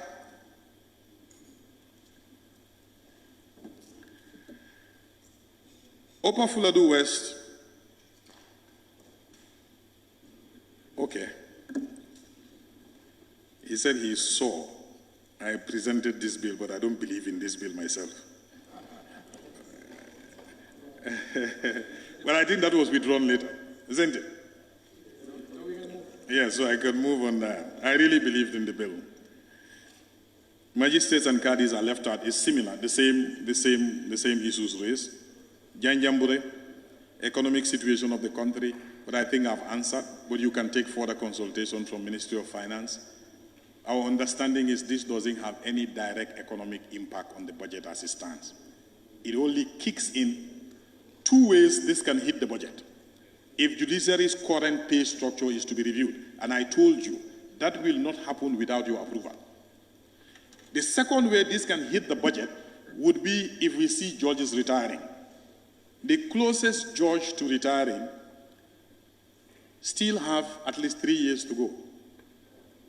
And the rest are very far away from retiring, out of the 27 currently serving. At any point in time, how many of them will be retiring? So the impact of it on the budget. It may sound big if you say somebody is retiring with full salary, but how many of them are retiring with full salary? 1, 2 at any given time, or 3? So just to satisfy you, that doesn't mean, but just to satisfy you that the direct economic impact of the budget may be very negligible because they are not reviewing their current pay. Passing this bill today doesn't mean judiciary pay will rise tomorrow. No. They are continuing the way they are until at such time they see the need to revise it. And when that is happening, it will not be secret. Everybody will be aware that there is a proposal to review their pay, and it will come here. So, that was Janyambure. Larikundas Haviji, your first question was answered. I think about 2 of them were answered. The first one, how many judges? I am told 27, definitely below 30, even if that figure is wrong. What is the projected cost? I can't tell at the moment. I can only give the general answer that I was giving, that our anticipated cost of this on the budget is, we cannot even establish now because if the 2 on retirement were going to benefit, we could have calculated that and tell you currently it will cost us this much. But the 2 that are on retirement are not covered. And there is no other judge on retirement as we speak. So with respect to pension and gratuity, zero cost on the budget. With respect to facilities, all those that have been mentioned that they are entitled to SOFOL-driven vehicle and fuel, currently they all have SOFOL-driven vehicle and fuel. So it's not going to be a new added item. So the impact of this on the budget at the moment, I cannot say 0, but it will be very, very, very, very minimal. So like I said earlier, the only time we will see impact is when we are revising, either we are revising their pay or we start seeing judges retiring. These are the 2 scenarios that will kick in a financial implication. So that was your second question. The third one, performance contract. You've raised a very important, very, very, very important issue. Of course, if I am motivating you, giving you more facilities, I have every right to check your delivery. Natural. And I have no problem in that kind of thing be considered at consideration stage. Judges, like anybody who serves the public, cannot be above accountability. So if you think with this there is a need for kind of performance measurement as to their output, fair and good, I have no problem with that. That's a good point.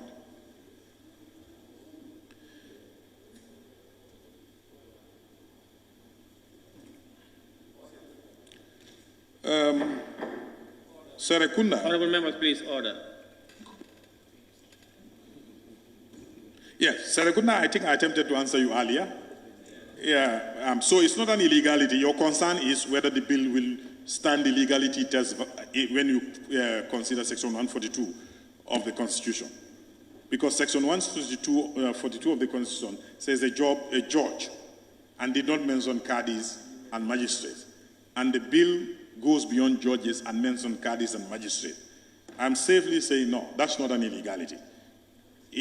Because the Section 142 did not exclude them. It mentioned judges, but did not exclude them. So that's why in the definition of the bill, judicial officers have been defined, and caddies and magistrates, though not judges, but they are judicial officers. So we are adequately covered with respect to Section 142. It will not conflict. It's not a conflict. That's what I have recorded for Serekunda. Kantora, All right, supported it to go to the committee. Nyamina West supports the bill to go to committee. Central Badibu fully supported. Tumanna supported. All right, yeah, supported. Nyanija, I hope I've convinced you, Nyanija, by now. So, like I said, in rounding up, Honorable Speaker,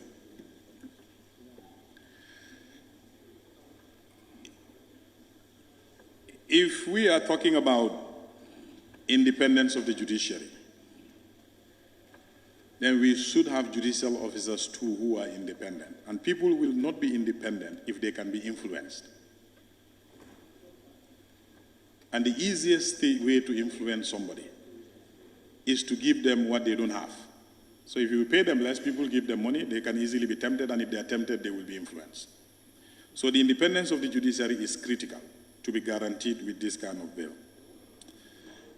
But also, if we have to attract the right caliber of people to sit there, because again, the judiciary need to have the best brains. We don't want any judge to be every lawyer to be a judge. Because if you have a case, let's take an example. If you have a case you are going to court, and this is a very critical case for you, and if you can afford it, you want to hire the best lawyers, isn't it?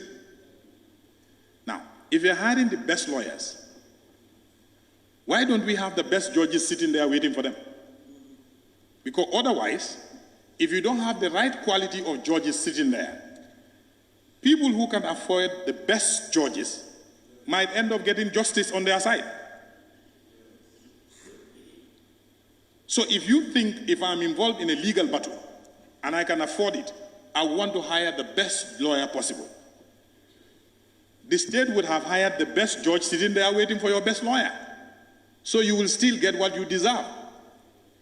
But if we allow mediocrity in the judiciary, we allow people to sit there who cannot match the lawyers in private practice, then there's a problem.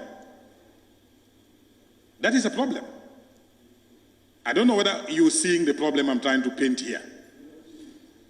And the only way we can attract the best brain to sit there is to give them what it takes for them to abandon what they are doing to come and sit there. If not, they will not be there. So I think that's another one that we should take on board. And like I said, having said all, is the integrity bit of it also. Yes, there are certain human beings that do not need monetary reward to maintain integrity. However, we all know the temptations. We all know the temptation. The safest bargain for us is to help them to resist temptation than only to count on them to resist temptation based on their integrity. So if we have to preserve the integrity of the judiciary, we have to help them to resist temptation. And for that, if they know when they retire, they will be taken care of. They will not be interested in amassing wealth while they are in office in order to secure their retirement. Because they know when they retire, the state will take care of them. But if they don't have any security when they retire, they will plan for their retirement. I'm not saying they are like that or that is what they are doing, but what I'm saying is we make them feel more comfortable to do their job with a peace of mind, to tell them, look, you know what? We appointed you in this place. Your only job is to deliver justice. Deliver justice until when you retire. And when you retire at 75, we can take care of you for the last remaining years of your life. The person would not be busy doing anything unethical. On that note, I end by urging you once more, and I urge you strongly, to allow the bill to go to committee stage. Give yourself the opportunity to interact with the experts, with the interest groups, for them to come and express their various interests for you in the bill, and then you are at liberty to do whatever you want to do with the bill. But give it an opportunity because it is a constitutional requirement, Section 142 of the Constitution, that there must be an act of parliament that will prescribe the terms and conditions of service for judicial officers. And that is all that we are doing. Thank you very much.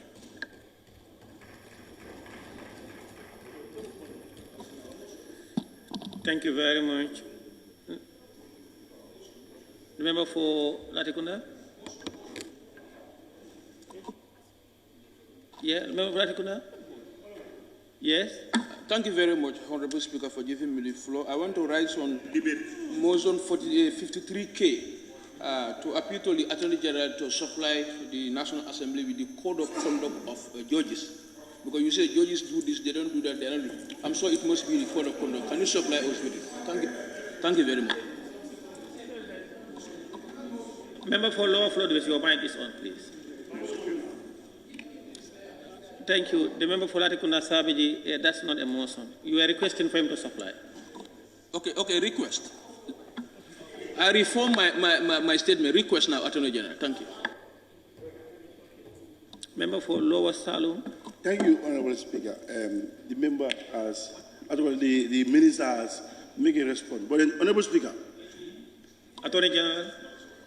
Yeah, one of my points was not dealt by the minister. And he cannot give us any guarantee and assurance.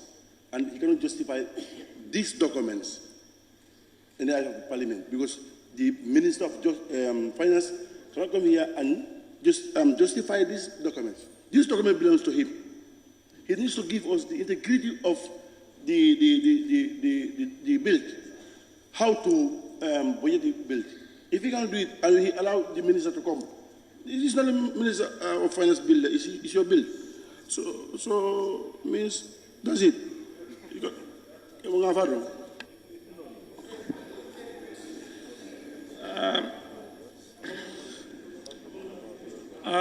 Thank you very much. Honorable members, it has been moved and seconded that the bill entitled Judiciary Officers Remuneration and Other Entitlements Bill 2023 order be read a second time. Those in favor, please say aye. Those not in favor, please say no.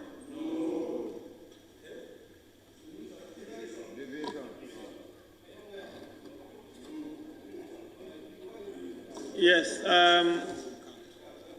now we will vote by raise of tax. Because even myself, I couldn't know where to go. So now let's count. Those in favor, please raise your constituency tax.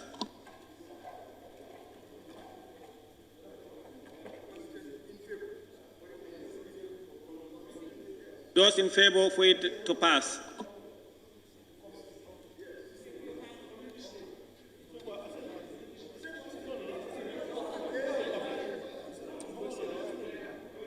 Please, honorable members, whether committee also is those in favor for it to pass to the next stage.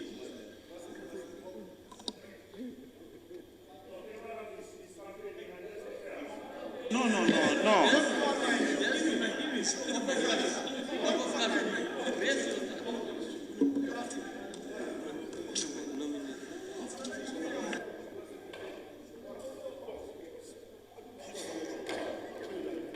Those not in favor, please raise your constituency tag.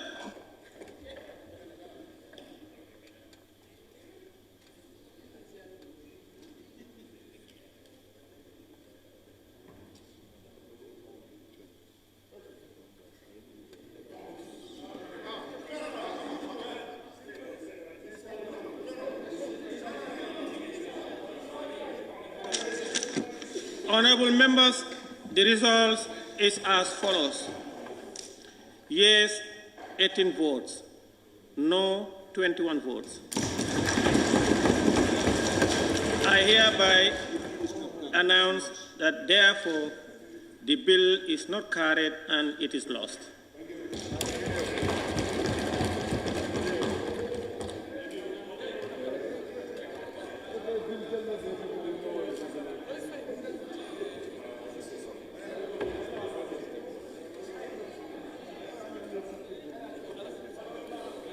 Clerk, please, let's proceed.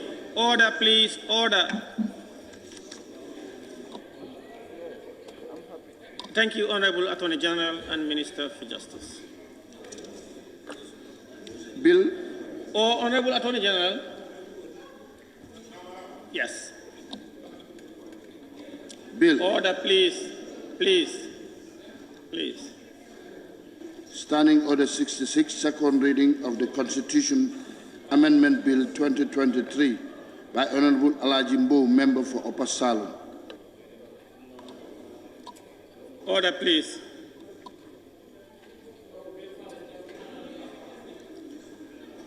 Order, please. Order, honorable members. Honorable members, you will recall that the first reading of the Constitution Amendment Bill. Order, please. Honorable members. The member for Jara West, Jara East, and those in the Minister's Gallery. Honorable members, you will recall that the first reading of the Constitution Amendment Bill 2023 was done on Thursday, 7 September 2023, and today is appointed for the second reading in accordance with Standing Order 66-2. Therefore, pursuant to Order 67 of the Standing Orders, I now invite the Honorable Member for Upper Salem to move a motion for the second reading of the bill entitled Constitution Amendment Bill 2023. Thank you, Honorable Speaker. I rise to move a motion for the second reading of the bill, that's the Constitution Amendment Bill 2023. Honorable Speaker, the bill seeks to amend the Constitution of the Republic of the Gambia by increasing the time required by the President through the Minister responsible for Finance to lay before the National Assembly the estimates of revenue and expenditure for the following financial year. The Constitution of the Gambia, that's 1997, requires the President of the Republic, through the Minister for Finance, to lay before the National Assembly estimates of revenue and expenditure for the following year, at least 30 days before the end of the financial year. The National Assembly is required to give consideration and approve it within 14 days. So this bill essentially is brought before the Parliament to give members more time to do more consultations with all stakeholders, which is challenging with the current situation. So on that note, I seek the indulgence of the members to move this motion for the second reading and pass.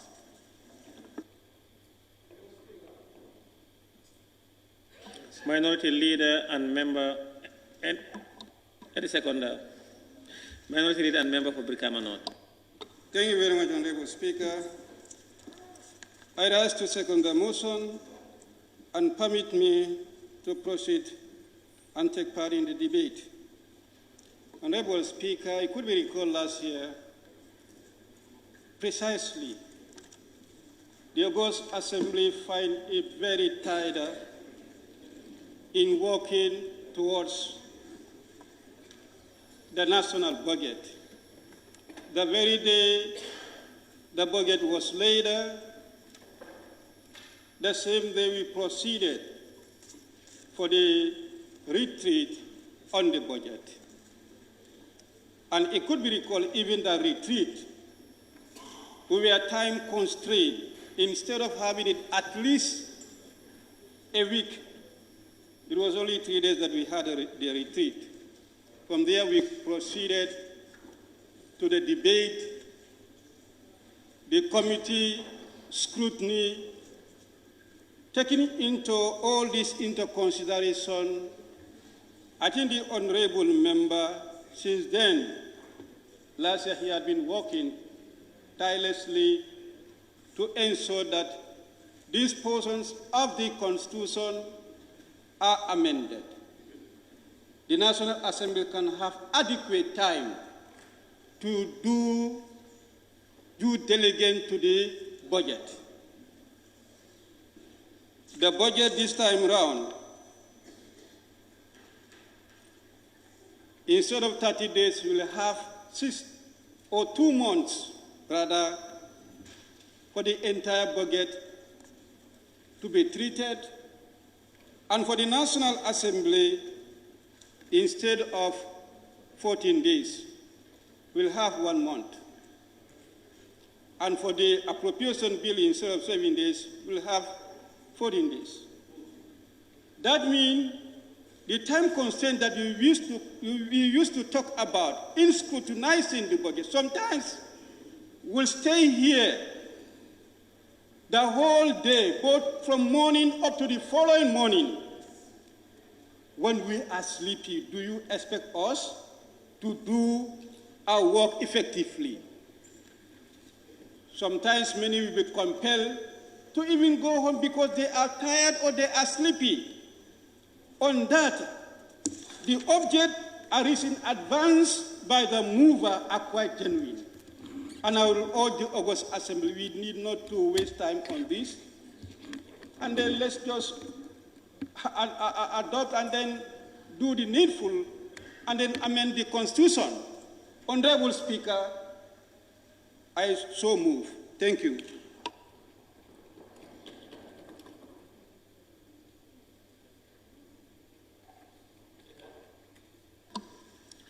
It has been moved and seconded that the bill entitled Constitutional Amendment by the member for Upper Salem be read a second time for debate on its general merits and principle. Those in favor, please say aye. Those not in favor, please say no. The ayes have it. Honorable members who wish to partake in the debate may do so by show of constituency tag. Member for Nyanija. Thank you very much, Honorable Speaker, for giving me the floor. And equally want to extend my thanks and appreciation to the foresight brought in by the Honorable Member for Upper Salem. We understand his passion for public finance management, especially being the Vice Chair of the Finance and Public Account Committee. Hearing that he brought here is the Constitutional Amendment Bill 2023, specifically focusing on adding the number of days required by the Constitution for the Honorable Minister of Finance to lay the estimates of expenditure and revenue before this National Assembly, and also the time frame that is also provided for in the Constitution for the appropriation bill to be enacted by this Parliament. I think this is a welcome move by the Honorable Member, and then I just want to once again thank him for the foresight, because since 2017 when we came to Parliament and we started this issue of thorough budget scrutiny by doing consultation, budget bilaterals with the MDAs, definitely we are always constrained by these two provisions of the Constitution. In fact, when the standing order was revised in 2019, these were one of the progressive clauses that we are thought of, but we are constrained by the Constitution. That's why the standing order suggested the Minister of Finance, is it 3 months or 6 months before the budget, before the proper laying of the estimate of expenditure and revenue, to present a draft budget to Parliament.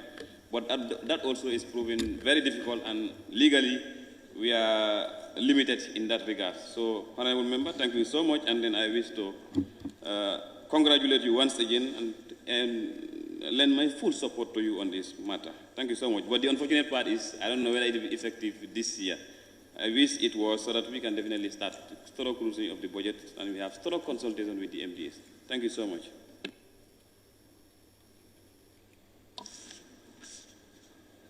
Thank you very much, Member for Nyanija.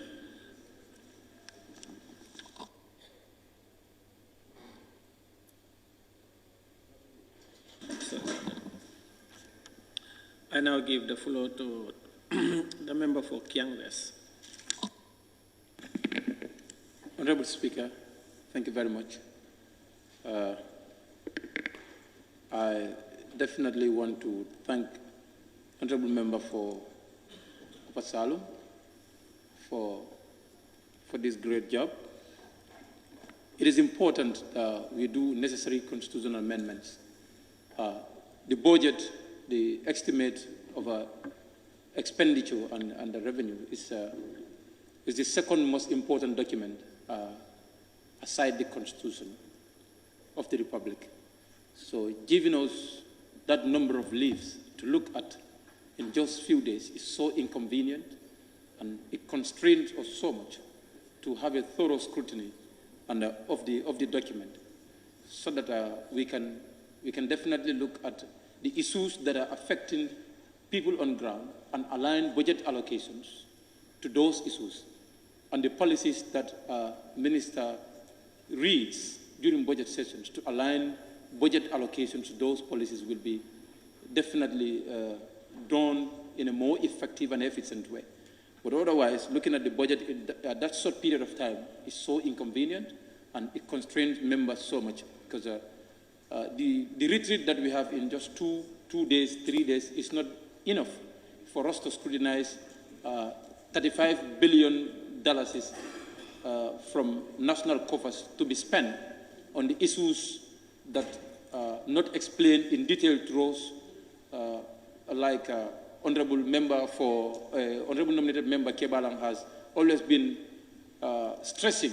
We need to look at several indicators of the strategies that the government has, those policies, and to tell us how do they intend to achieve those indicators, aligning budget allocations to those things. So things need to be tangible. So I think these are a step ahead in achieving those objectives. So I think today we are 2-3 inches taller than the way we were yesterday. So I definitely want to thank Honorable Member for Opasalum for this great job. And I think this will give honorable members enough time to scrutinize bills, those that are in charge of various committees under whose purview various ministries and folds. You can have serious bilateral with them that gives you enough time to substantiate some of the information that they are giving you, so that you can be able to approve their budget, so that National Assembly members will not be advocates for the ministers instead. I think when this budget is passed, when this bill is passed, the budget session will be different. We will not be advocates for the ministers, but we will know, where to, pin them and when they want to dribble us. So thank you very much, Honorable Speaker, for giving me an opportunity to take part in this debate. Thank you very much. Thank you. I now invite the member for Woolly West.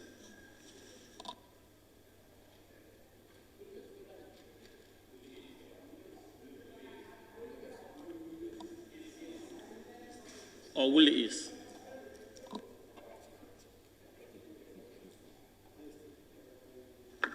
Thank you very much, Honorable Speaker. Honorable Speaker, I thank the member of Upper Salon for bringing this very important amendment to us, because as he said, we have always been clamoring for this. The time provided for us has always been very short. And it has already been said, because of that, we keep on rushing. And there are so many things we could not do adequately. But by doubling the time frame, each of the time frames really would afford us to do justice to the work. When we start the early scrutiny of the budget, the bilaterals will be done properly, instead of rushing the bilaterals. Sometimes even the information that is given to us during bilaterals, there is no way of even verifying them, sometimes physically. If they told, for example, there is a building which they mentioned and said they have been building that building for 5 years, and every year, an amount will come in the estimates for that same building. It will be necessary for us to go physically and see the building, what is actually happening there, rather than just depending on the words and putting money for that same building when it may not be necessary. So my only concern, I think is closer to his concern, is the consultation, whether adequate consultation has been done with the relevant line ministry, that is the Minister of Finance, or whether we'll just pass this, but it will not affect this year. It will come the next year. I think okay, you can clarify that for members. But apart from that, Honorable Speaker, I think this is a very laudable initiative, and I profoundly thank the member for the action. Thank you. Thank you very much, member for Woolly East. I now give the floor to the member for Opanyomi. Thank you very much, Honorable Speaker, for giving me the opportunity. Honorable Speaker, let me seize this opportunity to thank the Honorable Member for Upper Sarum for having the foresight, to bring this important constitutional amendment. Honorable Speaker, year in, year out, we have been passing, the national budgets in a haste. Members are not given the ample time to do justice to the document. But with this amendment, I think we'll have that ample time to give justice to the document, and we will not be unnecessarily, running helter and skelter, asking, lobbying one another for an increment for a particular ministry budget line, because we are already equipped. We know what is going on, and we know that definitely we should do what is really necessary. So, Honorable Member, thank you so much. I am really in support of this particular constitutional amendment, as you are trying to equip us and to give us ample time to do justice to the national document. Thank you so much. Thank you very much, member for Opanyomi and Majority Chief Whip. I now recognize the member for Parliamentary. Thank you very much, Honorable Speaker. And first, thank you very much, member for Lower Upper Salum, and then Vice Chairperson of FPAC, for bringing these constraints of our time frame for the completion of our work, for the consideration of our reports or whatsoever of the MDAs, and bring to our attention that we should amend that clause in the Constitution, 1997 Constitution. I'll be very much brief. I definitely concur with you and, of course, the honorable members who will be in line of supporting your proposal.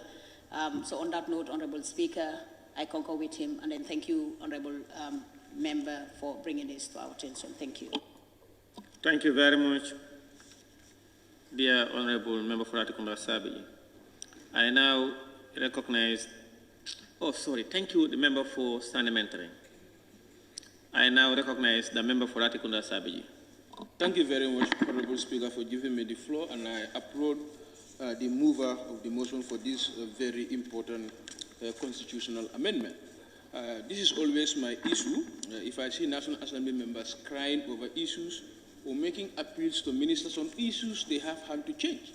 So this is one of the issues in that respect. This is very timely because I remember my first time coming to the National Assembly to interact with the whole budget volume. I was definitely intimidated because I was thinking the days I have to interact with that budget, to understand it and come to the National Assembly and give sense. So, Honorable Mover of the motion, thank you very much for this, and this is very timely. I don't think members should waste time on this. This should be a swift passage. Thank you very much, Honorable Speaker. Thank you very much, the member for Latikunda Sabiji. I now recognize the member for Joshua. Thank you very much, Honorable Speaker. And thank you very much, Honorable Mbow, the mover of the motion. I think I join my colleagues to say it is timely, because I could remember during our first days here as, will I call it Greenleaf or what? I had a discussion with one of the senior members. Now what they are telling me was, we do spend the night here when it comes to budget session. So I wonder, spending the night here on only 14 days, looking at the whole, that bulky book, and only looking at it in only 14 days, I thought it's not possible. That's why what they responded was we should spend nights, and then nights upon nights to work on those budgets. So I think bringing this to extend the days from 14 to 30 is welcoming. It will give us time to prepare ourselves, consult our people on the ground, and then come and deliberate as we should be. Because, I mean, you cannot just come when everything is too much on your head. You have no time. You are thinking of everything at night. You don't have time during the day. At night, we are also occupied by the assembly. Definitely, it's very, very timely, and then it's welcoming. And we're also expecting more to come, inshallah. Thank you very much, Honorable Mbow. Thank you very much, Honorable Member. I now give the floor to the member for Tumanna. Thank you very much, Honorable Speaker. I think this is very timely.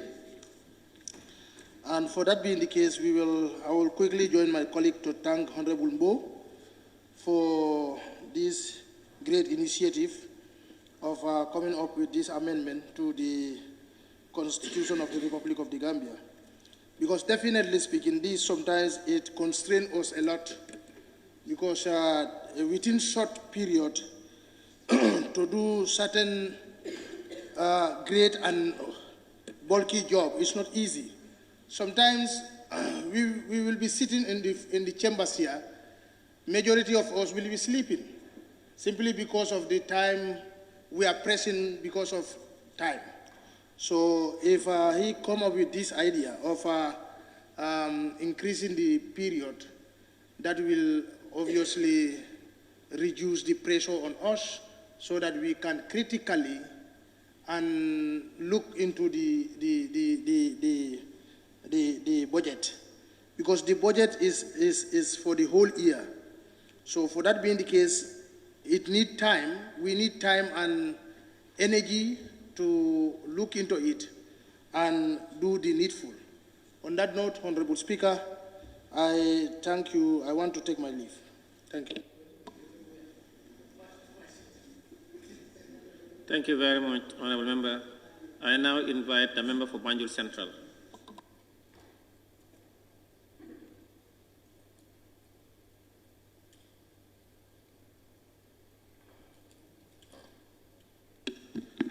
Thank you, Honorable Speaker, for granting me the opportunity.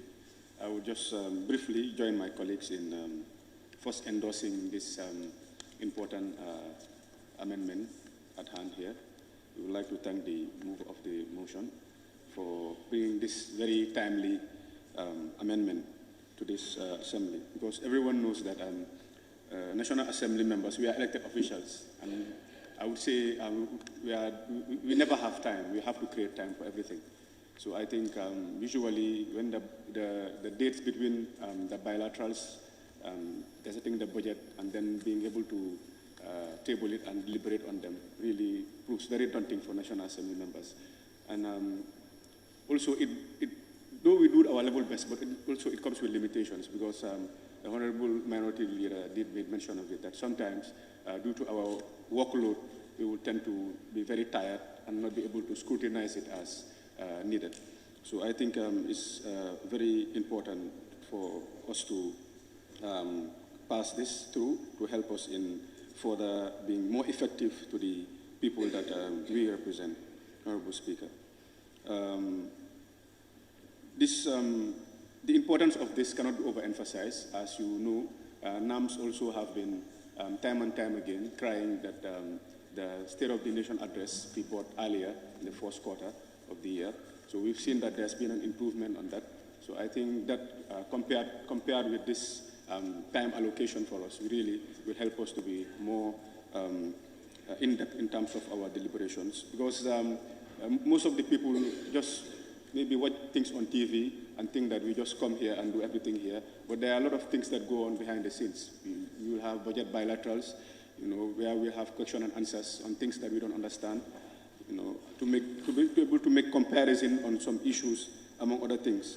So it will also help us in our deliberations when we come to Parliament, because once we are able to absorb these contents, because the most important thing about these budgetary issues are that most of the budget lines are itemized, right? And you have to take them clause by clause, item by item. So if you don't have proper understanding and time to be able to really look into these things, really, you cannot do much here in the plenary. So I think this is very timely, and we would like to show our support. Honorable Speaker, thank you. Thank you very much, Honorable Member. I now invite the member for Lower Salum. Thank you, Honorable Speaker. I also want to join my colleagues to support the bill that the member for Upper Salem brought in to enable us to make a good job on our oversight functions. Honorable Speaker, the other laws that was there before, we are restricted within 7 days. We have to pass the budget, and which is the bulky of the book, whereby all government and MDAs to deal with their budget is not easy. Sometimes we stay here the whole night. So on that note, Honorable Speaker, I want my colleagues not to refer it to the committees, but rather going to the Committee of Whole House to process this. Yes, Honorable Speaker, I want to thank the member and the Office of the Clerk. Thank you. Yes, Dr. Thank you very much.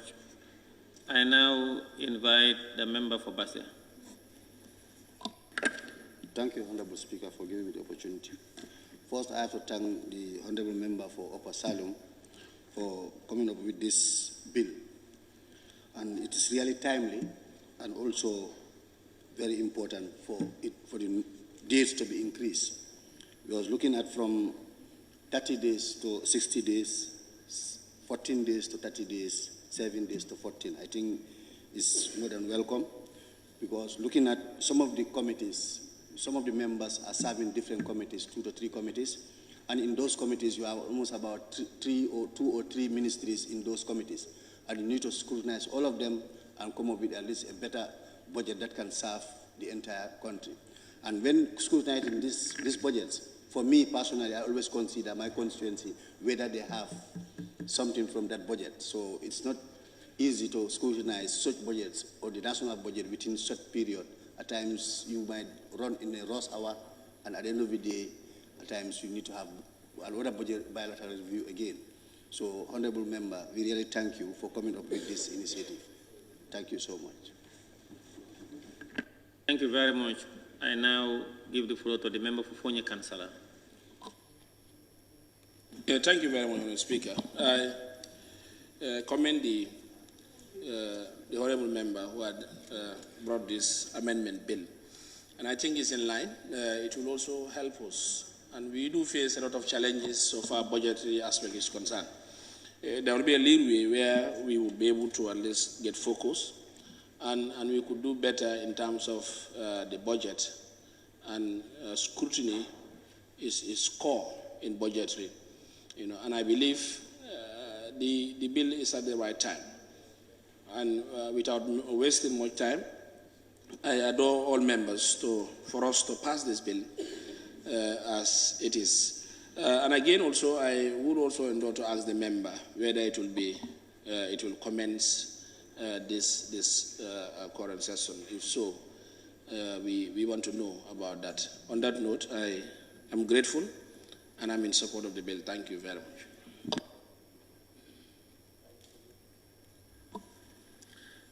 Thank you very much. The list, please.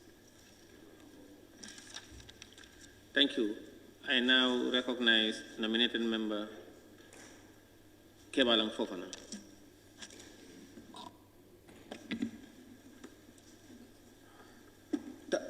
Thank you very much, Honorable Speaker. And to start with, I will join my honorable fellow colleagues to really commend the member for Upper Salem for coming up with an amendment to the Constitution which is really timely.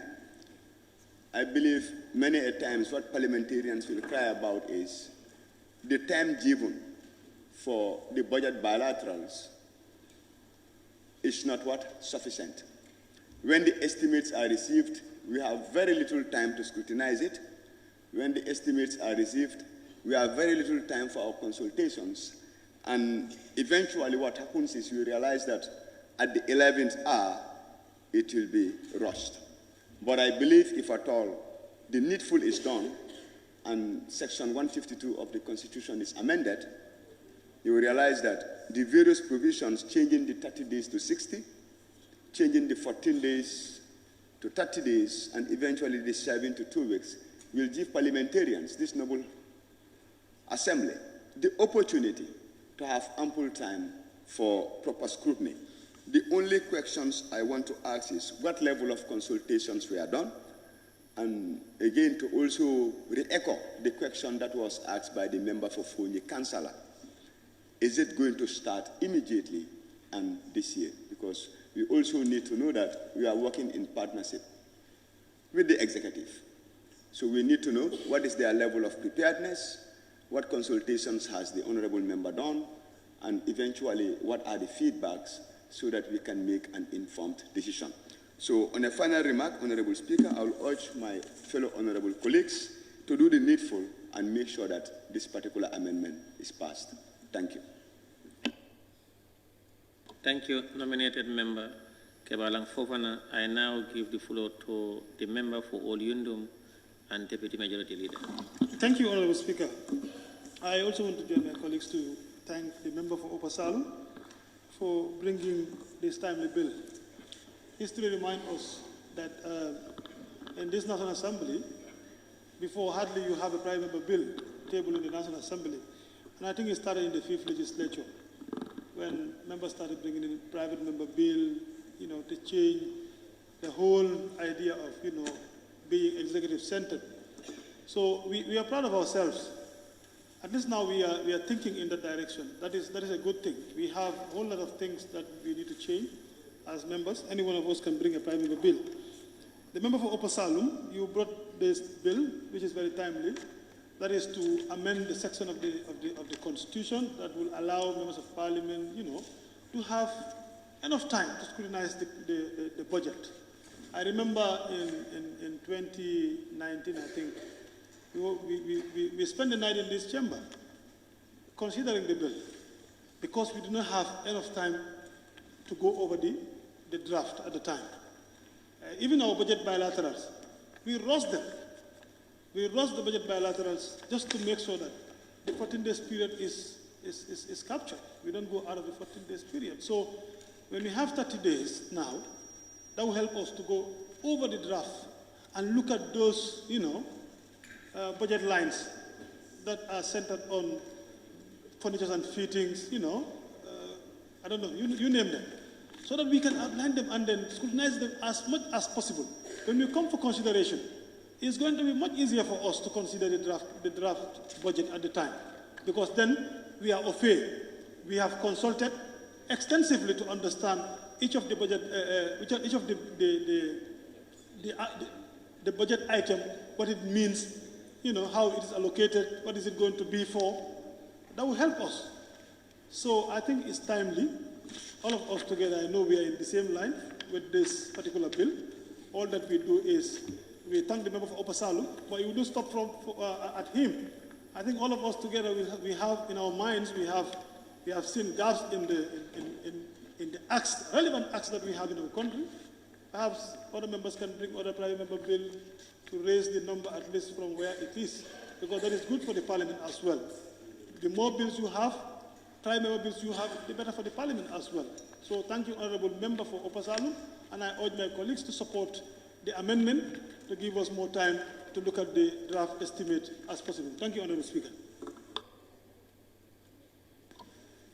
Thank you very much, Honourable Member. I now invite the Honourable Member for Upper Salum to respond to issues raised and wind up the debate. Thank you, Honourable Speaker, and thank you, Honourable colleagues. I think there isn't much issues that were raised by the members, except that they ask whether it is possible for this to start this year, which I don't think, because again, the budget process in the government has already started, so it's going to be really not possible for that to start this year. So if the bill passes, so we foresee that it's going to start in 2024. Now, in terms of consultations, yes, I did some consultation within the Parliament here and outside the Parliament. Now, at the level of, even at the level of our party, which I consulted with the party leader to tell me exactly what I wanted to do. Again, this is since January. And I also spoke to the Minister of Finance in January as well to tell me exactly my intent in changing this from 30 days to 60 days, at the time. Now, from there also I made consultation within the parliament here. That is the majority leader and also the minority leader. All of them actually in the same week, and that was in January also. Because again, constitutional amendment actually takes time because of the gazetting, which we also have done, the two gazettes, one in February and also one in May of this year. And it almost took almost 6 months before we arrived to the first reading. So I think the only ministry, perhaps, is the Ministry of Justice that I actually did not consult with, because this is not really controversial. This is actually going to be very helpful for us as members and also even for the Minister of Finance themselves to give us more time for us to do this. Now, really, at the time, I didn't think it was necessary to consult with the Minister of Justice because prior to this, they were actually doing the drafting of the bill for us. But now I think, like he confirmed, that we have a fully functional drafting unit here now. And that's why really I didn't consult with them. But again, this is more to do with finance, and I thought it was necessary to talk to only the Minister for Finance. Now, I think those are the only issues actually members actually have raised. I just want to also take the time again to thank the Office of the Clerk, also the Office of the Speaker for the support they've provided for this private member bill. Like we've also agreed in our standing orders, I have not spent a penny in this private member bill. Everything was paid for by the Office of the Clerk and also the support staff from the legal that actually guided me in drafting such amendments here. So I'm really very thankful. Also, I'd like to be thankful also to the majority leader as well as the minority leader and all members for the support that I've demonstrated here, just to show that we are the lawmakers. So we should be able to change laws where we think it's not going right. And we also need to be cognizant of Section 101, subsection 4 of the 1997 Constitution, relating to charges on the Constitutional Revenue Fund, etc., etc. And I was really very cognizant of that. And but again, this is really not very controversial. So I want to thank everybody for the support they've provided in this amendment. Thank you.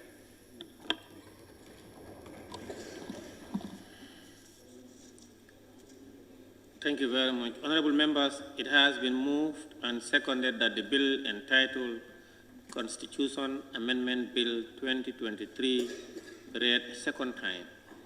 Those in favor, please say aye. Those not in favor, please say no. The ayes have it. Clerk?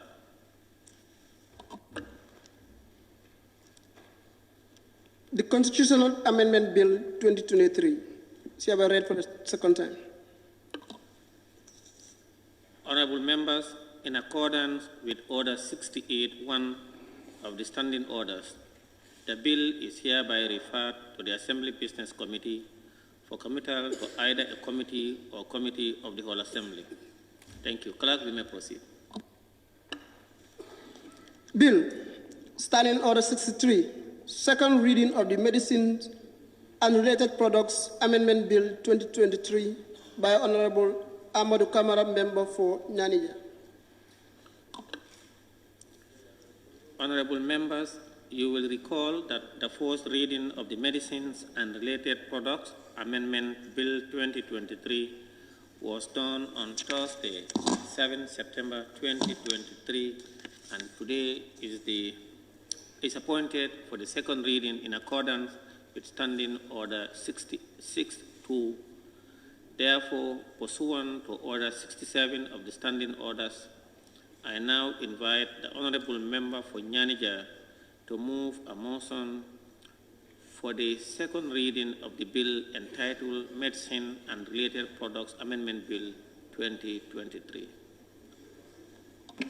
Thank you very much, Honorable Speaker, for the opportunity. Honorable Speaker, honorable members, I rise to move that the bill entitled Medicines and Related Products Act Amendment Bill 2023 be read a second time. Honorable Speaker, the objects and reasons are specified in the bill. This bill seeks to remedy an evident gap in the Medicines and Related Products Act 2014 relating to the issue of registration of medical commodities. Unfortunately, by virtue of the provisions contained in the Act and regulations, medicines emanating from Europe, America, and United Kingdom cannot be registered in Gambia in accordance with the Medical Control Agency guidelines, as registration of medical and pharmaceutical products involves intricacies that prove exaggeratedly bureaucratic, so much so that stringent compliance may undermine quality control and create room for substandard and contaminated products, as well as a shortage of essential medical products in the country. Stakeholders undergo insufferable measures to register products from certain countries because the manufacturers there prioritize registration in highly populated nations to ensure early return on investment. They only find profit in registering in countries with large consumption populations where the turnover is profitable. For instance, the United Kingdom harbors a population of over 67 million people, while our regional counterparts, Nigeria, have over 223 million. And in Ghana, it is over 34 million. In Senegal, 17.5 million. In Sierra Leone, it is above 8.7 million. And in Liberia, 5.4 million. The Gambia population is slightly below 2 million should have been. It is clear, one face value, that the revenue for any manufacturer for import to a small country such as the Gambia for such products is objectionable. Consequently, manufacturers are hesitant to submit themselves to the rigors of the tedious registration process. This amendment will neutralize the imminent adverse implications that may arise due to the scarcity of quality medicines, particularly essentials and life-saving medicines. On that note, I beg to move. Thank you. Any seconder? The member for Law Produce. Thank you very much. I thank the mover of the motion. This is very timely. Currently, the Medicine and Related Product Act have faced serious challenges. In fact, the Committee of Health intended to bring this thing as a committee bill, but due to the process that involved, the chairman of the Health Committee decided to take the lead. We have faced a lot of consultations in issue of this registration of products, especially looking at the Gambia. The population size and the market size is very small. If we want these branded medicines or highly strictly regulatory products coming from other part of the country, based on the available market, it makes it very difficult with the documentations needed. But the mover of the motion think it possible.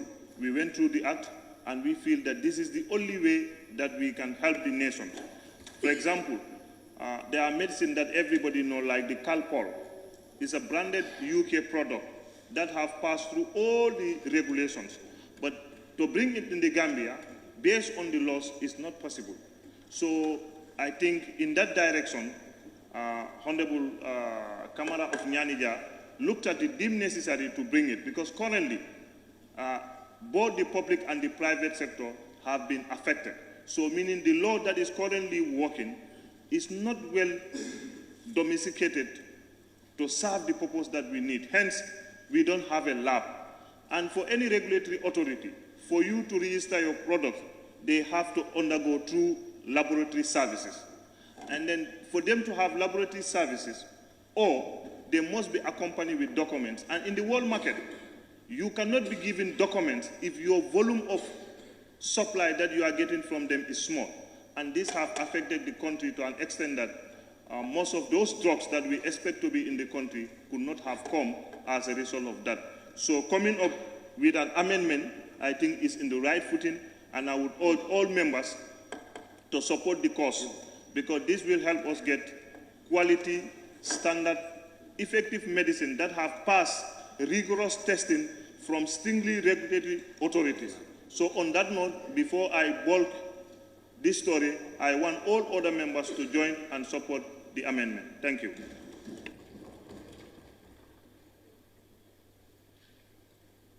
Thank you, Honourable Member, for seconding the motion.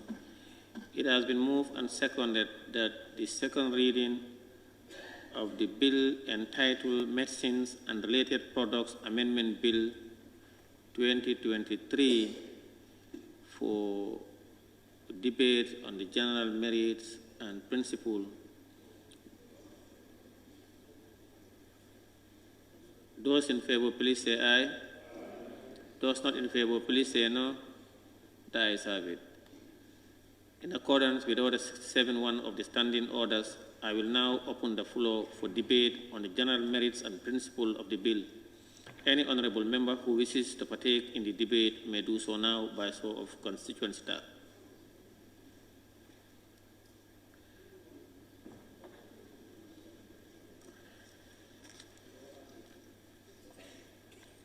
I now give the floor to the member for Banjul North. Thank you very much, Honorable Speaker. Thank you very much, Chairman of the Select Committee on Health, the member for Yanija. I think this is indeed a very laudable move by the able Chairman of the Select Committee on Health. Because looking at the current situation that we are faced with as a nation, in terms of making sure that we enhance our healthcare system, this is a clear manifestation that the Parliament of the Republic of the Gambia is having a very proactive committee when it comes to health issues in this country. Honorable Speaker, according to the objectives and the reasons, this amendment will neutralize the imminent adverse implications that may arise due to the scarcity of quality medicine, particularly essential and life-saving medicine. Have concluded everything. This is showing that the honorable member, who doubled as the chairperson of the Select Committee on Health of the Parliament, after having consultation with all the relevant stakeholders, really understand what we need as far as the Medicine and Related Product Act is concerned. So in that regard, without wasting time, I would just want to urge the August Assembly to join him in this cause, to approve this amendment for the betterment of the entire Gambia in terms of our health care system. Thank you. Thank you very much. I now give the floor to the member for Talinding Kunjang.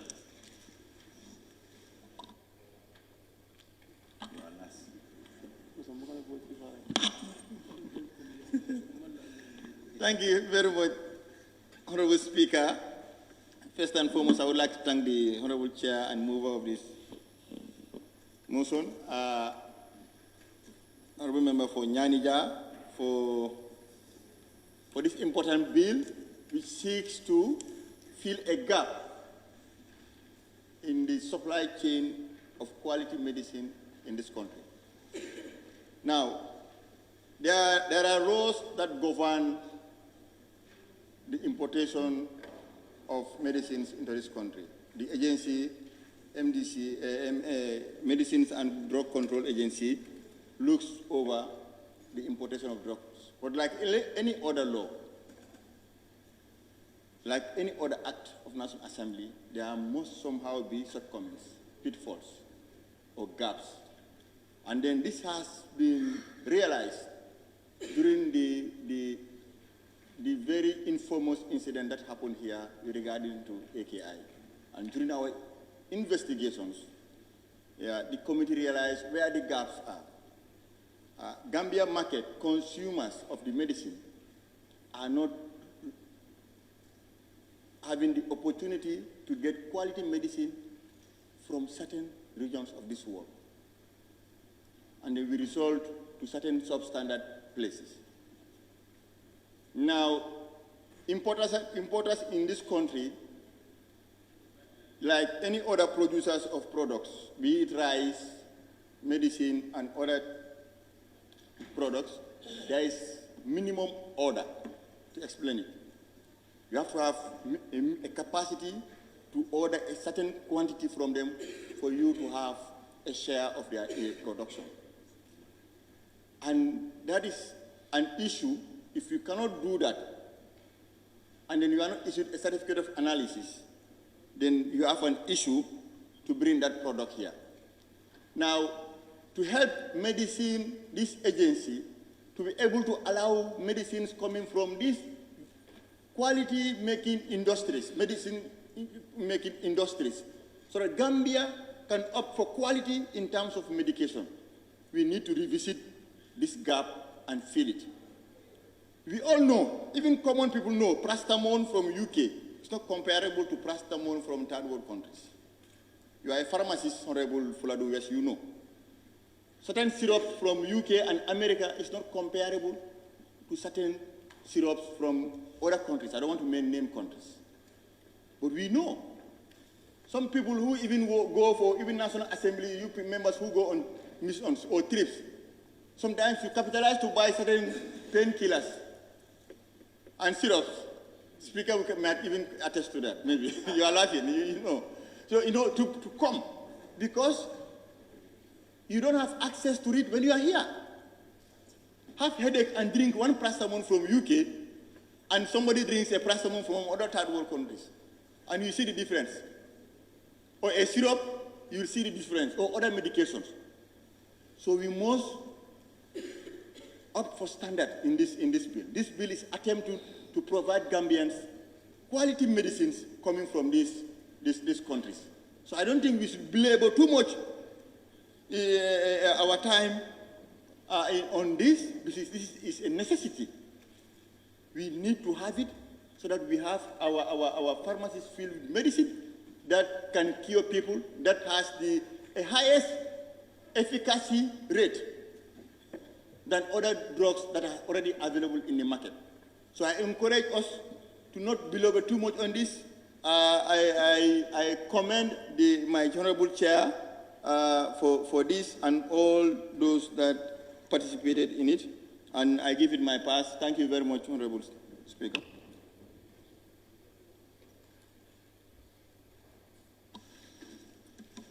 Thank you very much, Member for Talending Kunja. I now invite the member for Kiang West. Honorable Speaker, I have realized that there are so many movers of this bill. I've just realized that the mover of the bill, the chair of Health Committee, the seconder, the chair of the Health Committee, the first debater, the chair, the member of the Health Committee, the second debater, the member of the Health Committee, both defending the bill. But however, I have a question that I would love an answer to be given for. Honorable Chair, Honorable Member for Nyanija, during my colleague's intervention, he made reference of an incident that happened that had taken life of more than 70+ children in the country. And a health committee was tasked by this very house to make a thorough consultation and investigation and come up with the causes of that incident. One of the major reasons were the absence of a laboratory that tests medicines for a quality consumption in a country, but then not to actually trade with a particular region of the world. I am not sure it is a process of busting the British market for medicine importation in the Gambia. I'm not sure it could be that. But the purpose of it was to have a laboratory to test medicines, their quality, whether they are fit for consumption or not, after having experienced that incident, and there was a budget allocation for a construction of a laboratory and buying equipment so that we can be able to test our medicines. I was expecting, to be told, how far have they gone with that? And why is Britain very special when it comes to the presentation of the drugs and buying of the drugs? Please let me present. These are concerns that I have. So I think these concerns need to be very clear. The gap that we have experienced that lead to the death was not necessarily from the part of the world where we get the drugs, but because the drugs were not necessarily gone through the necessary examinations that they're supposed to go through. If it was not surfaced on the report. It wasn't. It wasn't. So, but we want to definitely be clear. Is it because you want us to trade with certain part of the world to import medicines where we don't have an opportunity? Probably we are constrained by the law or the act. Or you feel medicines from that part of the world are more quality than other parts of the world, so we need to go in for that. But I think the most important thing is to have a laboratory and test our drugs if they are not of quality, because the drugs must be tested to pass before you are able to convince that these are quality drugs and you import them. Even if they are from Senegal, you should be able to test those drugs and be convinced that these are good drugs and they are good for consumption, and you import them. Even if the quality of drugs are different, but the prices are also different. The prices are also different. Even if we are able to trade with those countries, can we be able to afford that? It's also another question. And what are the implications of trading with those countries? Are they going to have an arrangement with the Ministry of Health or the department in charge of the importation of drugs? What will be the arrangement? What will be the terms and conditions of importing those drugs from them? Those are some of the things that we definitely need to look at, to not just to rush this. But I had wanted to say, let us refer it to the committee, but I think I'm very much unfortunate that the rest of the committee are in support of it. I could also be in support of it. I have no problem with it. I have no problem with it. But these things have to be clear. And all I know is that the incident that happened here would have been the driving force of coming up with an amendment in the bill to ensure that we prevent that. But on my view, this amendment and the justification given might not necessarily be very sufficient to prevent such incident when we don't have a quality laboratory to test the quality of drugs that we are importing. Thank you very much, Honorable Speaker. Thank you, Member for Kiang West. I now give the floor to the Member for Olyundum. Thank you, Honorable Speaker. Let me also join my colleagues to thank the Member for Nyanija, my chairperson of the Health Committee, for this timely bill. Honorable Speaker, the Member for Nyanija brought this bill. And what does the bill say?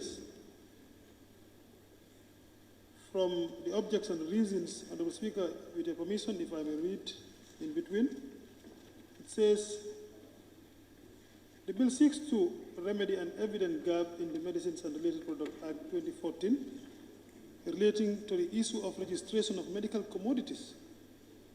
Unfortunately, by virtue of the provision contained in the Act and regulations, medicines emanating from Europe, America, and United Kingdom cannot be registered in the Gambia in accordance with the Medical Control Agency guidelines and registration of medicines and pharmaceutical products, which involve intricacies that prove exaggeratedly bureaucratic, so much so that stringent compliance may undermine quality control and create room for substandard contaminated product as well as shortage of essential medical products in the country. I think this part alone defines the whole bill. If you agree with the objects and reasons of the bill from what I just read, I think you should be able to support the bill. The amendment is not a complicated amendment. It's very straightforward.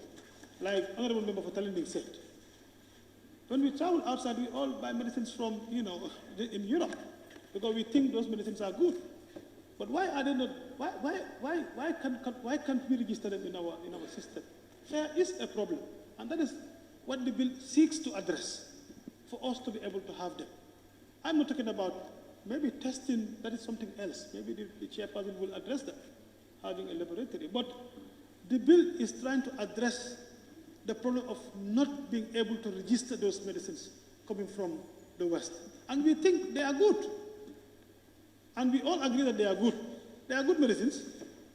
So let's give them the chance to be able to register them in our country so that, you and I can have access to those medicines. I don't have to wait for Member Serakunda to go to America and I ask him to bring medicines for me when they are available in our own country. I think that is what the bill seeks to address, unless if I do not understand. So, but then the objects and reasons are very clear. That gap is there. It has been there for a long time. The member for Nyanija thought it wise to bring an amendment. And I think as a member of the committee, during our consultation, these things were explained. And then we went through it again. And even during our consultation with Medicines Control Agency, when we have the Aki problem, these things were coming up. So it is timely for us to amend it. It's brought by the member for Nyanija. It could have been brought by any other member. And then still our stance will be to support the bill for us to give them the chance to be able to register those medicines from America, United Kingdom, and other parts of the world, for us to have access to them. So I thank you very much for bringing the bill. And I want to urge my colleagues to support it, because it's good. It's not a bad amendment. Is it a bad amendment? No. Let's support it, please. I am supporting it, and I want all of you to support it, and I know you will support it. Thank you so much, Honorable Speaker. Thank you, Member for Olundum and Deputy Majority Leader. I now recognize the Member for Central Badibu. Thank you, Honorable Speaker. I would like to thank Honorable Member of Nyanija for making an attempt to come up with the private member bill. Honorable Speaker, I'm not convinced. By reading at the object and the reasons, it's contradictory, it's self-contradictory, unless I'm well, it's well explained to me. Honorable Speaker, with your permission, he said the bill seeks to remedy an evident gap in the Medicine and Related Products Act 2014 relating to the issue of registration of medical commodities. Unfortunately, by virtue of the provision contained in the Act and regulation, medicine emanating from Europe, America, and United Kingdom cannot be registered in the Gambia. He said cannot be registered in the Gambia. And he went further, he said in the Gambia, in accordance with the Medical Control Agency, in bracket MCA, guidelines, as registration of medical and pharmaceutical products involve intricacies that prove exaggeratedly bureaucratic, so much so that stringent compliances may undermine quality control and create room for substandard and contaminated products, as well as sabotage of essential medical products in the country. So what he is saying, that it cannot be registered, and now you go, he said, there are intricacies that are bureaucratic. Do you understand? So what I'm saying is, for our medicines to go through bureaucracies before they are registered, I think that's in the good spirit. Medicines are not like sweets that you can go to the shop and buy. Do you understand? Yes. I don't think you understand the content of. You are reading the objects and reason, but what the objects and reason are telling you and the way you are taking it, I think is different. But it's telling you, from from what is here, that medicines coming from United Kingdom, America, and cannot be registered. There is a problem why they cannot be registered. You understand? So now, since they cannot be registered, we cannot have them in the country. And now, the issue of substandard drugs will come in because you cannot register these drugs that are good for our country. There are, a lot of things that are, blocking you to be able to register those drugs. So you will have substandard drugs in your country. That is what the bill is telling you. So you better read it properly and understand. Am I right? Thank you for your misinformation. Honorable Speaker, not having medicines from the countries mentioned in the bill doesn't mean that we are going to have substandard medicine in the country. That is not an equivalent to that. My take is the bill in the object and the reasons. If you say cannot be registered in the Gambia, why are you mentioning now the bureaucratic aspect of it? So it's contradictory. So what I'm saying is the object and the reasons need to be really looked at. Now, if you go to the second paragraph, they said stakeholders undergo insufferable measure to register products. From who are these stakeholders? We need to be known. We need to be informed. From certain countries, because the manufacturers, they are prioritized registration in high population nations to ensure early return on investment. Do you understand? Now, you went further to say they only find profit in registration in countries with investment, in large consumption. So, Honorable Speaker, what I'm saying here, the object and the reason doesn't speak with the amendment that he is trying to provide. Because if you look at the amendment, I don't want to touch it. But with your permission, I can say the agency may adopt. You give an option. May adopt a mechanism. What are these mechanisms? You put an option, may. It's not mandatory now. So do we know what kind of mechanism are they coming up with? Honorable Speaker, I think we really, the objective of the bill, the object and the reason is not well cast. I see it as contradictory, and I see it as something that cannot convince this amendment. Observation. If I may help you, Honorable, the mechanisms you are talking about, the Medicine Drug Control Agency Act put in place modalities. This involves listing and registration. Now, if we are doing registration and listing, the importer must provide you a certificate of analysis. And this certificate of analysis is provided by the manufacturing company. Now, for instance, the Gambia is a small country. That's why the example is made. The Gambia is a small country. The minimum order is 25 metric tons.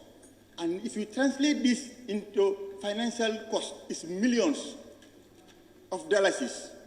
If our importers here don't have financial muscle to import 10 containers, which would be the minimum order for that manufacturing company, they can bring only small quantities like 1 container. They will never get order direct from the company. What they would do is to take it from people in the UK who will order from the company. These people will be given certificate of analysis, and they will buy from this 1 container. Third part, you buy a container from somebody who buys from the larger quantity from this. So you will not come here in the Gambia with a certificate of analysis, and if you don't come with a certificate of analysis, you would not be registered or allowed to enter with the medicine. Now, what the constraint that has caused is to allow manufacturers to go to certain countries and bring us substandard medicine. Now, how do we ensure that we tap into this market? It's not to give them business. We are bringing quality medicine, not to make profit for UK. Now, how do we do that? Is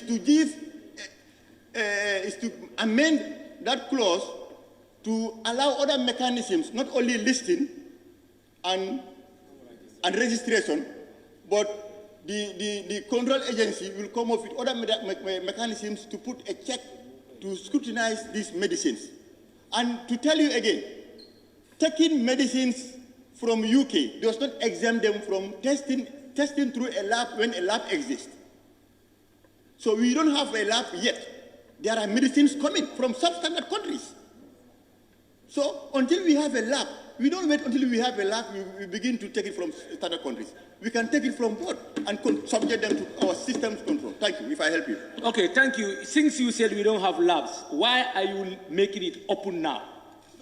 No, because the bill is seeking for other countries that you are mentioning so that people can have access to the market. Honorable Speaker, I think the object and the reasons need to be really looked at, because the way that they are carved here, I cannot make any understanding as far as the object and the reasons are concerned.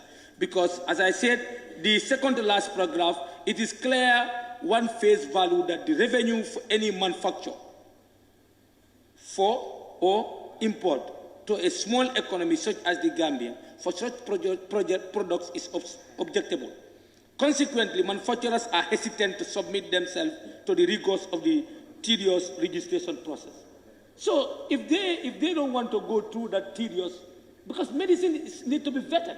You cannot just, as I said, it's not other commodities that you want to get easily access to the market and manipulate. We suffered for so long because of bad drugs coming. So you want to liberalize it in a way that any Tom and Harry can get into the business. So the mover of the motion can try to convince me, but I'm not least convinced with the object and the reasons. Honorable Speaker, I want to seek clarification from you. Thank you, Member for Central Baribu. I now give the floor to... Honorable Speaker. No, please. Yes, I want to observe procedure because I have seen something that we have never seen before. Please. The mover of the motion is supposed to be responding, but when we ask questions, members are coming and making long statements for clarification. That's not a procedure. That was not an observation.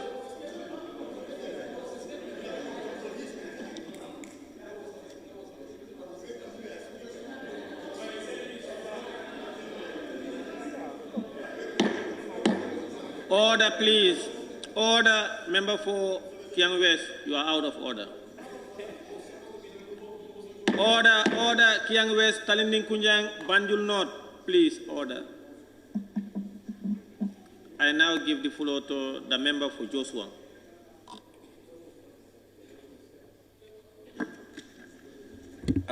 Thank you very much, Honorable Speaker, and also Honorable Kamara, the mover of the motion of this bill at this point in time. Order.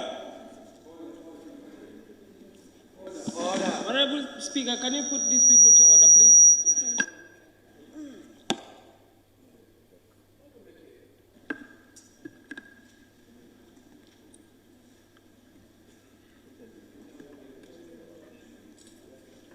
Honorable Speaker, I think I also join my colleagues to at least shed light a bit on this amendment that Honorable Kamara came up with. One of the committee members made mention of quality product and also talking of third world countries. We need, medication that are from, they call it first or Western countries that we feel that they are also doing the right thing. If I may refer you back to the Alhagie issue, it came from what? Where? It's not from a third world country. It came from India. And India is no more a third world country. I think my advice to the chair and then the mover of the motion is, after the bill been passed, after the amendments have been approved, it is important also for us to have somebody who will be there, because it's not like the one coming from UK are all the best. Because you are not buying from the pharmacy or from the factory, sorry. You are buying from a source. Because if they are saying that the pharmacy cannot supply you because of the demand, because Gambia's population is very small, that's why they cannot penetrate our market, because they are looking for fast money. But they're looking for money that they can get back in return. If it's like we must have a mediator who will be supplying us as Gambia. If that mediator is there to supply us as Gambia, I think we need to know who the mediator is and who is he dealing with here in the Gambia, because a lot of things can happen. When this Alhagie issue came, we were following it on both the Gambia and outside the Gambia. And I think the revolutions we are coming. People we are using fake medication with other countries' labels. Made in USA, made in America, and then when we come here, you feel like it's from America. So I think there must be a thorough check on this. And if the labs comes in, even if they come to the Gambia and it's come from this UK or America, there must be a proper test to make sure that the one that people are consuming the right thing. But not because it's coming from UK or it's coming from America, it is fit for consumption. I think we have to do with those things now and learn from our lessons. Because the one who went to India to procure that medication, that cost almost 70 dead, was he there? He went to the factory to procure the medication. But did he give them the specification that he felt that was fit for Gambia? Because I always ask this question. India is saying no, the product was good. It was tested and it passed its test. But Gambia is saying no, it didn't pass the test with what? WHO. The one buying, the supplier is going to buy from them. I think the supplier also needs to be very, very careful with the way they, when they are buying, they must buy the right thing at the right time and at the right place. Because if you come to the Gambia and say you want to buy bread, there are different kind of bread. Bread that I can use as an average person, and bread that I can use as, how do you call it, the middle class and the low class are also there. But the one you are buying, don't see Gambia as a country of people who can afford it. I always say when it comes to medication, go to Serekunda today. People don't have the money to buy it. They cannot afford to buy the best medication. They go and queue medication that we feel they are very cheap. But are they passing the test? Are they the right medication that we should consume? So the chair, I'm also advising you, if possible, when this thing is passed, let's do the needful. As far as come from UK, it will be passed. From UK, if not that the pharmacy, the lab is here, let them go through the proper test and then be qualified and then fit for consumption. Thank you. Thank you very much. I now give the floor to the member for Parliamentary.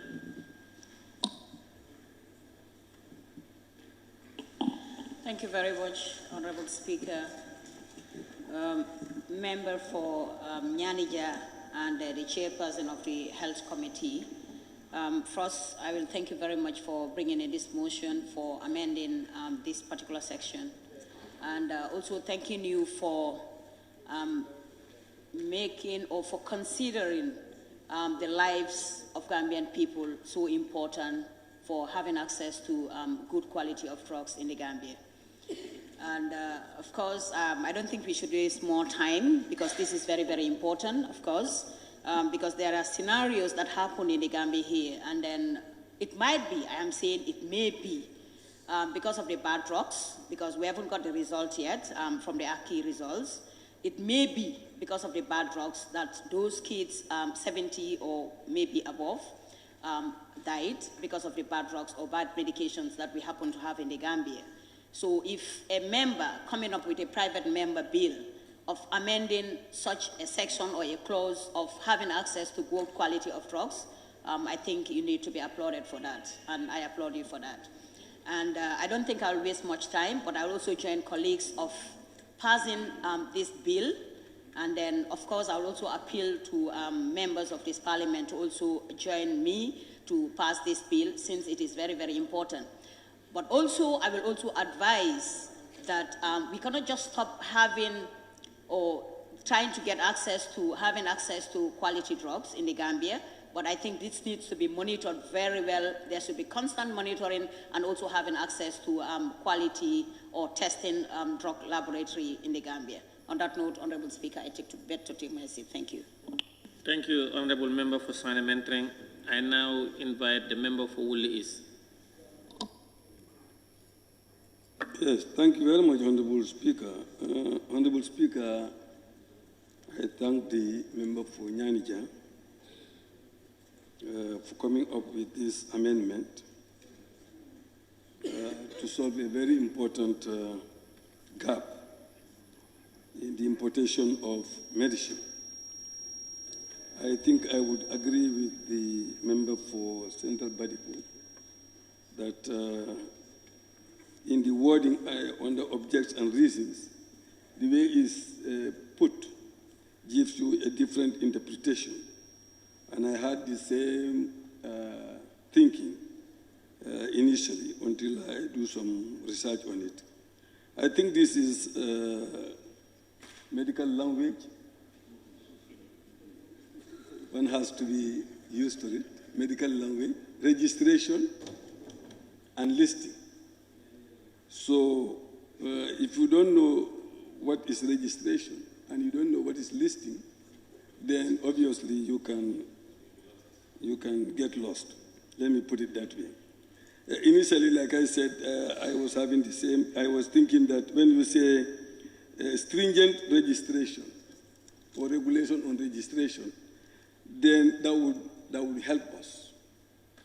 Because if it is stringent, for anybody to come and register, that is stringent, we thought that would be beneficial to us because good medicine will come. That was my thinking. But after reading later, I come to understand that that is in fact the reason why the amendment is coming. Because if it is stringent and countries, like the countries that are already mentioned and the region that is mentioned, have difficulty to come and, knowing that it's a very small market. You go to Malak, you ask for allopurinol. I just went there, allopurinol. They say it's finished. Allopurinol is brought by only Malak. So because of this stringency, for them to bring medicine from Europe is difficult. That's why not every pharmacy can bring it. So I think registration and listing are two options open to the MCA.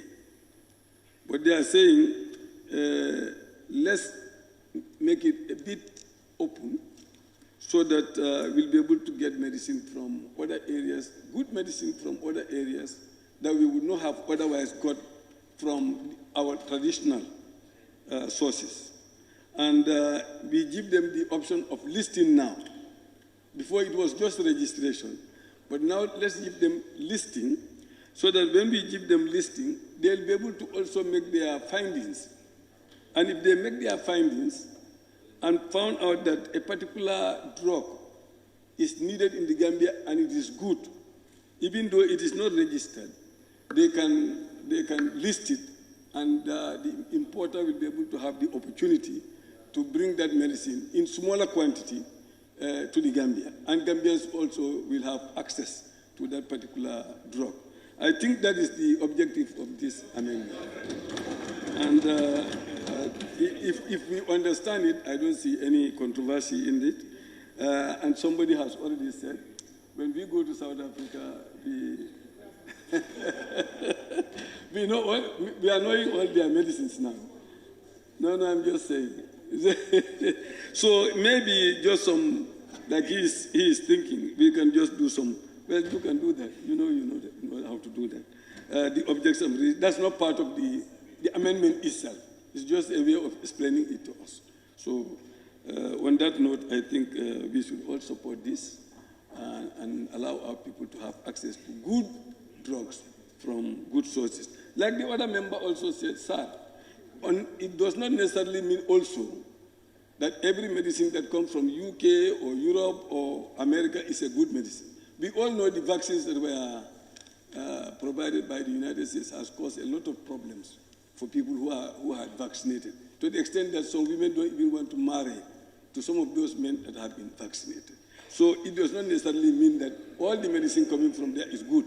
But if our MCA had done their findings, thorough findings, and discovered that this particular medicine is very good, well, they list it, and then they bring it to our country. I think that is the issue.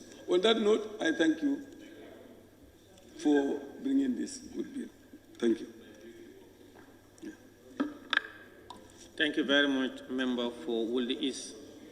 I now give the floor to the member for Fonye Councillor. Thank you very much, Speaker. And I thank the chair of the Health Committee for putting measures that are very helpful. I will concur with the finding, more so the particular tail end of objects and reasons that says maybe scarcity of quality medicine, particularly essentials and life-saving medicine. I'm not a pharmacist, neither a health personnel, but I have a lot of people who are working in that sector. I think of this year, there was a time where if measures were not put in place, we could have been, a lot of scarcity of medication. And I think going through this amendment will ease and make sure we have open supply. I could also sense this. The open supply doesn't mean there will be no measures. Looking at those countries that I mentioned, I know most of us as National Assembly members, the Indian medicine and that of UK, if it is laid, the paracetamol, we'll prefer that of UK. We all know standard base. These are facts that are there. But the other thing that I also want to put across to the chair of the committee, in as much as registration process is done, by the deliberation that I'm hearing and as per your objection reasons, it may not be from the manufacturer itself, maybe a third party in UK. I want the committee to put this at the back of their mind, that proper scrutiny should be laid to those things in order to avert what we have seen the past about this Aki thing. Though it's from the manufacturer, but now it may be from the company down to another third party, then to the Gambia. So these are consideration facts that we need to work on. And again, also, I believe testing is key, in terms of, working towards that medication. We all know this is just like military.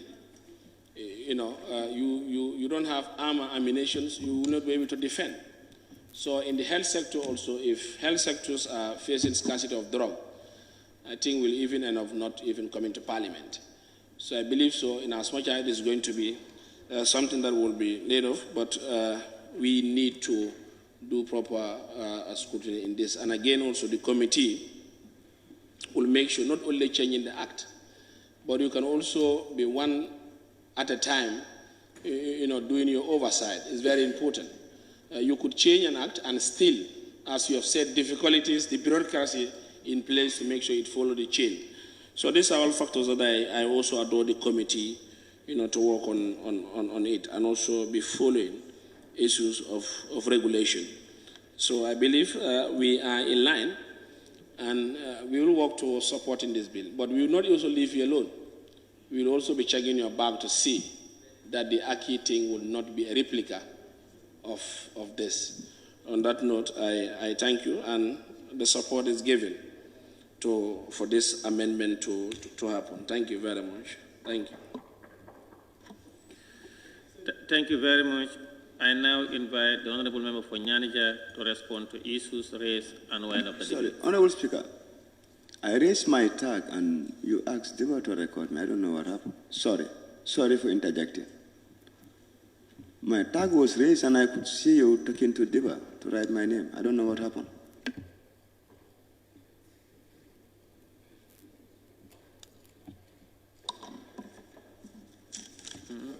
It's not here. But anyway.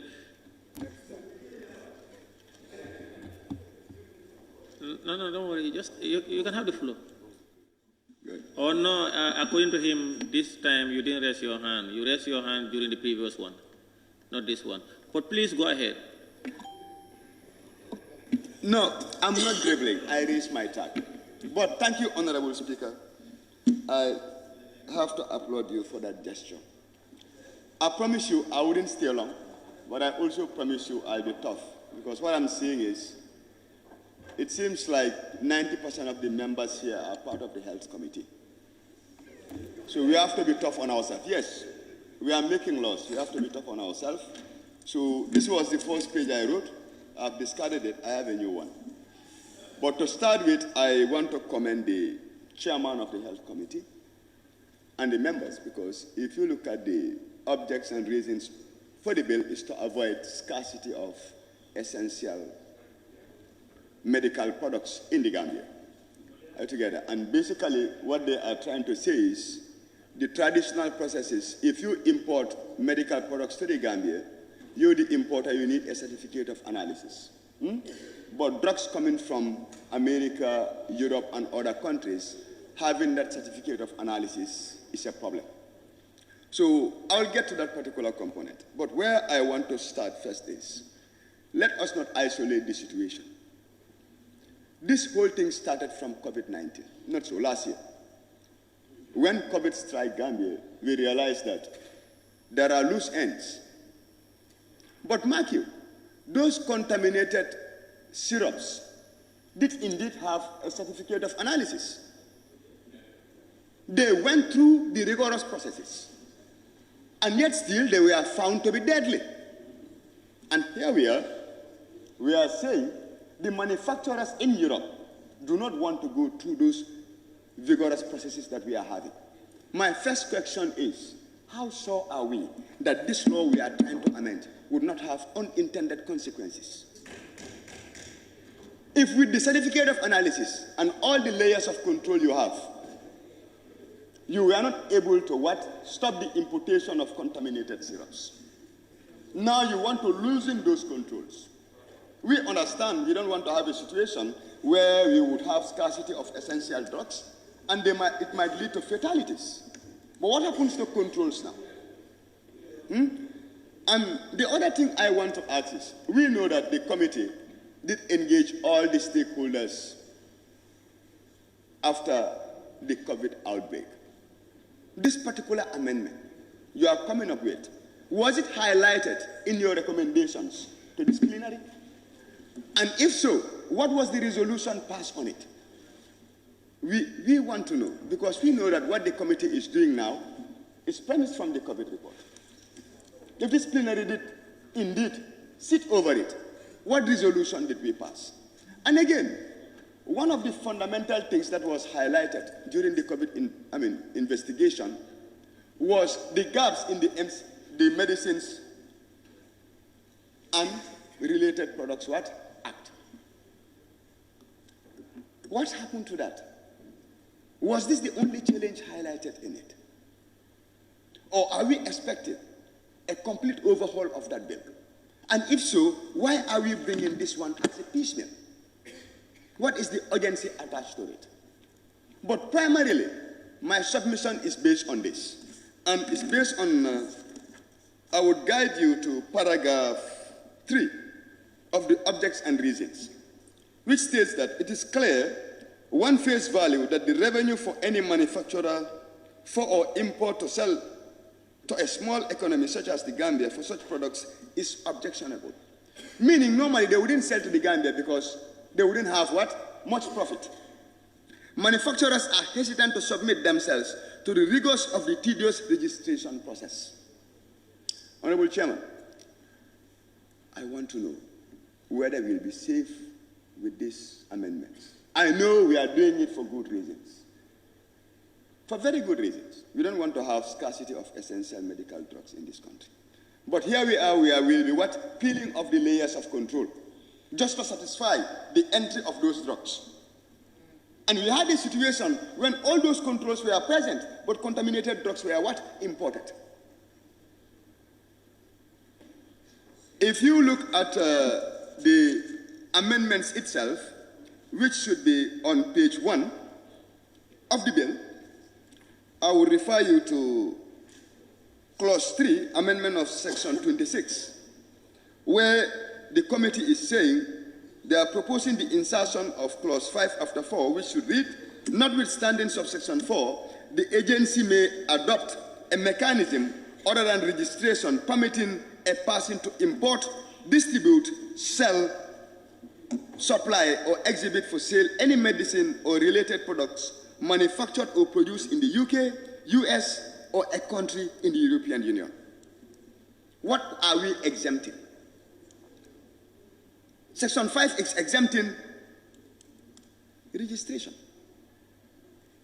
And by registration we mean After receiving the certificate of analysis, you take it to MCA with your samples, and they will register the products. I don't have a medical background, but I was lucky to work as a financial manager for one of the biggest importers of what? Medicine in this country for 5 years. So I know a little about the process. So which means now, we are saying they can do without the registration. And these medicines will be assumed to be fit for the consumption of society. So my last question will be, we know MCA will come up with these mechanisms. What consultations have we done? And what guarantees do we have that those mechanisms will be adequate to safeguard our greater society from what we experience in the COVID-19? On a final note, Honorable Speaker, I believe if all other factors arising from our debate are sufficiently answered, this bill or this amendment would be timely. Because having reliable supply of what? Medical-related products is a national concern. And all of us wouldn't shy away from definitely adding our weight to make sure that the bill is passed. But the points I raised are really there to me, and if the committee and the Honorable Chairman can definitely provide answers to them. Thank you, Honorable Chair. Thank you very much.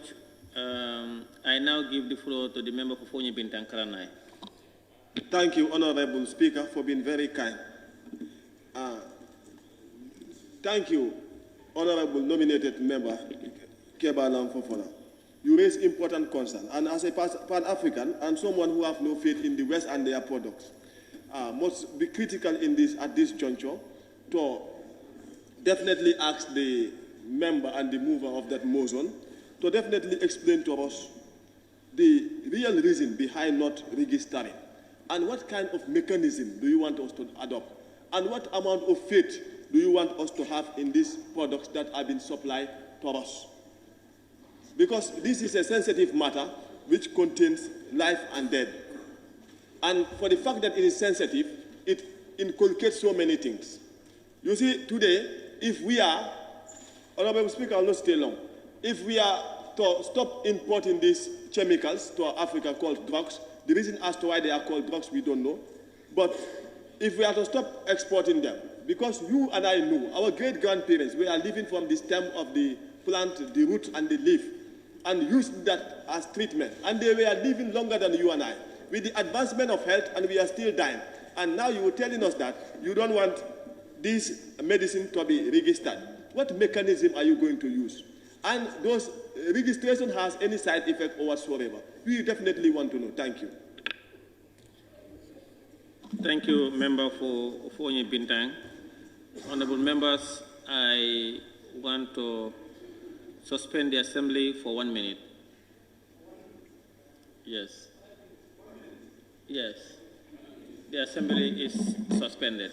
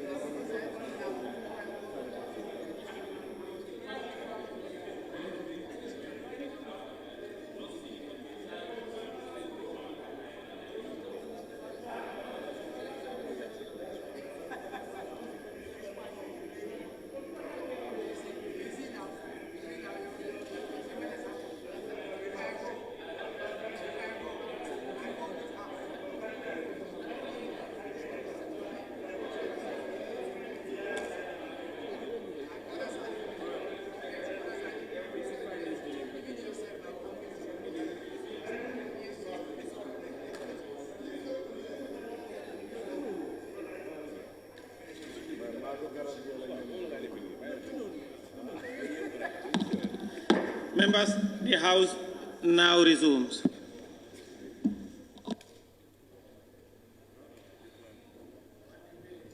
Honorable members, we will continue from where we stop.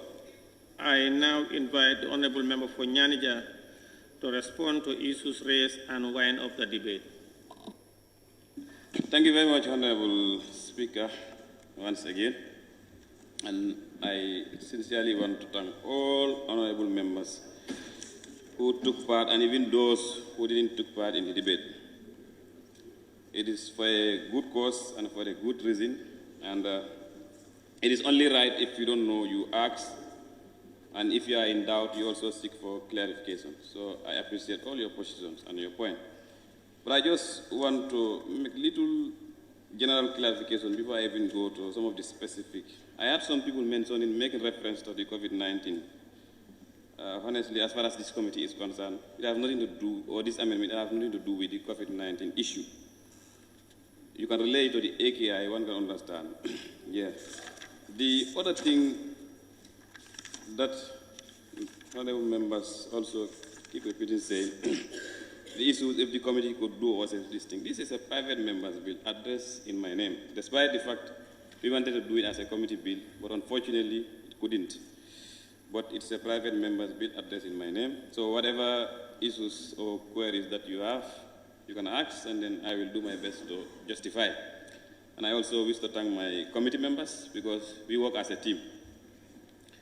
Thank you very much once again. I will first of all start with some of the issues that are highlighted. I know many members have commented and others have said it is for a good cause, and then I wouldn't waste the time of the assembly to repeat what they have said. But I'll just answer the questions that people keep asking. First of all, I want to clarify, probably it's an issue of language with the objects and reason and the amendment. Maybe it's an issue of language, and definitely I agree, but the purpose of objects and reason, that's the memorandum, is just to explain to members the rationale behind it. And if it is not explicitly understood by members, they can ask, and then I can explain whenever I am called on to, like I am doing right now. So if you look at it, the main rationale as far as this amendment is concerned, I have some jottings that there is a practice already been done by the Medicine Control Agency in the place of registration, whereas a medical product cannot be registered, they apply the measure, what they call listing. And this was part of their regulation, gazetted and legal, but unfortunately, I have to mention when the AKI Commission, the Presidential Commission came, they declared it as it is illegal, it's not part of the Act, and it cannot be continued. So the board also met over it, and they made a decision conveyed to the Medicine Control Agency that henceforward you only have to apply registration, because as far as listing is concerned, it is not in the Act, despite it being in their regulation gazetted, but they said the otherwise. So that's what prompted us as members of the Health Committee to come up with this measure. It's just a matter of continuity, because it already started, but they have to make a halt to it. If you look at the rationale behind listing of medicine and related products being imported into the country is a good practice, and it is essential to have an inventory or a database of all products that are used in the Gambia.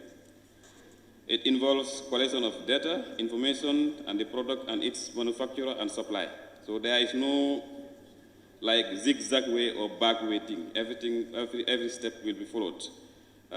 This also serves as an important tool for products recall and in tracking and tracing of illegally imported and suspected substandard and falsified counterfeit products.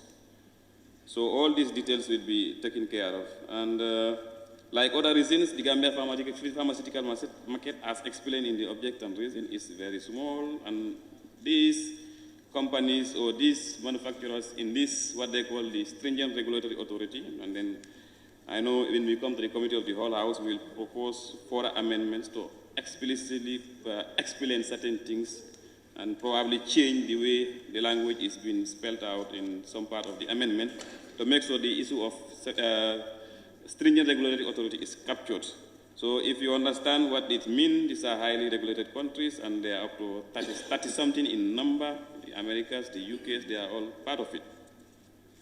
So the practice of listing of unregistered medical products manufactured in the European Union, United Kingdom, and United States of America is also adopted in other countries in the West African sub-region, with small pharmaceutical markets such as Sierra Leone, Liberia, and so on. So we are not doing it alone. This should have been part of the principal act since the act was promulgated, but due to one reason or the other, they only opted for registration. And some members highlighted the issue of lab. I want to make it categorically clear. If you look at our report, the AKI report by this very committee, we've indicated that there is no lab under Section 30 of the Act, make it mandatory that lab should be established. And that lab has nothing to do with the Medicine Control Agency. That is the responsibility of government. And we recommended accordingly as far as our investigations and findings reveal. So it's the responsibility of the government to come up with a lab and then test any medicines that has been imported into the country. And in that, I want to highlight again, I want to applaud the Medicine Control Agency. They have come up with a measure that all medical and medical products be imported into the country. Anywhere it is coming, they have a measure whereas they will take sample, do the necessary testing, maybe contracts. They have contracted some labs outside that they will do the testing, and once that is done, then they will give them the import permit and they will be allowed to sit here. It's not like how it was before. You import based on the documentation that you provide, whether it is falsified or whatever, and they will leave you like that. No. They have said now categorically clear, and they have communicated to all importers that before you import any medicine, we need to test it. And I think that is being employed. That is a step in the right direction, despite there is no laboratory presently in the country. And also, MCA budget allocation for the construction of lab, as far as the member for Kiang West highlighted. This is true. During our report, we made mention of it, and we've recommended accordingly. But if you could recall, there was only additional sum of 3 million or 6 million that was added to the MCA budget. So you cannot say that will construct a lab. But as we were promised by the minister, during his response to our recommendation that they have secured a funding from the WHO and they are going to start construction this lab very soon. So it's an issue that my committee will follow with the Ministry of Health and then find out about the progress of the construction of that medical lab. So he also asked what are the implications of trading with these companies. As I said, we don't intend to mention any country, but you cannot shy away in mentioning countries when you are referencing certain things. There is nothing special in these countries, but you need to make reference when and where necessary.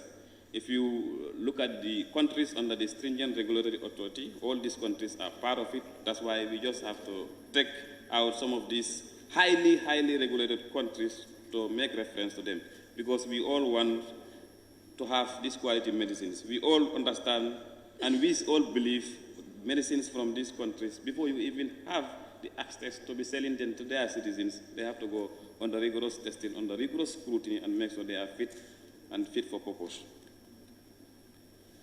And the members of the central body, as I said, the objects and reason, as I said earlier, these are just explanatory notes for you to understand the merits behind the bill, and if it is not speaking in line with the bill, I definitely agree with you to an extent. Probably is the language, but the objects and reason clearly, as it should state, the purpose of the amendment is to provide for an alternative measure to registration. And this bill does not necessarily mean products will not be registered in the Gambia. No.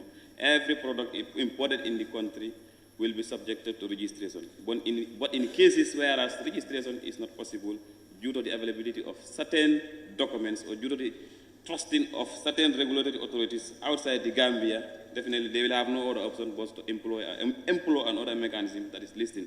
And then if we only want to maintain registration, we risk lacking of good, efficacious, essential medicines from these markets. So it is not definitely intend to maybe to mislead the amendment also, but its language, I agree, probably it can be furnished better. And then the member for Joshua also highlighted the issue of drugs. He said the AKI drugs that caused the cases of the AKI came from another country that I don't want to mention. And I want to state that there is no country in this world that if you don't depend on Indian drugs, you will have the good or the necessary, all the medicines that you need to supply to your country. We have to depend on them because they are one of the major manufacturers of drugs in the world. But whatever that we are bringing here, we need to make sure our regulators are on track and they observe all the necessary process and procedure to make sure it is fit for purpose. And then in that, this assembly has a responsibility to make sure we give effect to Section 30 of the MCA Act, and then we see how best we can have a lab in this country. That is the only way forward, not having an alternative measure or testing drugs outside the country. He said, when the bill is passed, we do the needful. That I can assure you, myself and my committee will do the needful. We are doing it before, and you can attest, all can attest, even during the AKI, and then we will continue to do the needful. We are not just seeking for amendments and put it under the carpet and move on. We will make sure we monitor it, and we monitor everything that have to deal with the health sector. We understand there are other challenges, but as far as we are concerned, as far as we know, this is one of the many few challenges. Maybe other members too can come with members' bill, and even the committee can come with committee's bill to address certain things of the health sector. I think that was a very justifiable and honest opinion that you gave as far as the issue is concerned. I can't agree more with you. We are not abandoning registration, but we are just trying to employ an alternative measure to registration. And it does not give them free package to come and then dump here any medicine that they want. That is not the case, and then that is not the interest of us, because we represent the people. Whatever that is brought here tomorrow, if our people take it and they have problems, we will be held accountable and he will be held responsible. Pony Councillor, he says proper scrutiny and then proper testing, as I said, as far as the committee is concerned. Be assured we will continue to do the proper scrutiny. And for testing, as I said, the MCA have employed a measure that they are currently undertaking. And then nominated member, Kebal and Fofana, he asked very important questions that definitely I will do my best to answer. He said drugs from SRA doesn't have certificate of analysis. That is true. If you don't buy directly from manufacturers in large quantities, they cannot supply with certificate of analysis.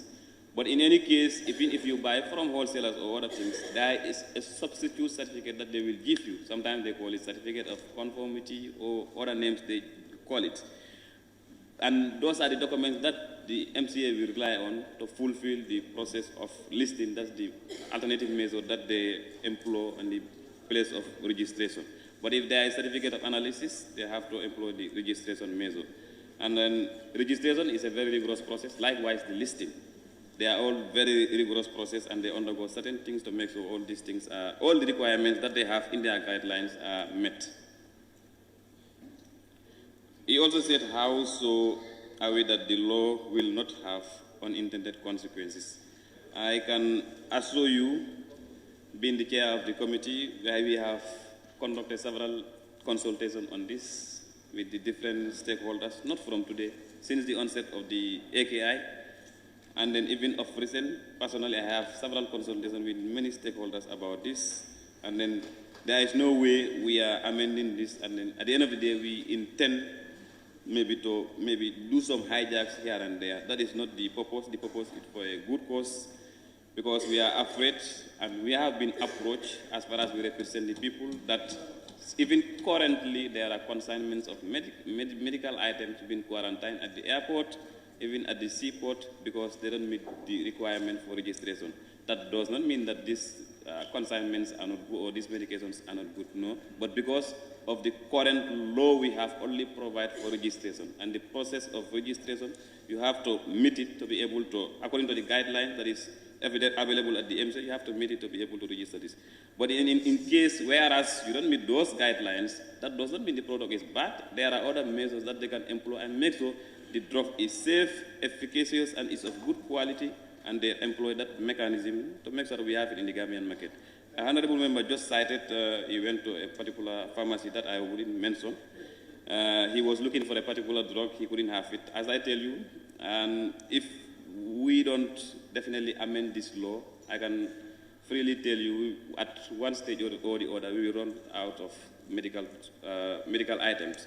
Because even hospitals, personally have started calling me, please help us so that we can change some of this provision for us to have medical, good and efficacious medicines. Because they import from other countries and they register, and once you cannot meet the criteria for registration, they have to employ other mechanisms. So in case that mechanism is not put in place and we insist on registration only, we risk lacking some of those medicines. He said, he also asked still on the member nominated member, was the amendment highlighted in the AKI report? That I will happily say, yes, it was highlighted in the AKI report. If you look at recommendation 13 in our report, we've highlighted that, and it was well captured, and it was definitely adopted by this very assembly.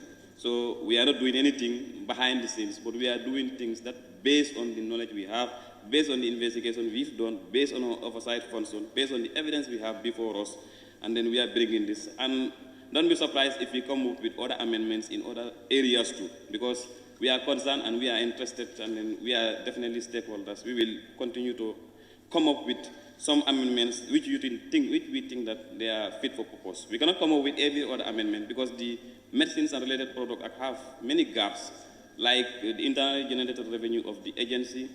As far as I know, it is lodged into an account. We've consulted them, but still there is no way out. It is lodged into the account, nobody has access to it, they only depends on their subvention and so on. And that it needs to be regulated in the Act. But that does not meet the criteria for a private member's bill. It can only come as a government bill. So we will engage the ministries. See how best they can come up with those amendments. And many other things that cannot meet the criteria for bringing a private member's bill. Because as far as you know, a private member's bill cannot come giving effect to charge in the consolidated revenue fund. We are limited to do that. And the Honorable Member for Fonyi Bintang Karanai, he also echoed on similar comments like the Honorable nominated member, and he is also advocating for traditional medicine. If you could recall, when the Pan-African Parliament report was late here, there was a resolution on traditional medicine, and I said this is a step in the right direction, and be assured a bill is under promulgation, that is the Medicines and Related, the Traditional Medicine Act 2023 is already under promulgation, and it will come to this very parliament very soon for enactment. Because as you said, coming from the provinces too, I know what are some of these traditional medicine, but it needs to be regulated. We can't just give a free pass to it. So that's why it is coming in a form of bill for us to regulate it better. So I think basically that's what I have, unless if I skip any other thing. Observation. Unless if I skip any other thing, please observation. Observation. Yes. Thank you very much, Chairman. I think you only skipped one question which I asked, which was about the Medicines and Related Products Act. Do you have any plans of overhauling it since many gaps were realized as per the Aki report? Thank you, Honorable. I think I did mention it. There are certain provisions in that Act that the committee cannot bring as a private member's bill, likewise any other national medicine member. But the consultation is ongoing, and the ministry is determined to bring in an amendment or even a total overhaul of the medical regime in the country to make sure they bring a bill, and then we sanitize whatever, we tighten whatever gap that is loose in some of this. It's not only that there are many other obsolete acts in the health system. So they all need to be reviewed and then bring here for enactment. But as far as I am concerned, we are limited in that, so we can only do the advocacy through the ministry for them to bring it. So basically that's what I have, and then in the absence of any other thing, I want to thank everybody, especially honorable members, and equally want to thank the two leaders of the parliament, that's the majority leader, the minority leader, who have been very supportive, who have been definitely very understanding too. Likewise, the office of the clerk, I definitely have to thank you, and then I want to upload the legal office of the clerk, because once I conceived, did my research, send it to them. They have been going up and down. Even late night, they will call me to maybe tighten here and there. We are definitely blessed that we have the brains here now, in-house. Whosoever is interested to bring a private member's bill, just consult them, and they will do the needful. So definitely, Office of the Clerk, congratulations, and thank you so much. We are grateful. Thank you very much. Thank you very much. Honorable members, it has been moved and seconded that the bill entitled Medicines and Related Products Amendment Bill 2023 be read a second time. Those in favor, please say aye. Those not in favor, please say no. The ayes have it.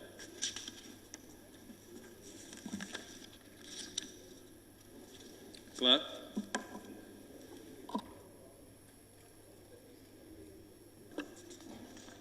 Thank you. Motion. Be it resolved. Clerk.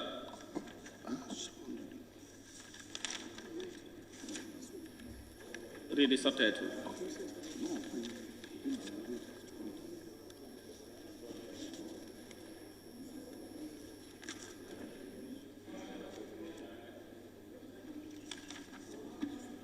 Bill. Second reading of the Medicines and Related Products Amendment Bill 2023.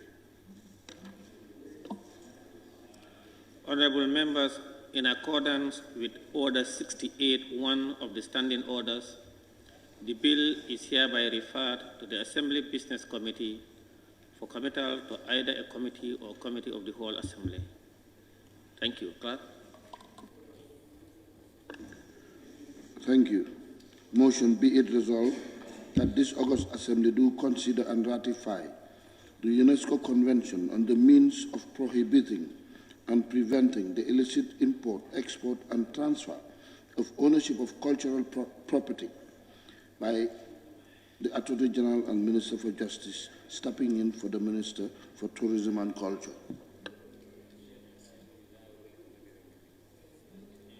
When is the majority? The Honorable Attorney General.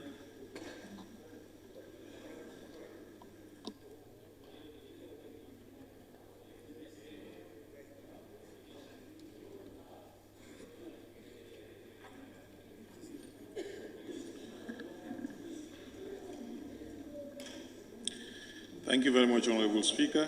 I respectfully move that the 1970 UNESCO Convention on the means of prohibition and prevention or preventing the illicit import, export, and transfer of ownership of cultural properties be ratified by this August Assembly. Introduction: the Gambia has many of its cultural heritage outside of the Gambia in Western museums. This is because of the colonial experience when colonial officials looted and or illicitly removed objects of spiritual, religious, cultural, or natural heritage as war booty or merely seized to satisfy their curiosity and collectors' habits. When Musa Molo, king of Fuladu, was arrested and exiled to Sierra Leone in 1919, his collection of jujus, guns, and ostrich were confiscated. Most found themselves in the hands of British Museum or private collectors. For the Sidlas war drum, or tabala, was seized and taken to UK in 1893, when the Emir of Combo was deposed and exiled to St. Louis in the present-day Senegal. Cultural objects were looted by British soldiers and officials from the Sankandi and Bateling in 1901, and from Salikenye following punitive expedition by British soldiers in 1894. In his memoir, Captain Huntley, who was governor of the Gambia in 1841, said local drums and string instruments seized from griots in Batos were taken to the British Museum in 1842. Indeed, from almost every Gambian constituency, cultural objects have been taken away from and are found in Western museums, including the British Museum. In 2018, the French President Macron initiated a task force to look into the issue of African cultural objects found in Western museums and collectors. The Savoy Sarr report, named after two experts, Féolin Sarr and Benedict Savoy, who undertook the research, has listed 35 objects from the Gambia found in the Musée de Croix Blanly in Paris alone. This is an indication of the huge amounts of Gambian heritage lodged in foreign hands. The Gambia should therefore ratify this UNESCO 1970 convention before you, the honorable members, for the following reasons. 1. As we speak, there is a groundswell of efforts in the ECOWAS space for the restitution of cultural goods illegally taken outside of Africa, mostly during colonial rule. ECOWAS Heads of State Summit in 2019 ratified the ECOWAS 2019-2023 Action Plan on Restitution and appointed His Excellency P. Talon, President of Benin, as ECOWAS champion for restitution. Benin has so far worked out diplomatic agreements with France, and 23 objects taken out of Dalme Kingdom in 1890s have been restituted. Nigeria had hundreds of Benin bronzes restituted.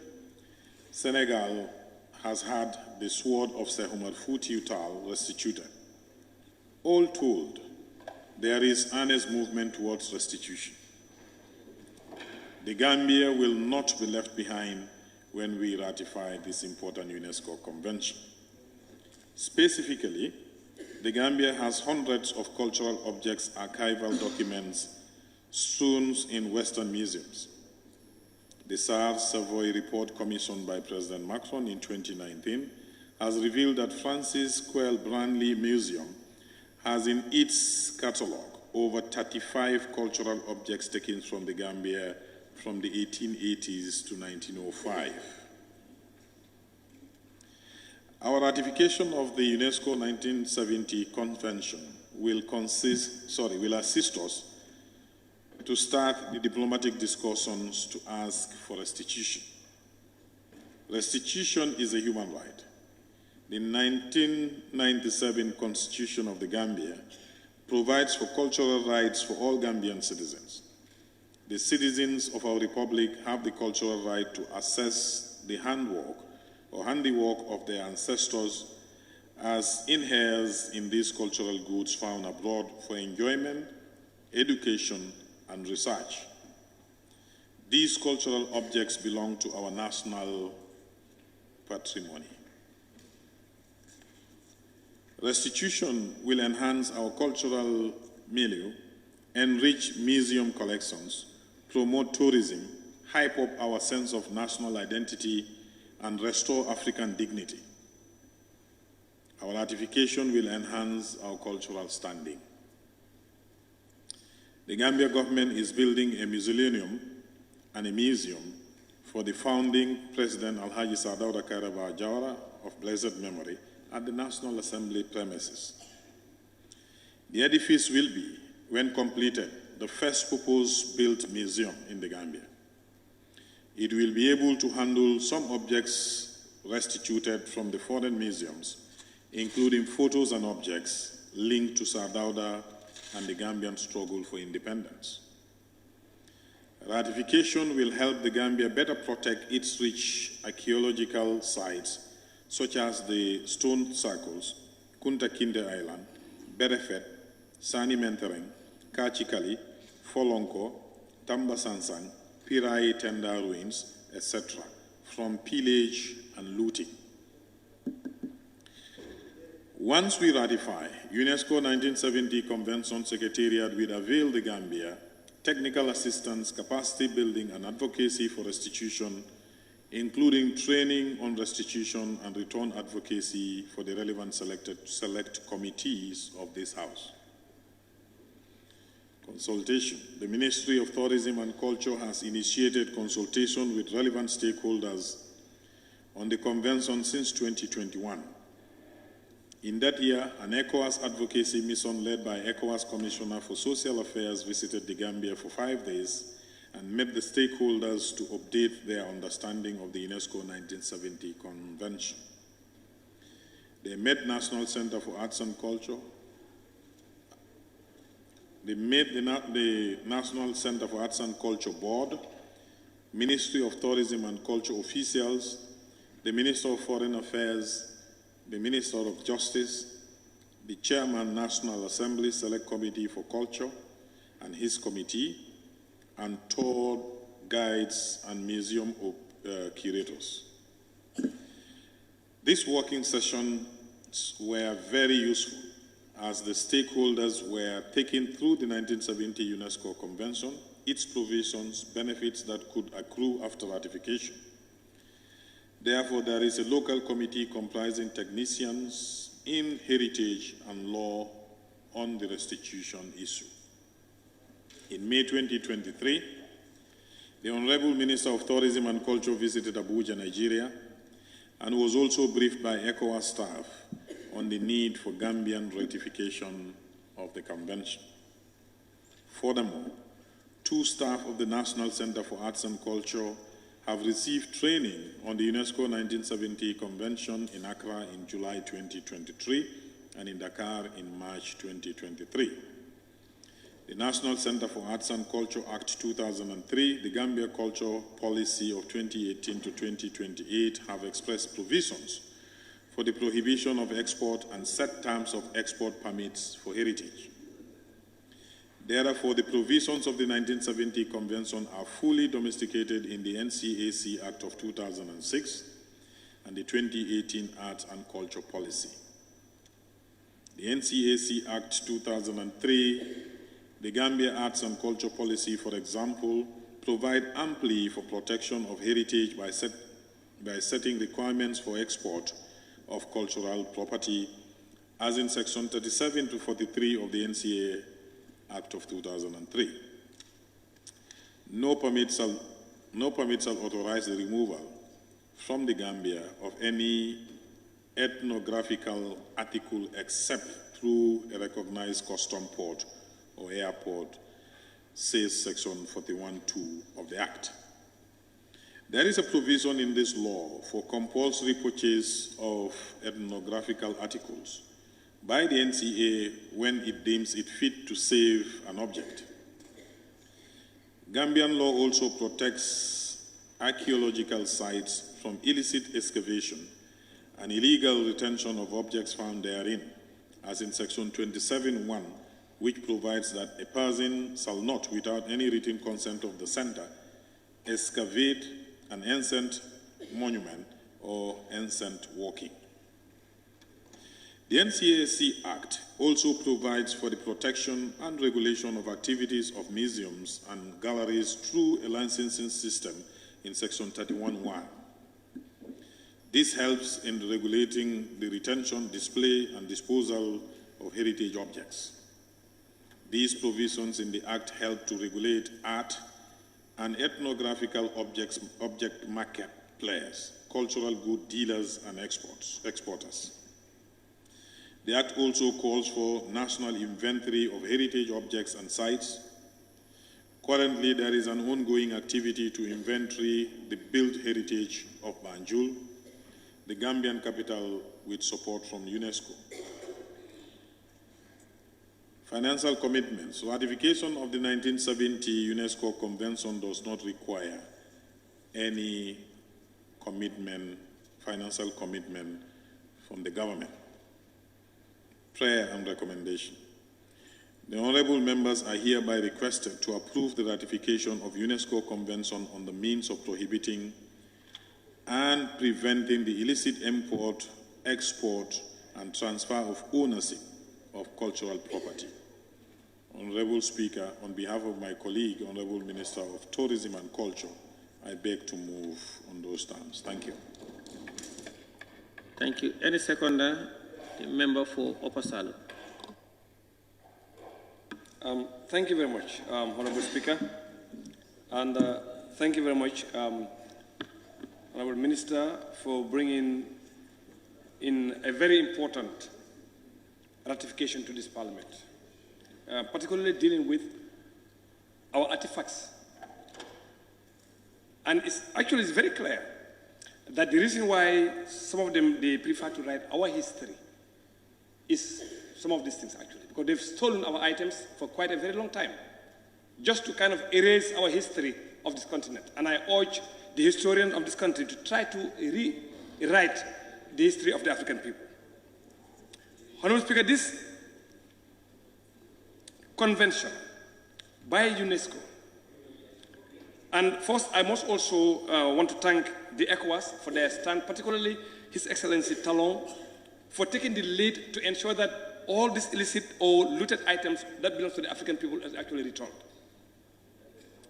But I think I may even further go and state that these artifacts actually have been making millions for them in their museums or in museums across the world, particularly in the British. I think the President, Talon, who's been tasked to oversee, must also start to work on refunding monies that were earned by these museums for things they stole from the African continent. They need to start to work on those. Now, if you have the opportunity to visit some of these museums, you realize a lot of history is being kept. Again, they're trying to erase the history of the African people for their own selfish interest. This ratification, I think, is important. And I think it cannot come at a better time when Africa is trying to be itself for quite a very long time. I know for now they've only seen maybe 35 objects for now. And I think we must do all what we can as a parliament to ratify so that the president actually can complete the process so that we can bring back artifacts that belong to the Gambia. These artifacts are actually important because if you talk about, Fode Silla or Musa Mola and among others, what they have done for this country in terms of resisting, particularly our culture and also Islamic beliefs. So I think it's important that we start to celebrate them. We need to bring these artifacts where we can house them and to be able to teach our own children what they have done for this particular country. And, Honorable Speaker, I think it's also quite important to also state that this parliament must be able to stand and support the creation of a new museum for the National Council of Arts and Culture. We need to have that. These artifacts must have a home. These artifacts must have, in fact, a well-furnished home. You go to the National Museum now, everybody knows exactly where it is. But it is so small. And we need to support the ministry and support the NCAC to ensure we build a very formidable home for these artifacts so that people can go and visit. Students can go and visit. The tourists can actually go and visit to see exactly what the Gambians actually have done for the past few years. Again, I think it's really very straightforward because it has not contravened the sovereignty of the country and there's no financial implications. And these are the two very fundamental issues that we need to look at as a parliament. So I want to thank the minister for bringing such a ratification to the parliament, and I don't think there will be any issues on this. But I must urge also the members of parliament to, particularly the Committee on Tourism, to work with the stakeholders to ensure we support the building of a very, very, very good home for these artifacts, together with other artifacts we have in this country. We must preserve our history, and we must rewrite our own history. We must not depend on people outside this Gambia or outside this Africa to write our own history. I want to thank you, and I want to support this motion. Thank you. Thank you very much, Honourable Member, for seconding the motion. I now put the question. It has been moved and seconded that this Honourable Assembly do consider the UNESCO Convention on the means of prohibiting and preventing the illicit import, export, and transfer of ownership of cultural property. Those in favor, please say aye. Those not in favor, please say no. The ayes have it. Honourable Majority Leader, you wanted to say something before the... We just want to apologize to the entire House. The dinner is not provided. So as a result of procurement issues, it was late, and then I also apologize and want to sincerely apologize on his behalf. And we will thank you so much for your understanding. If you can sort the intervention. Minority Leader and Member for Brikama North. No?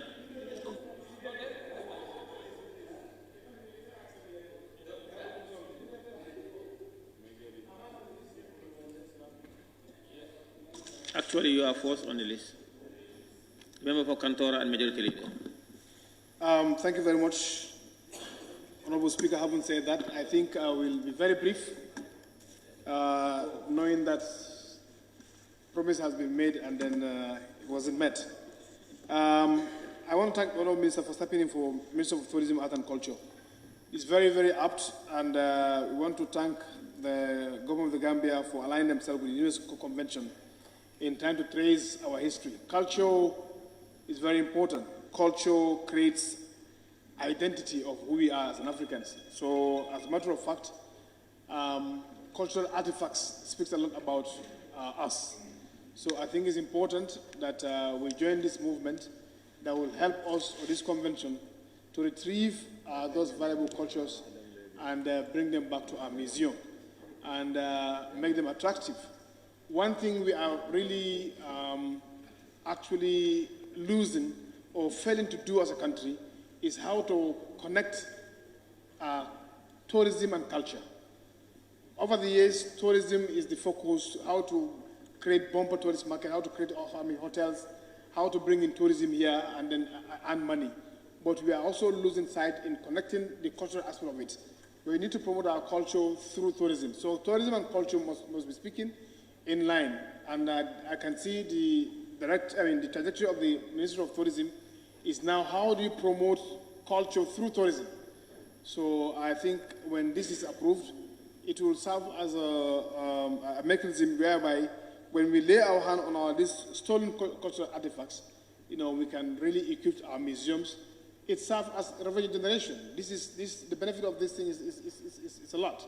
So not only bringing tourism, enjoying our sunshine, our beaches, and go back. You need to attract them by creating that cultural artifacts, that museums, taking them to up countries, ecotourism, and co. So I think without wasting more time, we are in support of this bill, and then we want to avail the entire Parliament to really support this bill at the soonest possible time. Thank you so much.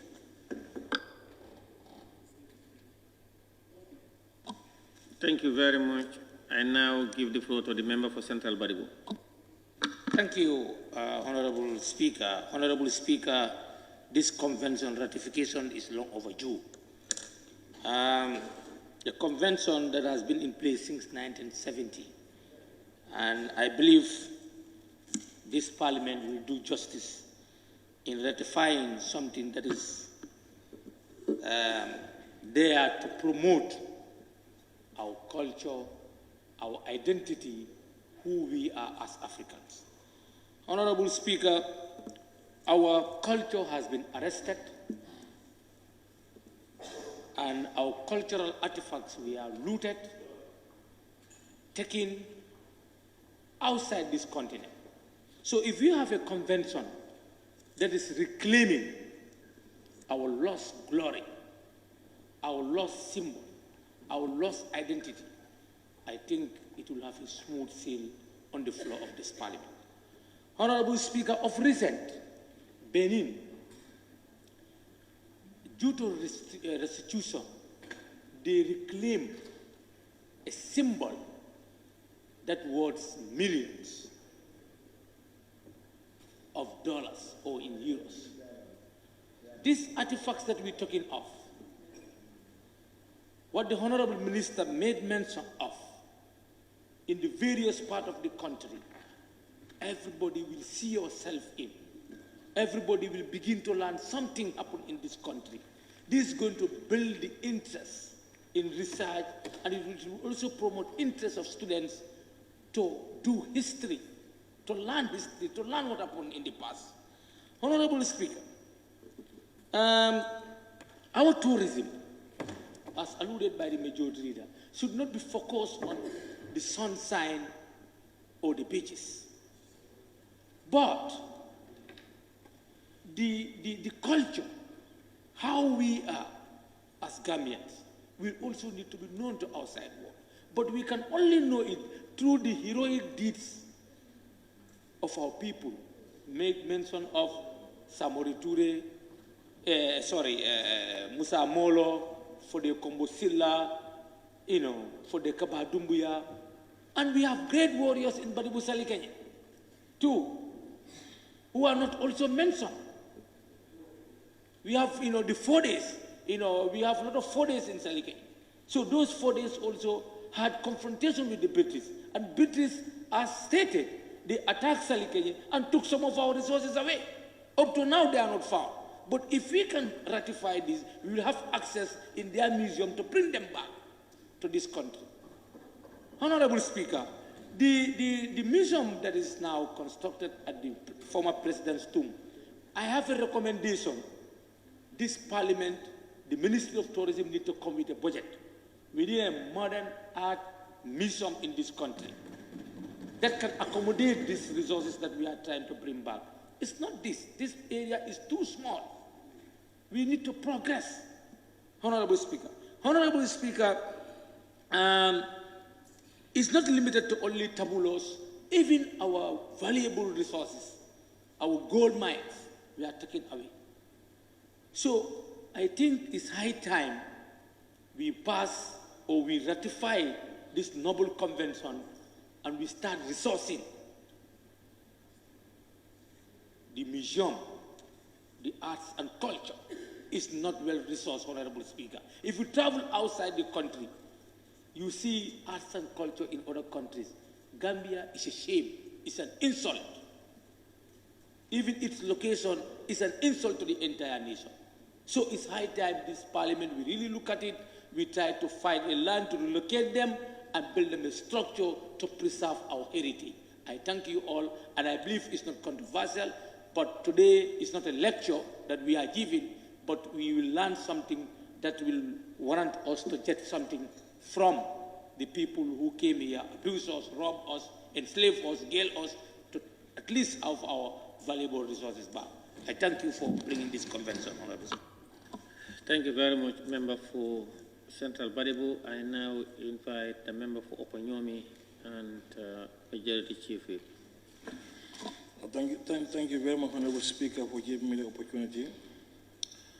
Honorable Speaker, I just thank the Minister for stepping in for the Minister of Tourism in order to lay this motion before the members. Honorable Speaker, the motion before us is to ratify prohibition and prevention of illicit import, export, and transfer of ownership of cultural properties. And this has been a convention since 1970. I don't know the reason why it's coming now. Because since 1970, there were parliaments that were existing in this country. Why bringing it now? So as it has been mentioned by the Honorable Member for Central Badibu, it's long overdue. So we should have had this ratified a long time ago. Honorable Speaker, when this bill is ratified, it's going to resuscitate our culture and our identity, no doubt. And it's going to rejuvenate our history and bring in appetite into our history as well. And the Honorable Minister mentioned about Kunta Kinte Island. There were objects that were stolen from that place. But like I can tell you that, Honorable Minister, the island is in dangerous situation and it needs to be restored. The island is being eroded by the sea. We have lost the original size, and day in, day out, it's getting eroded. And we have been talking, advocating for it to be reclaimed to its normal size, so that the future generation coming can benefit from what has been transpiring in that island. So I think and I hope that when these items are recovered, and the proceed has been mentioned by Honorable Member for Upper Salem, these items have been, bringing a lot of money for those people who have stolen them from us, the British and the French. This should also come up with a compensation mechanism for making us losing a lot of millions of dollars or pounds or whatsoever. And when those monies are available to us, it should be used to develop those historical places that have been mentioned in your motion. And therefore, in order not to take the more time of the Assembly, thank you so much for laying this particular motion before us, and I urge members to support it. Please, thank you so much. Thank you very much, Honorable Member. I now invite the member for Talending Kunjang.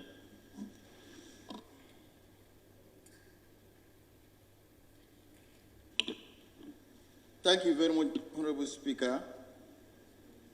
They say better late than never. Members are decrying the lateness of the better late than never. It is very important for Gambia to be part of this treaty, for the National Assembly to ratify this treaty. Hearing from the mover of the motion, I'm going through a few clauses that I had the opportunity to look at just now.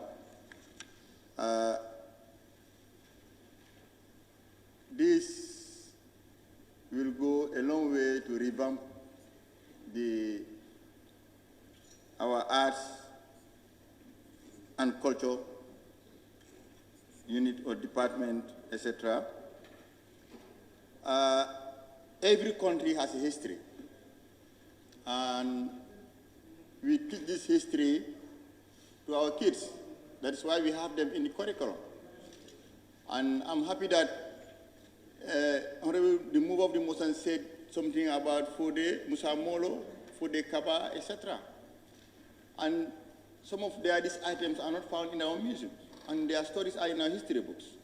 And there are so many literature in our history books that could have been very enriching had the artifacts been available somewhere for the people to see. But they're not there.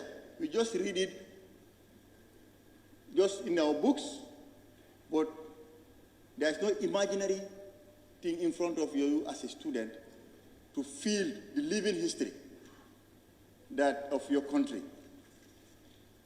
And this is missing. That's why even the love of history as a subject, it cannot be promoted, cannot be enriched in the schools. When the artifacts that should help it are missing. Before I forget, I did drums up a question in my mind. I don't know, the mover of the motion might not be in a position to ask it, but the technician is behind there, I don't know. Is the Gambia in position of an inventory, some sort of all these potential artifacts that might have been stolen, or we might have missed in some sort?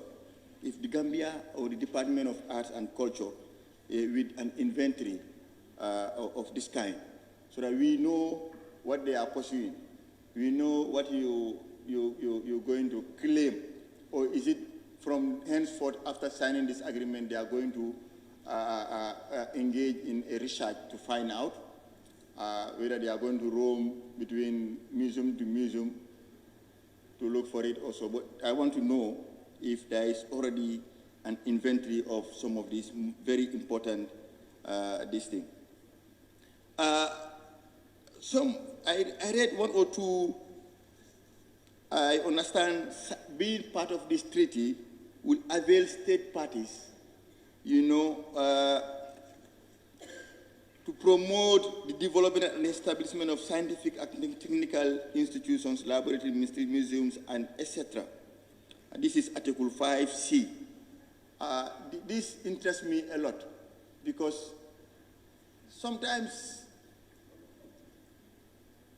these museums, developed countries, have developed scientifically to enrich some of these scientific artifacts they have discovered.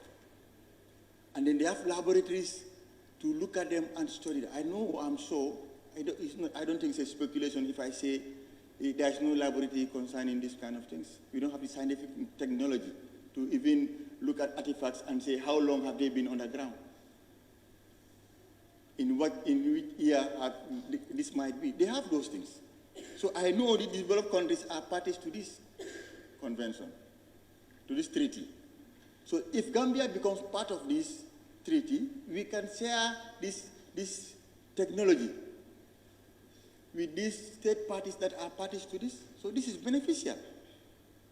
And also, I see supervision of archaeological excavations. I don't think this is taking place in the Gambia, but we could have places where if we dig further, old settlements, we can have, you know, a lot of enriching artifacts that tells us past generations that this country has gone through. So if some of these things we've never explored them, this agreement is going to expose us to those things. So I think generally I give my total support to the ratification of this treaty, and I hope, like previous members have said, what is more fundamental about this retrieving some of these stolen or lost artifacts is, if you bring them, where will you keep them?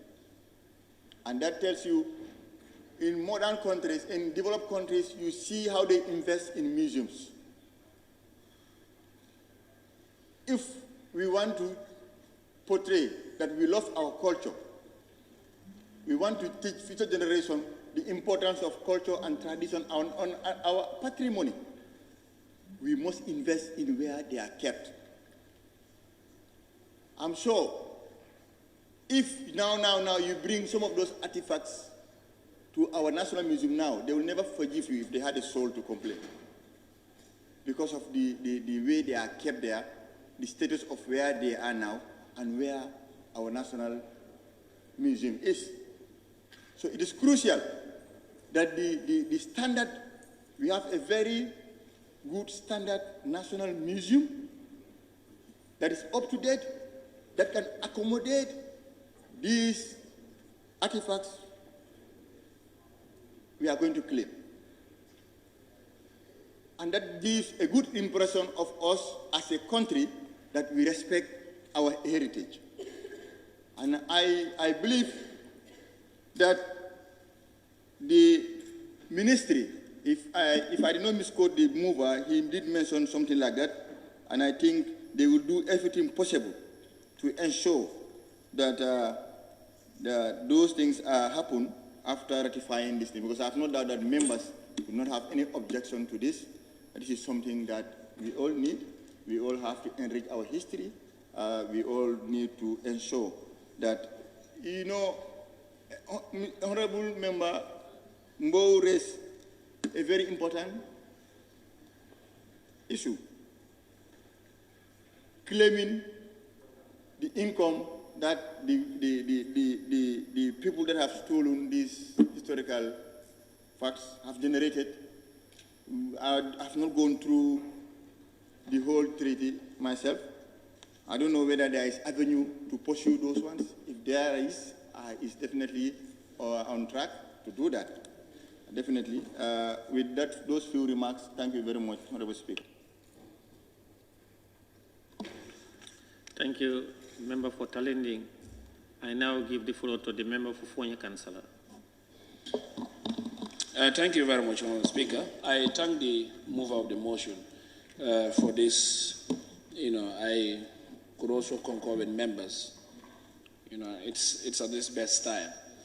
You know, my issue with this is, we know the UNESCO Convention is in line and is for the best interests of us claiming our ownership.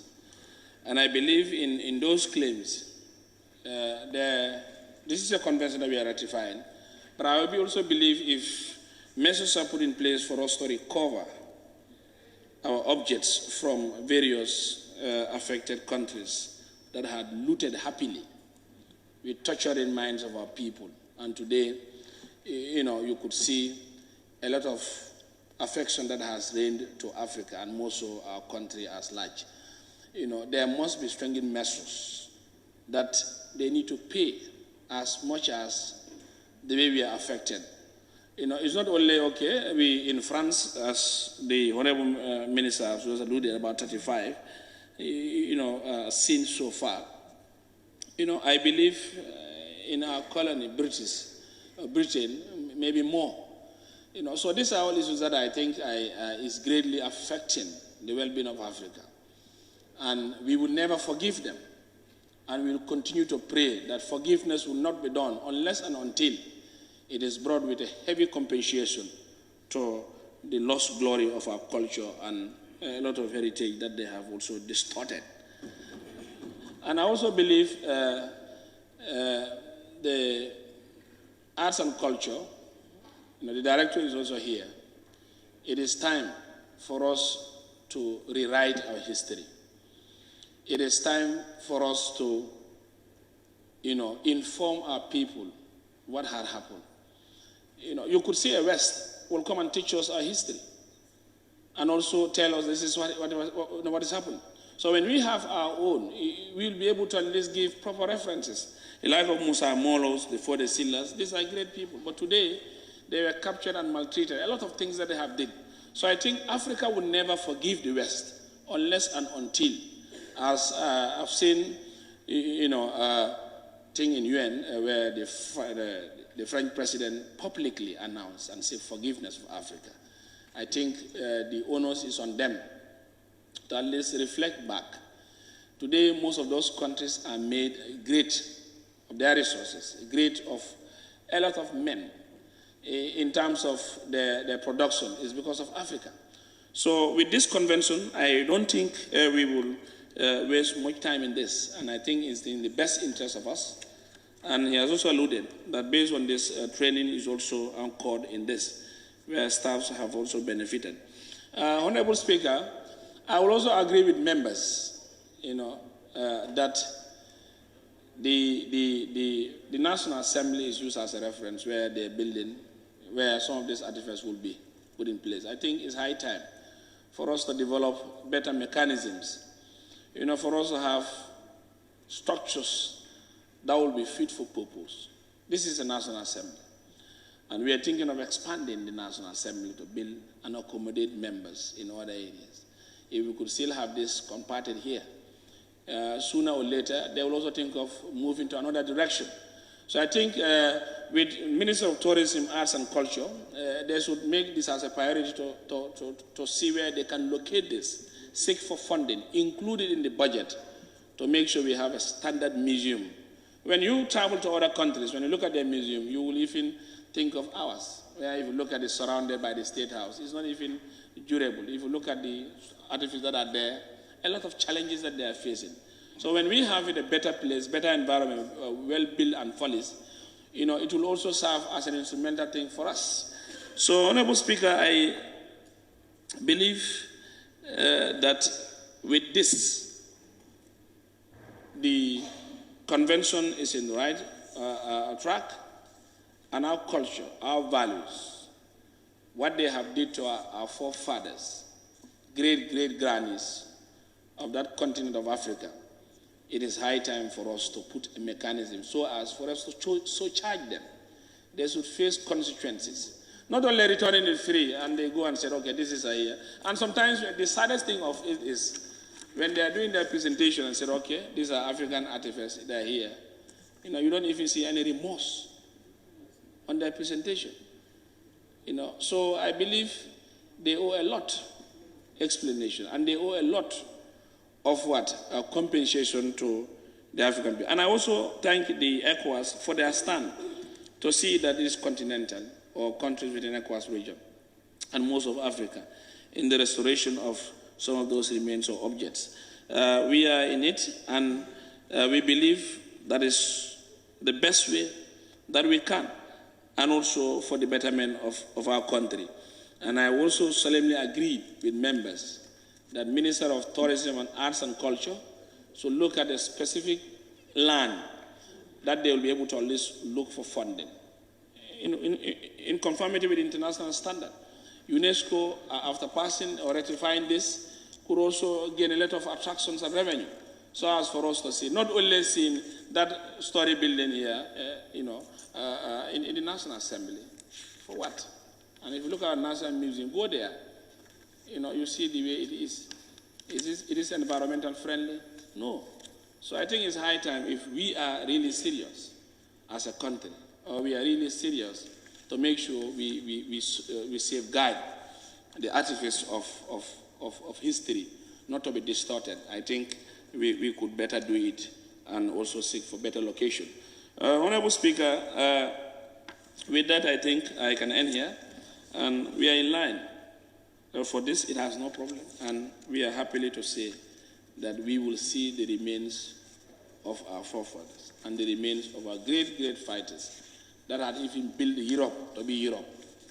And today, they are even happy. And they've also used those materials, expired, and they have gained a lot of revenue. So I think we could also be backdating in terms of asking for dues. When was it taken? We can calculate periodically, yearly, and so that we surcharge them for the failure to loot our resources happily and maltreat our forefathers for only their benefit. You know, it's sad. Look at the pre-colonial era or the history. You know, they sell mirrors for our people, tobacco, whatever, simply facts. You know, so it's really sad. So that's why we will not forgive them, the West. Either they know it or they don't know. We will never forgive them, and history will continue to narrate, and we are asking them to pay back all the defects that we have faced as a nation. Thank you. Thank you. I now give the floor to the member for Nyamina West.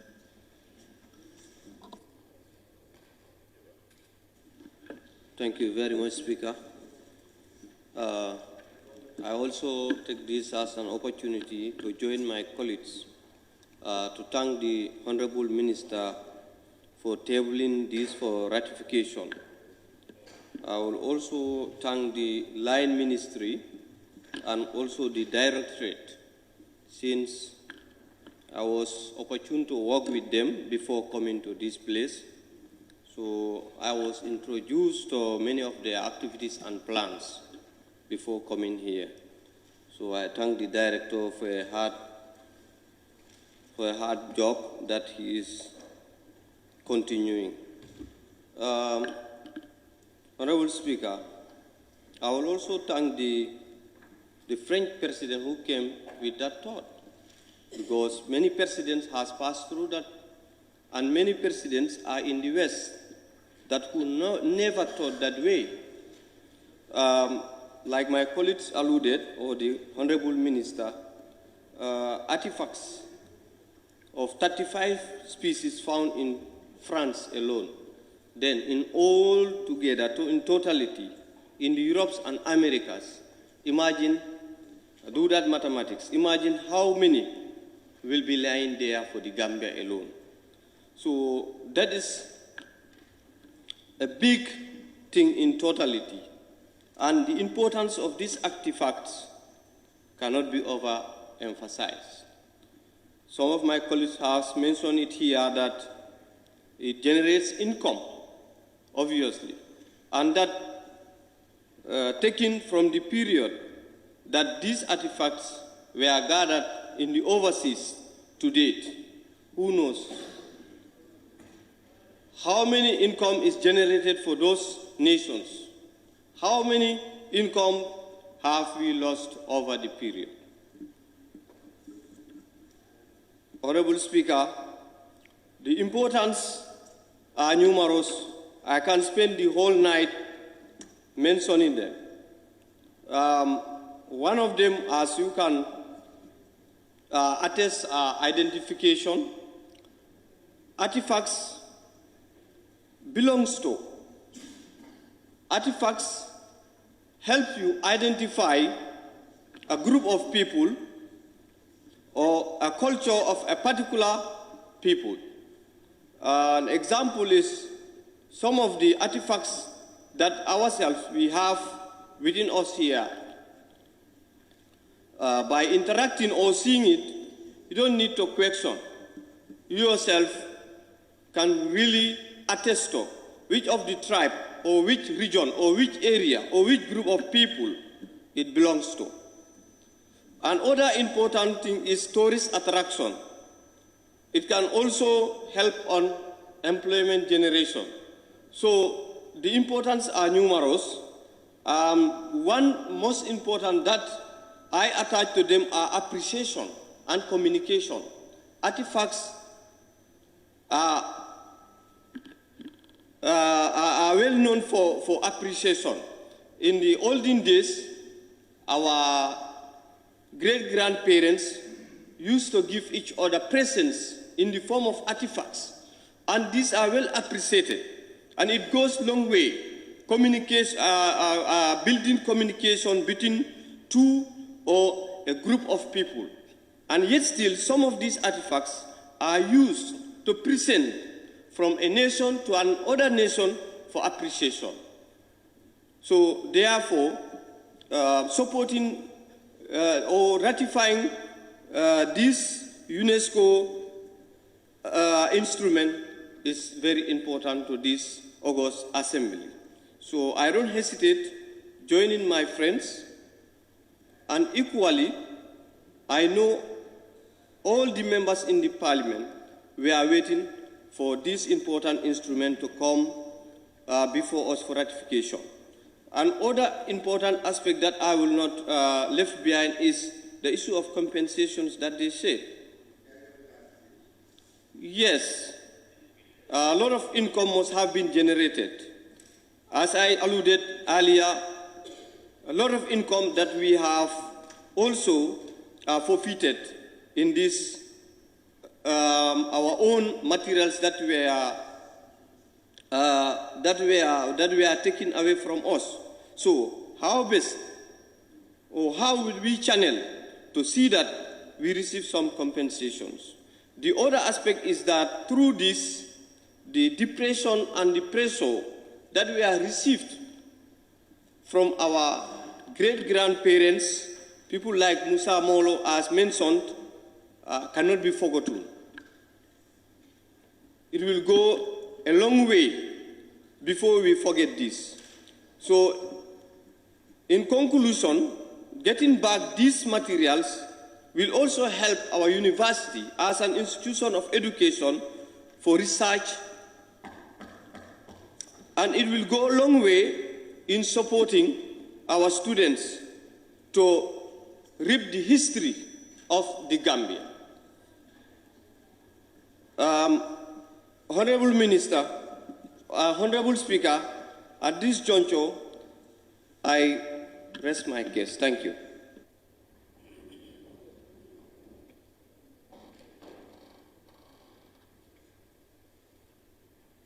Thank you very much, member for Nyamina West. I now give the floor to the member for Wuli East.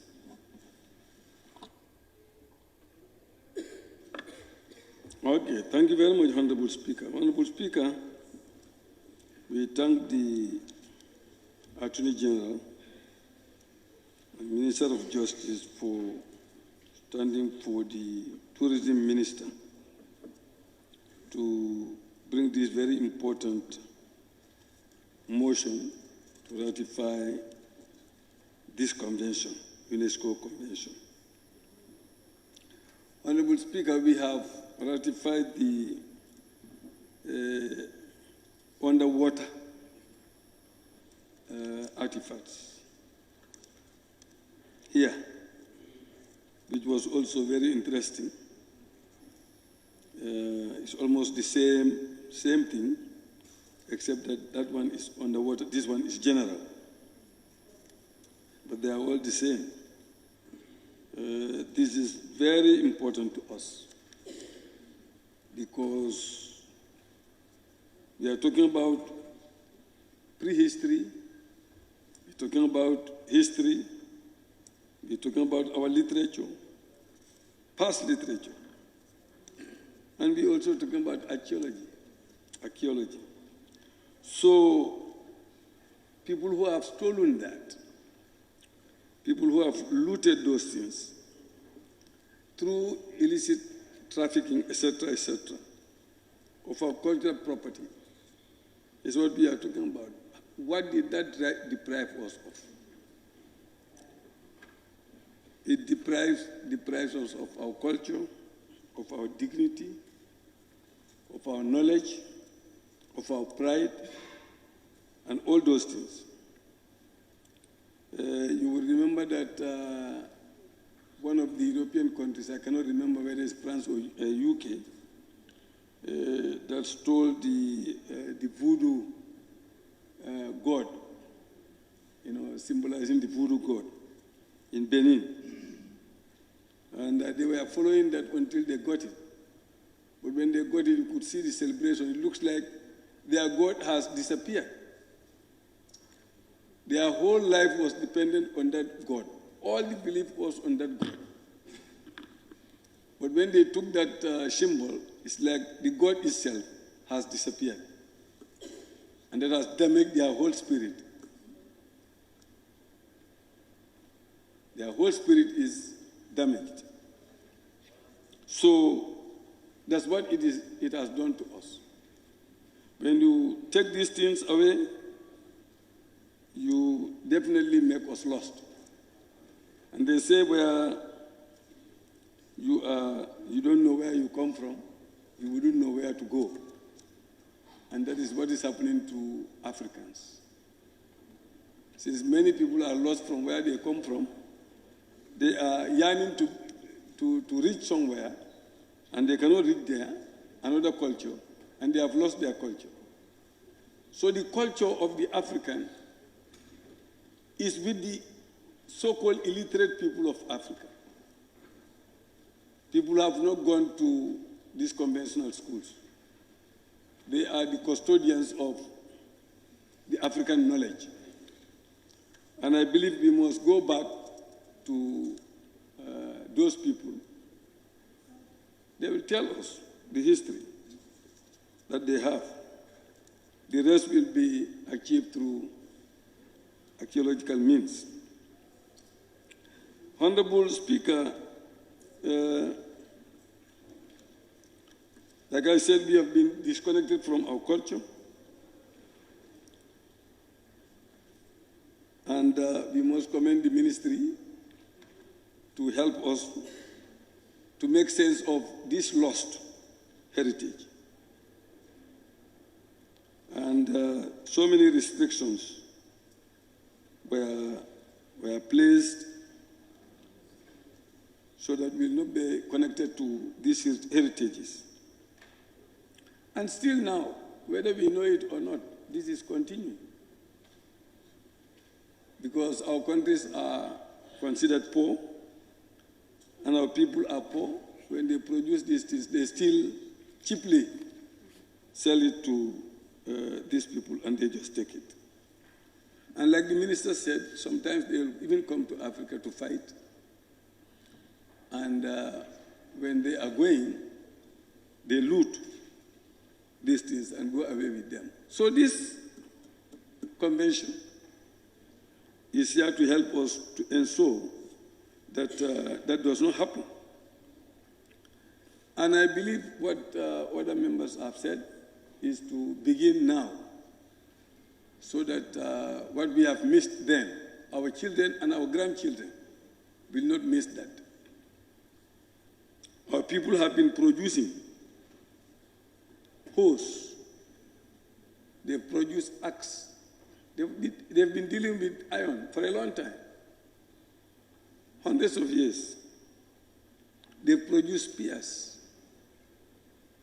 and so on and so forth. And some of those things are still with us. So before they all get lost, our blacksmiths had furnaces, tunkang. They were producing iron. They were turning iron into anything that they want to turn it into. Any tool that the society required, the blacksmiths would do this. And the people were entirely dependent on their own tools, their own materials to survive. And our people were also producing autography. Whether we know it or not, it's just got lost. They had their own writing. But all those things got lost until the Europeans come and even tell us that we don't have a civilization, which was a lie. We had civilization. They make all those things to disappear. Some of them were disappeared through disasters, others through wars, etc., etc. But we had all those things. So our history must be rewritten As I said, we must continue to collect those things and build durable museums and put all those artifacts back to ensure that our children do not lose the opportunity that we have lost. I know even now you have people who have written the Quran, translated the Quran into Mandinka, into Pla, into Wolof. And those manuscripts are still with them. If you go to my home, when the people are translating the Quran, they don't just stand up and translate. They will read the Arabic version and they will read the Mandinka version, and all that is written by them. And that is perfect. The way it is written is perfect. And those manuscripts have been written very long time ago. So we don't need to miss all those things. Our weaving materials are there. When I was young, I have never used, in my 5 years, the only cloth I have used was the khaki, going to school.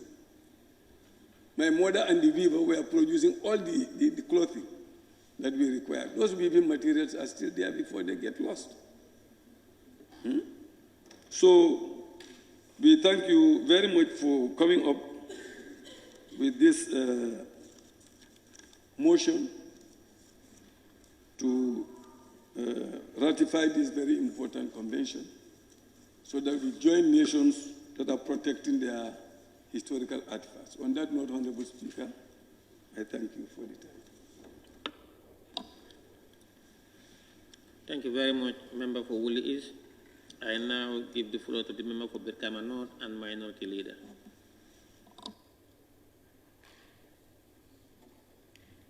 Thank you very much, Honorable Speaker. Honorable Speaker, the Minister made reference to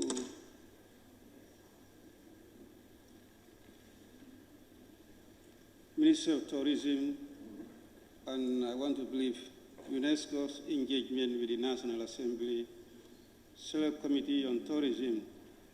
Precisely, this was about 2 years ago on this convention and other conventions as well.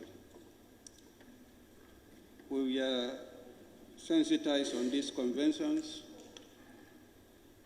and we gave them our blessing that the August Assembly will stand to ensure the conventions are ratified. One came, that was the underwater artifacts, as mentioned by Honorable Member for Woolly East. And today this other one came.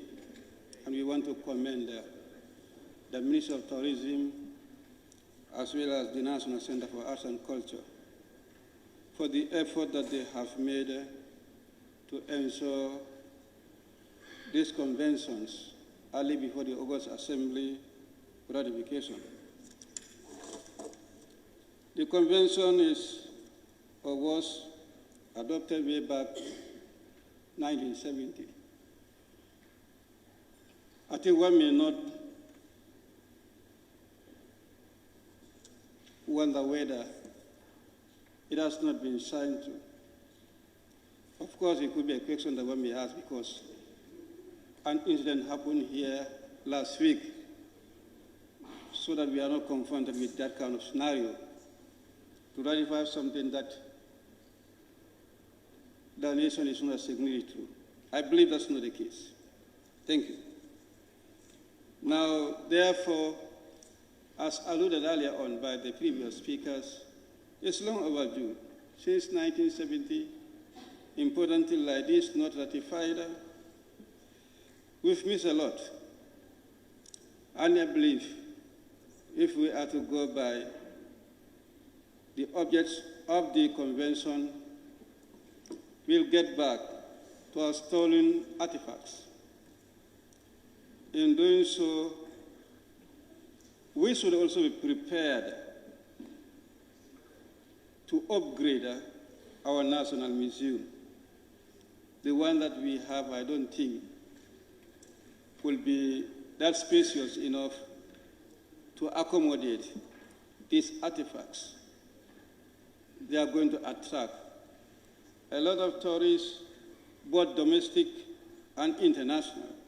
And therefore, Honorable Minister, we urge you to put into consideration the upgrading of our National Museum.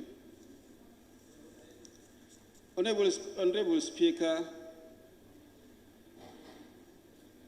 I want to recall when we were adopting the Underwater Convention, a lot of suggestions were advanced to the Minister. Minority, I'm not sure whether there is another session.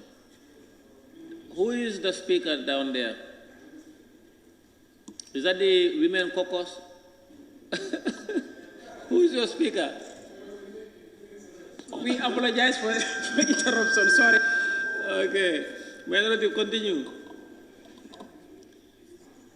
A lot of suggestions were advanced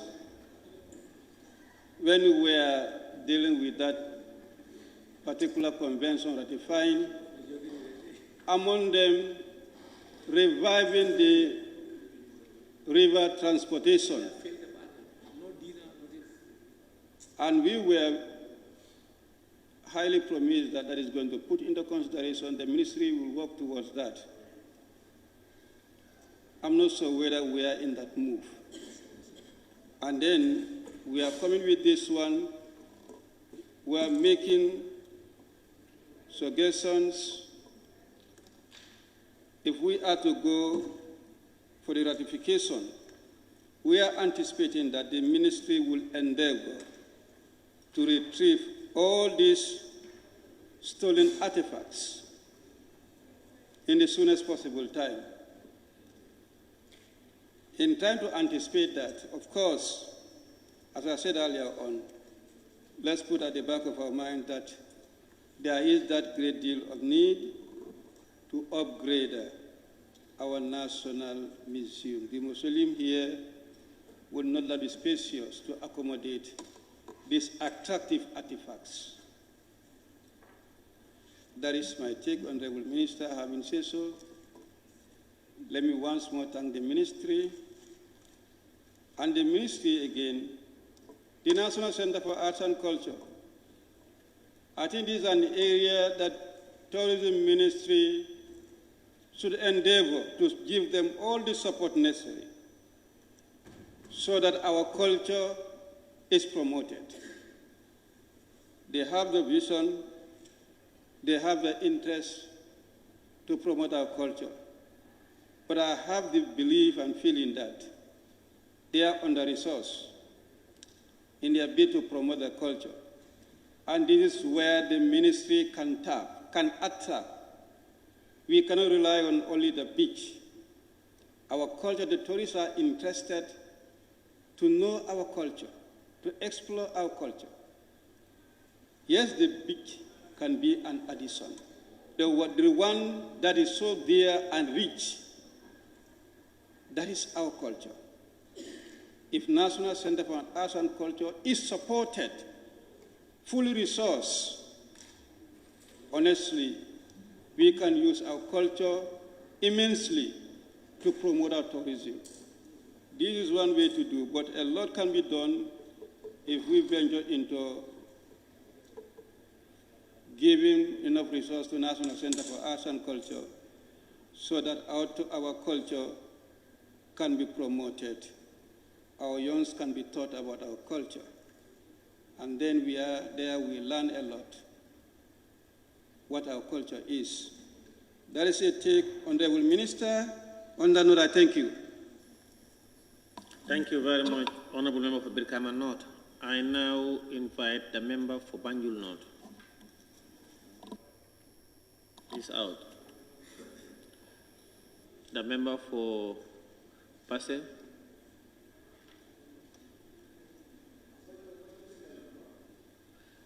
Are you also out? I'm going to jump you. All right. The member for Basse. Speaker, you made a mistake. It's Banjul Central, not Banjul North. You wrote Banjul North. It's a mistake from your end. He wasn't here all along. Okay. I'll come to you after Joshua. The member for Joshua. Bassey is out. I called him, he didn't take the floor. Member for Joshua, please, you have the floor. Honorable Speaker, he was rectifying you.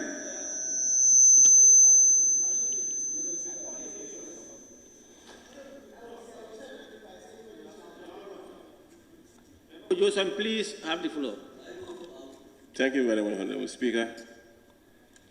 I also join my colleagues to thank the Honorable Minister for representing the Honorable Minister of Tourism. Honorable Speaker, I think I will start with the motion, just at the last point, and transfer of ownership of cultural properties. Transfer of ownership. Islamic microfinance is becoming an increasingly popular mechanism for poverty alleviation, especially for developing countries around the world. This microfinance service adheres to the principles of Islam as a form of social responsibility. Yona Islamic Microfinance is the Islamic microfinance of choice in the Gambia, trustworthy and reliable. At Yona Islamic Microfinance, we provide savings products, current accounts, financing products in conformity with Islam. In addition, Yona Islamic Microfinance also offers local and international remittances, takaful fund, management of zakat, management of awqaf, trading and investment, and building of strategic partnerships to bring financial services to the doorstep of the poor with donor projects, madrasas, youth organizations, women groups, and farmer organizations. Make a choice with Yona Islamic Microfinance today. For more information on Yona Islamic Microfinance, call 377-2151 or 9832-151 or visit Yona head office at Tipa Garage, Bakote, or visit any Yona branch located countrywide near you.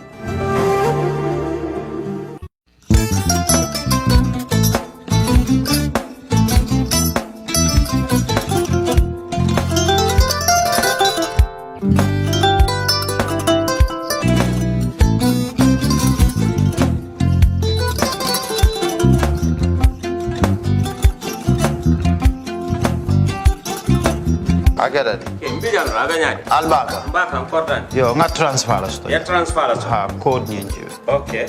Cosa? Nsila ID soto. Ah, sa soto. Sorry. Agada. Mbijan bro. Albaka. Mbaka. Bara alla service o tariya. Ah, bare mo ki janna nun kunu bara tariya. Ah, janno yona forest de bureau. Gambia tonkon na no mbali ya bere. Ha. Birim koyna fo kato. Bari si kodo kino kato nim fo bolong blabe ko. 56 branches mola soto Gambia jam. Ha? Ha. Gambia kono ani Gambia bantala bankol. Nko kodo kiya bere. Kodo sifa fo falindiro fo nyaadi lafta memmen na kodi to poto nin kodi maraw. Jannom number 1 ti nyonta. Andum fana nata anoda